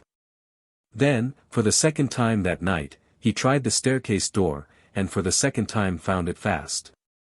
After a moment's reflection, he tried the doors of the bedrooms on his right hand next, looked into one after the other, and saw that they were empty, then came to the door of the end room in which the steward was concealed. Here, again, the lock resisted him. He listened, and looked up at the grating. No sound was to be heard, no light was to be seen inside. "Shall I break the door in," he said to himself, "and make sure? No. It would be giving the doctor an excuse for turning me out of the house. He moved away, and looked into the 2 empty rooms in the row occupied by Allan and himself, then walked to the window at the staircase end of the corridor. Here the case of the fumigating apparatus attracted his attention. After trying vainly to open it, his suspicion seemed to be aroused. He searched back along the corridor, and observed that no object of a similar kind appeared outside any of the other bedchambers. Again at the window, he looked again at the apparatus, and turned away from it with a gesture which plainly indicated that he had tried, and failed, to guess what it might be. Baffled at all points, he still showed no sign of returning to his bedchamber. He stood at the window, with his eyes fixed on the door of Allan's room, thinking. If Mr. Bashwood, furtively watching him through the grating, could have seen him at that moment in the mind as well as in the body, Mr. Bashwood's heart might have throbbed even faster than it was throbbing now, in expectation of the next event which Midwinter's decision of the next minute was to bring forth. On what was his mind occupied as he stood alone, at the dead of night, in the strange house? His mind was occupied in drawing its disconnected impressions together, little by little, to one point. Convinced from the first that some hidden danger threatened Allan in the sanitarium, his distrust, vaguely associated, thus far, with the place itself, with his wife, whom he firmly believed to be now under the same roof with him. With the doctor, who was as plainly in her confidence as Mr. Bashwood himself, now narrowed its range, and centered itself obstinately in Allan's room. Resigning all further effort to connect his suspicion of a conspiracy against his friend with the outrage which had the day before been offered to himself, an effort which would have led him, if he could have maintained it, to a discovery of the fraud really contemplated by his wife, his mind, clouded and confused by disturbing influences, instinctively took refuge in its impressions of facts as they had shown themselves since he had entered the house. Everything that he had noticed below stairs suggested that there was some secret purpose to be answered by getting Allan to sleep in the sanitarium. Everything that he had noticed above stairs associated the lurking place in which the danger lay hid with Allan's room. To reach this conclusion, and to decide on baffling the conspiracy, whatever it might be, by taking Allan's place, was with Midwinter the work of an instant. Confronted by actual peril, the great nature of the man intuitively freed itself from the weaknesses that had beset it in happier and safer times. Not even the shadow of the old superstition rested on his mind now, no fatalist suspicion of himself disturbed the steady resolution that was in him. The one last doubt that troubled him, as he stood at the window thinking, was the doubt whether he could persuade Allan to change rooms with him, without involving himself in an explanation which might lead Allan to suspect the truth. In the minute that elapsed, while he waited with his eyes on the room, the doubt was resolved. He found the trivial, yet sufficient, excuse of which he was in search. Mr. Bashwood saw him rouse himself and go to the door. Mr. Bashwood heard him knock softly, and whisper, "Allan, are you in bed?" "No," answered the voice inside, "come in." He appeared to be on the point of entering the room, when he checked himself as if he had suddenly remembered something. "Wait a minute," he said, through the door, and, turning away, went straight to the end room. "If there is anybody watching us in there," he said aloud, "let him watch us through this." He took out his handkerchief and stuffed it into the wires of the grating, so as completely to close the aperture. Having thus forced the spy inside, if there was one, either to betray himself by moving the handkerchief, or to remain blinded to all view of what might happen next, Midwinter presented himself in Allan's room. "You know what poor nerves I have," he said, "and what a wretched sleeper I am at the best of times. I can't sleep tonight. The window in my room rattles every time the wind blows. I wish it was as fast as your window here." "My dear fellow," cried Allan, "I don't mind a rattling window. Let's change rooms." "Nonsense. Why should you make excuses to me? Don't I know how easily trifles upset those excitable nerves of yours? Now the doctor has quieted my mind about my poor little Neelie, I begin to feel the journey, and I'll answer for sleeping anywhere till tomorrow comes." He took up his traveling bag. "We must be quick about it," he added, pointing to his candle. "They haven't left me much candle to go to bed by." "Be very quiet, Allan," said Midwinter, opening the door for him. "We mustn't disturb the house at this time of night." "Yes, yes," returned Allan, in a whisper. "Good night. I hope you'll sleep as well as I shall." Midwinter saw him into number 3, and noticed that his own candle, which he had left there, was as short as Allan's. "Good night," he said, and came out again into the corridor. He went straight to the grating, and looked and listened once more. The handkerchief remained exactly as he had left it, and still there was no sound to be heard within. He returned slowly along the corridor, and thought of the precautions he had taken, for the last time.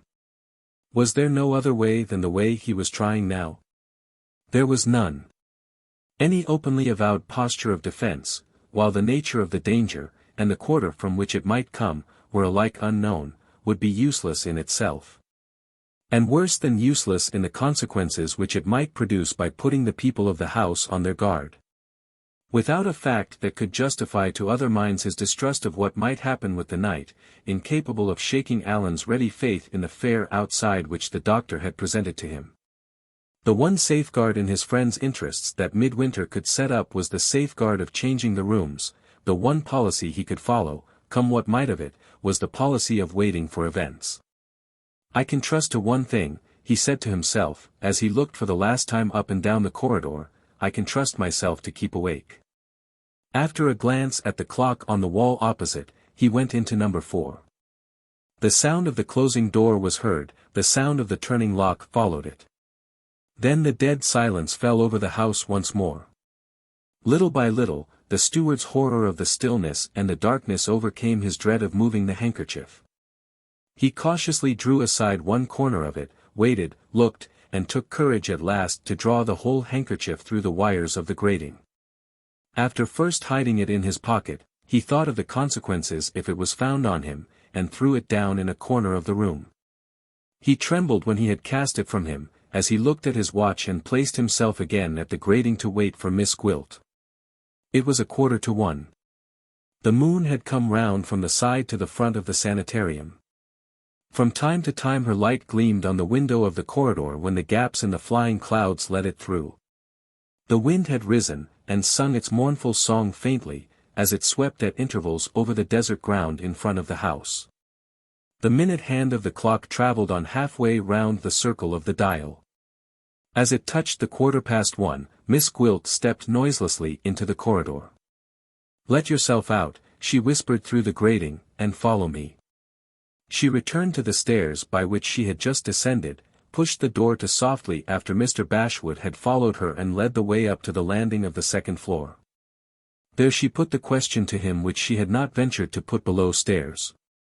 "Was Mr. Armadale shown into number 4, she asked. He bowed his head without speaking. "Answer me in words. Has Mr. Armadale left the room since?" He answered, "No."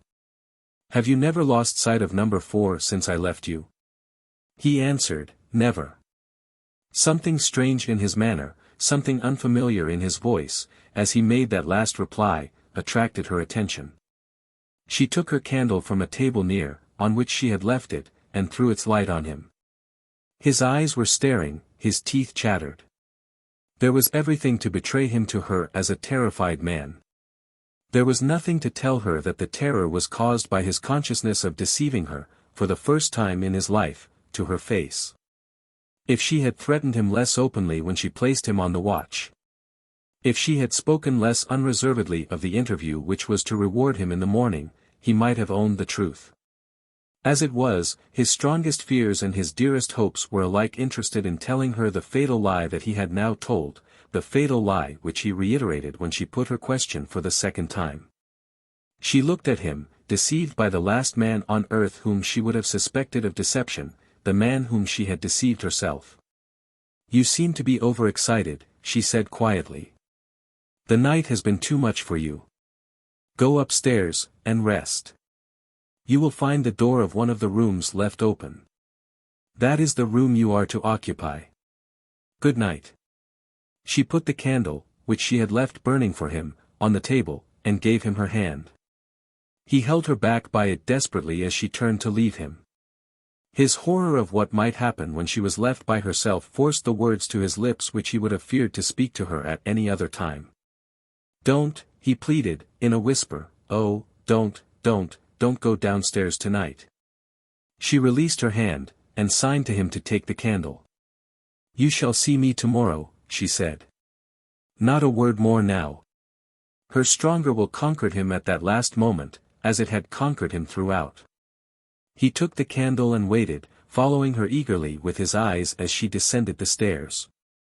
The cold of the December night seemed to have found its way to her through the warmth of the house.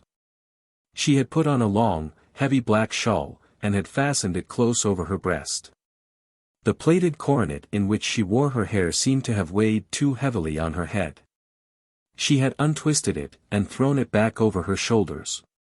The old man looked at her flowing hair, as it lay red over the black shawl, at her supple, long-fingered hand, as it slid down the banisters, at the smooth, seductive grace of every movement that took her further and further away from him. "The night will go quickly," he said to himself, as she passed from his view. "I shall dream of her till the morning comes."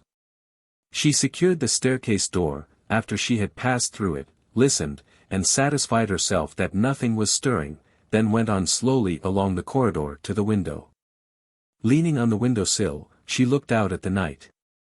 The clouds were over the moon at that moment. Nothing was to be seen through the darkness but the scattered gaslights in the suburb. Turning from the window, she looked at the clock. It was 20 minutes past 1. For the last time, the resolution that had come to her in the earlier night, with the knowledge that her husband was in the house, forced itself uppermost in her mind. For the last time, the voice within her said, "Think if there is no other way." She pondered over it till the minute hand of the clock pointed to the half-hour. "No," she said, still thinking of her husband. "The one chance left is to go through with it to the end. He will leave the thing undone which he has come here to do. He will leave the words unspoken which he has come here to say, when he knows that the act may make me a public scandal, and that the words may send me to the scaffold." Her color rose, and she smiled with a terrible irony as she looked for the first time at the door of the room. "I shall be your widow," she said, "in half an hour." She opened the case of the apparatus and took the purple flask in her hand. After marking the time by a glance at the clock, she dropped into the glass funnel the first of the 6 separate pourings that were measured for her by the paper slips. When she had put the flask back, she listened at the mouth of the funnel. Not a sound reached her ear. The deadly process did its work in the silence of death itself. When she rose and looked up, the moon was shining in at the window, and the moaning wind was quiet. Oh, the time! The time! If it could only have been begun and ended with the first pouring. She went downstairs into the hall, she walked to and fro, and listened at the open door that led to the kitchen stairs. She came up again, she went down again. The first of the intervals of 5 minutes was endless. The time stood still. The suspense was maddening. The interval passed. As she took the flask for the second time, and dropped in the second pouring, the clouds floated over the moon, and the night view through the window slowly darkened. The restlessness that had driven her up and down the stairs, and backward and forward in the hall, left her as suddenly as it had come. She waited through the second interval, leaning on the window-sill, and staring, without conscious thought of any kind, into the black night. The howling of a belated dog was borne toward her on the wind, at intervals, from some distant part of the suburb. She found herself following the faint sound as it died away into silence with a dull attention, and listening for its coming again with an expectation that was duller still. Her arms lay like lead on the windowsill. Her forehead rested against the glass without feeling the cold. It was not till the moon struggled out again that she was startled into sudden self-remembrance. She turned quickly, and looked at the clock. 7 minutes had passed since the second pouring. As she snatched up the flask, and fed the funnel for the third time, the full consciousness of her position came back to her. The fever heat throbbed again in her blood, and flushed fiercely in her cheeks. Swift, smooth, and noiseless, she paced from end to end of the corridor, with her arms folded in her shawl and her eye moment after moment on the clock. 3 out of the next 5 minutes passed, and again the suspense began to madden her. The space in the corridor grew too confined for the illimitable restlessness that possessed her limbs. She went down into the hall again, and circled round and round it like a wild creature in a cage. At the third turn, she felt something moving softly against her dress. The house cat had come up through the open kitchen door, a large, tawny, companionable cat that purred in high good temper, and followed her for company. She took the animal up in her arms, it rubbed its sleek head luxuriously against her chin as she bent her face over it. "Armadale hates cats," she whispered in the creature's ear. "Come up and see Armadale killed." The next moment her own frightful fancy horrified her. She dropped the cat with a shudder, she drove it below again with threatening hands. For a moment after, she stood still, then in headlong haste suddenly mounted the stairs. Her husband had forced his way back again into her thoughts, her husband threatened her with a danger which had never entered her mind till now. What if he were not asleep? What if he came out upon her, and found her with the purple flask in her hand? She stole to the door of number 3 and listened. The slow, regular breathing of a sleeping man was just audible. After waiting a moment to let the feeling of relief quiet her, she took a step toward number 4, and checked herself. It was needless to listen at that door. The doctor had told her that sleep came first, as certainly as death afterward, in the poisoned air. She looked aside at the clock. The time had come for the 4th pouring. Her hand began to tremble violently as she fed the funnel for the 4th time. The fear of her husband was back again in her heart. What if some noise disturbed him before the 6th pouring? What if he woke on a sudden, as she had often seen him wake, without any noise at all? She looked up and down the corridor. The end room, in which Mr. Bashwood had been concealed, offered itself to her as a place of refuge. "I might go in there," she thought. "Has he left the key?" She opened the door to look, and saw the handkerchief thrown down on the floor. Was it Mr. Bashwood's handkerchief, left there by accident? She examined it at the corners. In the second corner she found her husband's name. Her first impulse hurried her to the staircase door, to rouse the steward and insist on an explanation. The next moment she remembered the purple flask, and the danger of leaving the corridor. She turned, and looked at the door of number 3. Her husband, on the evidence of the handkerchief, had unquestionably been out of his room, and Mr. Bashwood had not told her. Was he in his room now? In the violence of her agitation, as the question passed through her mind, she forgot the discovery which she had herself made not a minute before. Again she listened at the door, again she heard the slow, regular breathing of the sleeping man. The first time the evidence of her ears had been enough to quiet her, this time, in the tenfold aggravation of her suspicion and her alarm, she was determined to have the evidence of her eyes as well. "All the doors open softly in this house," she said to herself, "there's no fear of my waking him." Noiselessly, by an inch at a time, she opened the unlocked door, and looked in the moment the aperture was wide enough. In the little light she had let into the room, the sleeper's head was just visible on the pillow. Was it quite as dark against the white pillow as her husband's head looked when he was in bed? Was the breathing as light as her husband's breathing when he was asleep? She opened the door more widely, and looked in by the clearer light.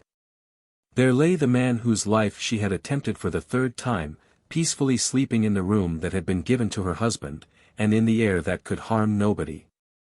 The inevitable conclusion overwhelmed her on the instant. With a frantic upward action of her hands she staggered back into the passage.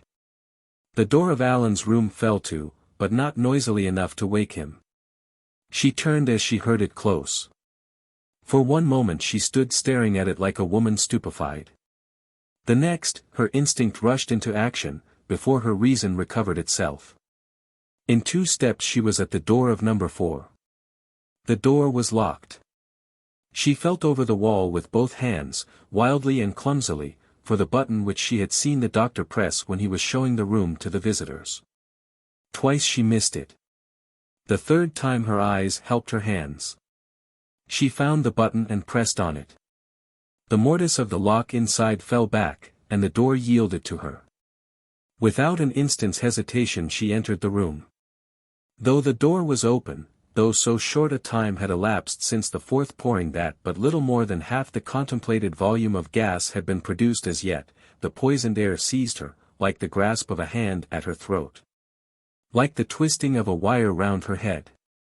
She found him on the floor at the foot of the bed, his head and one arm were toward the door, as if he had risen under the first feeling of drowsiness, and had sunk in the effort to leave the room. With the desperate concentration of strength of which women are capable in emergencies, she lifted him and dragged him out into the corridor. Her brain reeled as she laid him down, and crawled back on her knees to the room to shut out the poisoned air from pursuing them into the passage. After closing the door, she waited, without daring to look at him the while, for strength enough to rise and get to the window over the stairs. When the window was opened, when the keen air of the early winter morning blew steadily in, she ventured back to him and raised his head, and looked for the first time closely at his face. Was it death that spread the livid pallor over his forehead and his cheeks, and the dull leaden hue on his eyelids and his lips? She loosened his cravat and opened his waistcoat, and bared his throat and breast to the air. With her hand on his heart, with her bosom supporting his head, so that he fronted the window, she waited the event. A time passed, a time short enough to be reckoned by minutes on the clock. And yet long enough to take her memory back over all her married life with him, long enough to mature the resolution that now rose in her mind as the one result that could come of the retrospect. As her eyes rested on him, a strange composure settled slowly on her face. She bore the look of a woman who was equally resigned to welcome the chance of his recovery, or to accept the certainty of his death. Not a cry or a tear had escaped her yet. Not a cry or a tear escaped her when the interval had passed, and she felt the first faint fluttering of his heart, and heard the first faint catching of the breath of his lips. She silently bent over him and kissed his forehead. When she looked up again, the hard despair had melted from her face. There was something softly radiant in her eyes, which lit her whole countenance as with an inner light, and made her womanly and lovely once more. She laid him down, and, taking off her shawl, made a pillow of it to support his head. "It might have been hard, love," she said, as she felt the faint pulsation strengthening at his heart. "You have made it easy now." She rose, and, turning from him, noticed the purple flask in the place where she had left it since the fourth pouring. "Ah," she thought, quietly, "I had forgotten my best friend, I had forgotten that there is more to pour in yet." With a steady hand, with a calm, attentive face, she fed the funnel for the fifth time. 5 minutes more, she said, when she had put the flask back, after a look at the clock. She fell into thought that only deepened the grave and gentle composure of her face. "Shall I write him a farewell word?" she asked herself. "Shall I tell him the truth before I leave him forever?" Her little gold pencil case hung with the other toys at her watch chain. After looking about her for a moment, she knelt over her husband and put her hand into the breast pocket of his coat. His pocketbook was there. Some papers fell from it as she unfastened the clasp. One of them was the letter which had come to him from Mr. Brock's deathbed. She turned over the 2 sheets of notepaper on which the rector had written the words that had now come true, and found the last page of the last sheet a blank. On that page she wrote her farewell words, kneeling at her husband's side. "I am worse than the worst you can think of me. You have saved Armadale by changing rooms with him tonight, and you have saved him from me. You can guess now whose widow I should have claimed to be, if you had not preserved his life. And you will know what a wretch you married when you married the woman who writes these lines. Still, I had some innocent moments, and then I loved you dearly. Forget me, my darling, in the love of a better woman than I am. I might, perhaps, have been that better woman myself, if I had not lived a miserable life before you met with me. It matters little now. The one atonement I can make for all the wrong I have done you is the atonement of my death. It is not hard for me to die, now I know you will live. Even my wickedness has one merit, it has not prospered. I have never been a happy woman. She folded the letter again, and put it into his hand, to attract his attention in that way when he came to himself. As she gently closed his fingers on the paper and looked up, the last minute of the last interval faced her, recorded on the clock. She bent over him, and gave him her farewell kiss.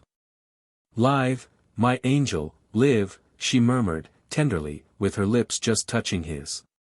"All your life is before you, a happy life, and an honored life, if you are freed from me."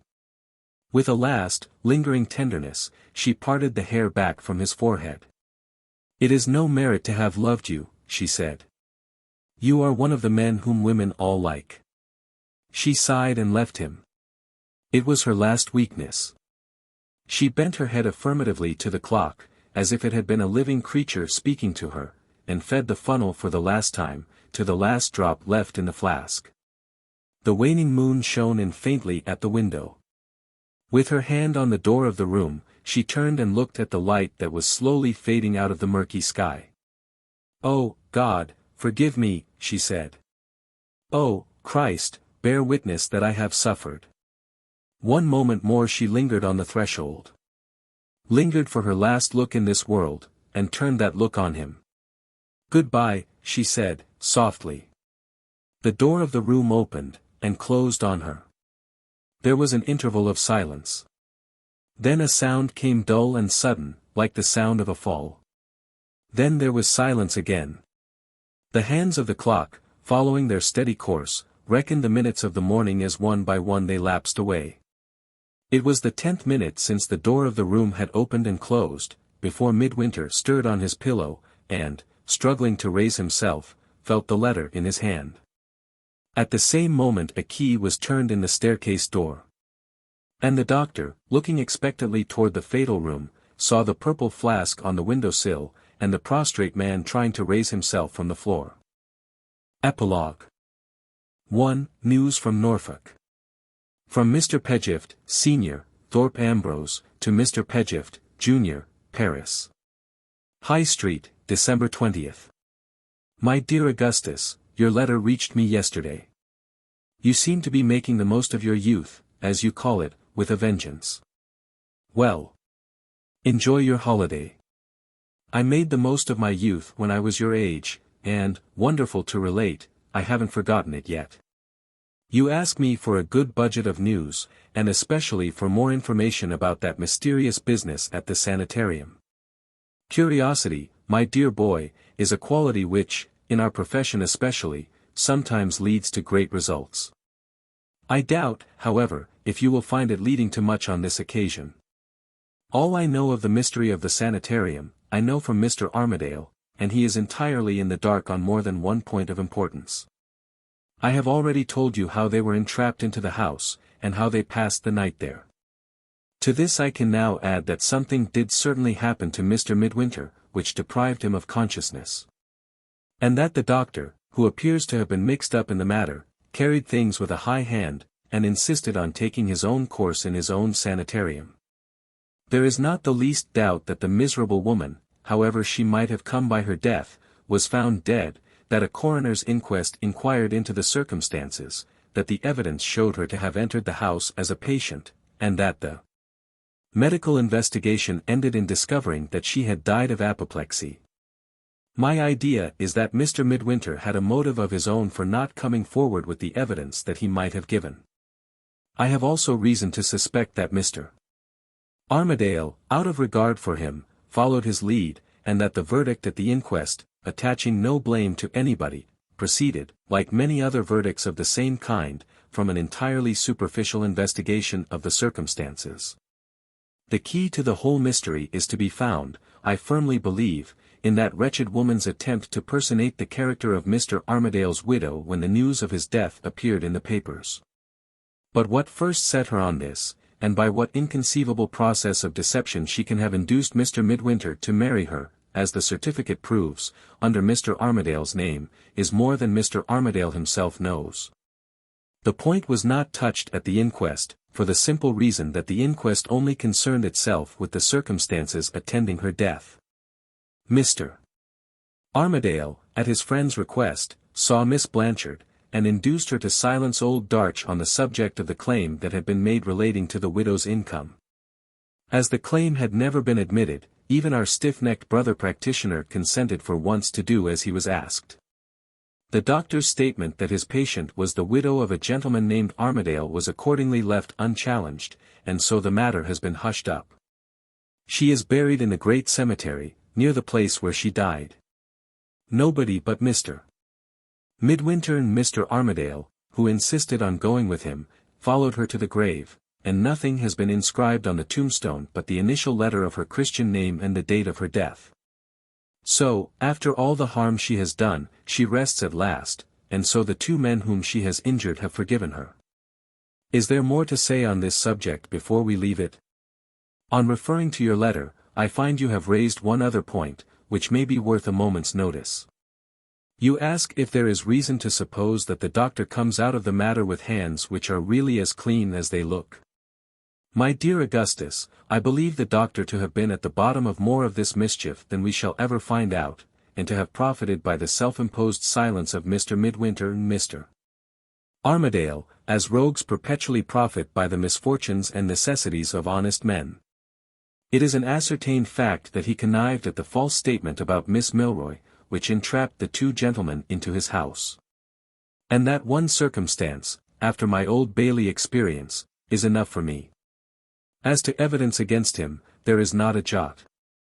And as to retribution overtaking him, I can only say I heartily hope retribution may prove, in the long run, to be the more cunning customer of the two. There is not much prospect of it at present. The doctor's friends and admirers are, I understand, about to present him with a testimonial, expressive of their sympathy under the sad occurrence which has thrown a cloud over the opening of his sanitarium. And of their undiminished confidence in his integrity and ability as a medical man.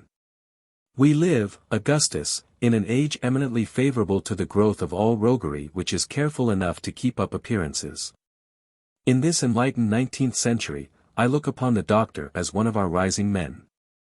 To turn now to pleasanter subjects than sanitariums, I may tell you that Miss Neelie is as good as well again, and is, in my humble opinion, prettier than ever. She is staying in London under the care of a female relative, and Mr. Armadale satisfies her of the fact of his existence, in case she should forget it, regularly every day. They are to be married in the spring, unless Mrs. Milroy's death causes the ceremony to be postponed. The medical men are of opinion that the poor lady is sinking at last. It may be a question of weeks or a question of months, they can say no more. She is greatly altered, quiet and gentle, and anxiously affectionate with her husband and her child. But in her case this happy change is, it seems, a sign of approaching dissolution, from the medical point of view.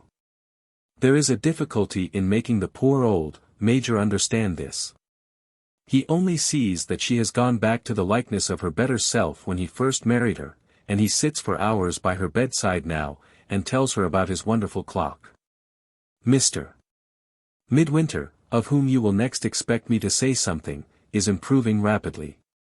After causing some anxiety at first to the medical men, who declared that he was suffering from a serious nervous shock, produced by circumstances about which their patient's obstinate silence kept them quite in the dark, he has rallied. As only men of his sensitive temperament, to quote the doctors again, can rally. He and Mr. Armadale are together in a quiet lodging. I saw him last week when I was in London. His face showed signs of wear and tear, very sad to see in so young a man. But he spoke of himself and his future with a courage and hopefulness which men of twice his years, if he has suffered as I suspect him to have suffered, might have envied. If I know anything of humanity, this is no common man. And we shall hear of him yet in no common way. You will wonder how I came to be in London. I went up, with a return ticket, from Saturday to Monday, about that matter in dispute at our agent's. We had a tough fight. But, curiously enough, a point occurred to me just as I got up to go, and I went back to my chair, and settled the question in no time. Of course I stayed at our hotel in Covent Garden. William, the waiter, asked after you with the affection of a father, and Matilda, the chambermaid, said you almost persuaded her that last time to have the hollow tooth taken out of her lower jaw. I had the agent's second son, the young chap you nicknamed Mustafa, when he made that dreadful mess about the Turkish securities, to dine with me on Sunday. A little incident happened in the evening which may be worth recording, as it connected itself with a certain old lady who was not at home when you and Mr. Armadale blundered on that house in Pimlico in the bygone time. Mustafa was like all the rest of you young men of the present day, he got restless after dinner. "Let's go to a public amusement, Mr. Pedgift," says he. "Public amusement? Why, it's Sunday evening," says I. "All right, sir," says Mustafa. "They stop acting on the stage, I grant you, on Sunday evening, but they don't stop acting in the pulpit. Come and see the last new Sunday performer of our time." As he wouldn't have any more wine, there was nothing else for it but to go. We went to a street at the West End, and found it blocked up with carriages. If it hadn't been Sunday night, I should have thought we were going to the opera. "What did I tell you?" says Mustafa, taking me up to an open door with a gas star outside and a bill of the performance. I had just time to notice that I was going to one of a series of Sunday evening discourses on the pomps and vanities of the world, by a sinner who has served them, when Mustafa jogged my elbow, and whispered, "Half a crown is the fashionable tip." I found myself between two demure and silent gentlemen, with plates in their hands, uncommonly well filled already with the fashionable tip. Mustafa patronized one plate, and I the other. We passed through two doors into a long room, crammed with people. And there, on a platform at the further end, holding forth to the audience, was, not a man, as I had expected, but a woman, and that woman, Mother Oldershaw. You never listened to anything more eloquent in your life. As long as I heard her she was never once at a loss for a word anywhere. I shall think less of oratory as a human accomplishment, for the rest of my days, after that Sunday evening. As for the matter of the sermon, I may describe it as a narrative of Mrs. Oldershaw's experience among dilapidated women, profusely illustrated in the pious and penitential style. You will ask what sort of audience it was. Principally women, Augustus, and, as I hope to be saved, all the old harridans of the world of fashion whom Mother Oldershaw had enamelled in her time, sitting boldly in the front places, with their cheeks ruddled with paint. In a state of devout enjoyment wonderful to see. I left Mustafa to hear the end of it. And I thought to myself, as I went out, of what Shakespeare says somewhere, "Lord, what fools we mortals be." Have I anything more to tell you before I leave off? Only one thing that I can remember.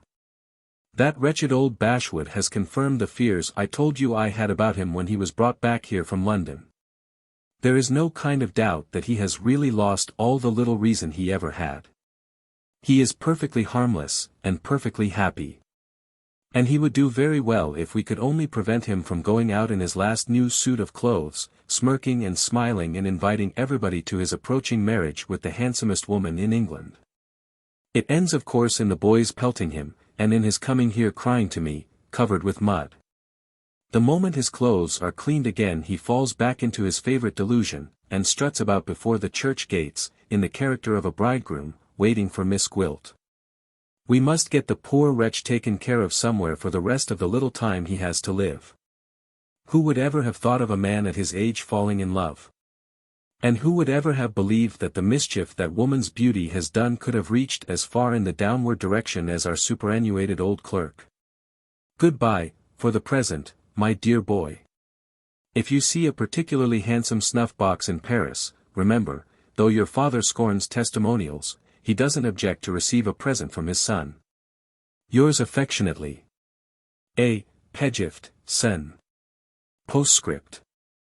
I think it likely that the account you mention in the French papers, of a fatal quarrel among some foreign sailors in one of the Lipari Islands, and of the death of their captain, among others, may really have been a quarrel among the scoundrels who robbed Mr. Armadale and scuttled his yacht. Those fellows, luckily for society, can't always keep up appearances, and, in their case, rogues and retribution do occasionally come into collision with each other. 2. Midwinter. The spring had advanced to the end of April. It was the eve of Allan's wedding day. Midwinter and he had sat talking together at the great house till far into the night, till so far that it had struck 12 long since, and the wedding day was already some hours old. For the most part the conversation had turned on the bridegroom's plans and projects. It was not till the two friends rose to go to rest that Allan insisted on making Midwinter speak of himself. "We have had enough, and more than enough, of my future," he began, in his bluntly straightforward way. "Let's say something now, Midwinter, about yours. You have promised me, I know, that, if you take to literature, it shan't part us, and that, if you go on a sea voyage, you will remember, when you come back, that my house is your home. But this is the last chance we have of being together in our old way, and I own I should like to know," his voice faltered, and his eyes moistened a little. He left the sentence unfinished. Midwinter took his hand and helped him, as he had often helped him to the words that he wanted in the bygone time.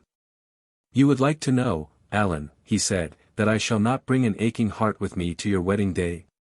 If you will let me go back for a moment to the past, I think I can satisfy you." They took their chairs again. Allan saw that Midwinter was moved. "Why distress yourself?" he asked, kindly. "Why go back to the past?" "For 2 reasons, Allan. I ought to have thanked you long since for the silence you have observed, for my sake, on a matter that must have seemed very strange to you. You know what the name is which appears on the register of my marriage, and yet you have forborne to speak of it, from the fear of distressing me. Before you enter on your new life, let us come to a first and last understanding about this.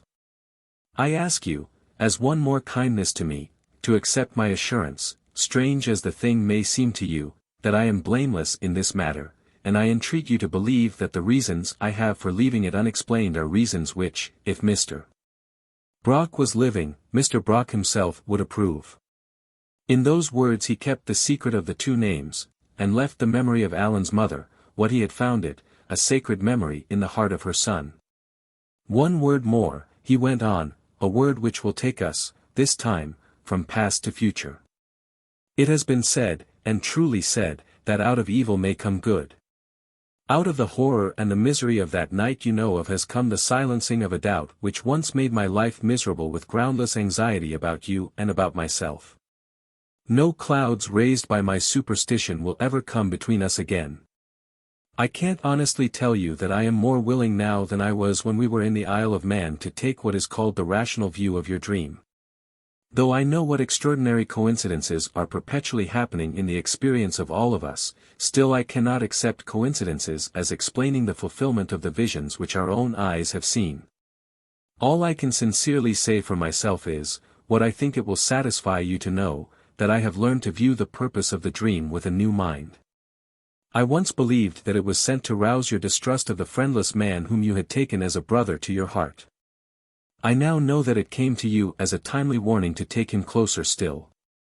Does this help to satisfy you that I, too, am standing hopefully on the brink of a new life, and that while we live, brother, your love and mine will never be divided again?" They shook hands in silence. Allan was the first to recover himself. He answered in the few words of kindly assurance which were the best words that he could address to his friend. "I have heard all I ever want to hear about the past," he said, "and I know what I most wanted to know about the future. Everybody says, Midwinter, you have a career before you, and I believe that everybody is right. Who knows what great things may happen before you and I are many years older?" "Who need know," said Midwinter, calmly. "Happen what may, God is all-merciful, God is all-wise. In those words your dear old friend once wrote to me. In that faith I can look back without murmuring at the years that are past, and can look on without doubting to the years that are to come." He rose, and walked to the window. While they had been speaking together the darkness had passed. The first light of the new day met him as he looked out, and rested tenderly on his face. Appendix. Note, my readers will perceive that I have purposely left them, with reference to the dream in this story, in the position which they would occupy in the case of a dream in real life. They are free to interpret it by the natural or the supernatural theory, as the bent of their own minds may incline them. Persons disposed to take the rational view may, under these circumstances, be interested in hearing of a coincidence relating to the present story, which actually happened, and which in the matter of extravagant improbability, sets anything of the same kind that a novelist could imagine at flat defiance. In November, 1865, that is to say, when 13 monthly parts of Armadale had been published, and, I may add, when more than a year and a half had elapsed since the end of the story, as it now appears, was first sketched in my notebook, a vessel lay in the Huskisson dock at Liverpool which was looked after by one man, who slept on board, in the capacity of shipkeeper. On a certain day in the week this man was found dead in the deck-house. On the next day a second man, who had taken his place, was carried dying to the Northern Hospital. On the third day a third shipkeeper was appointed, and was found dead in the deck-house which had already proved fatal to the other two. The name of that ship was the Armadale. And the proceedings at the inquest proved that the three men had been all suffocated by sleeping in poisoned air. I am indebted for these particulars to the kindness of the reporters at Liverpool, who sent me their statement of the facts. The case found its way into most of the newspapers. It was noticed, to give two instances in which I can cite the dates, in the Times of November 30, 1865, and was more fully described in the Daily News of November 28, in the same year. Before taking leave of Armadale, I may perhaps be allowed to mention, for the benefit of any readers who may be curious on such points, that the Norfolk Broads are here described after personal investigation of them. In this, as in other cases, I have spared no pains to instruct myself on matters of fact. Wherever the story touches on questions connected with law, medicine, or chemistry, it has been submitted before publication to the experience of professional men. The kindness of a friend supplied me with a plan of the doctor's apparatus, and I saw the chemical ingredients at work before I ventured on describing the action of them in the closing scenes of this book. The end.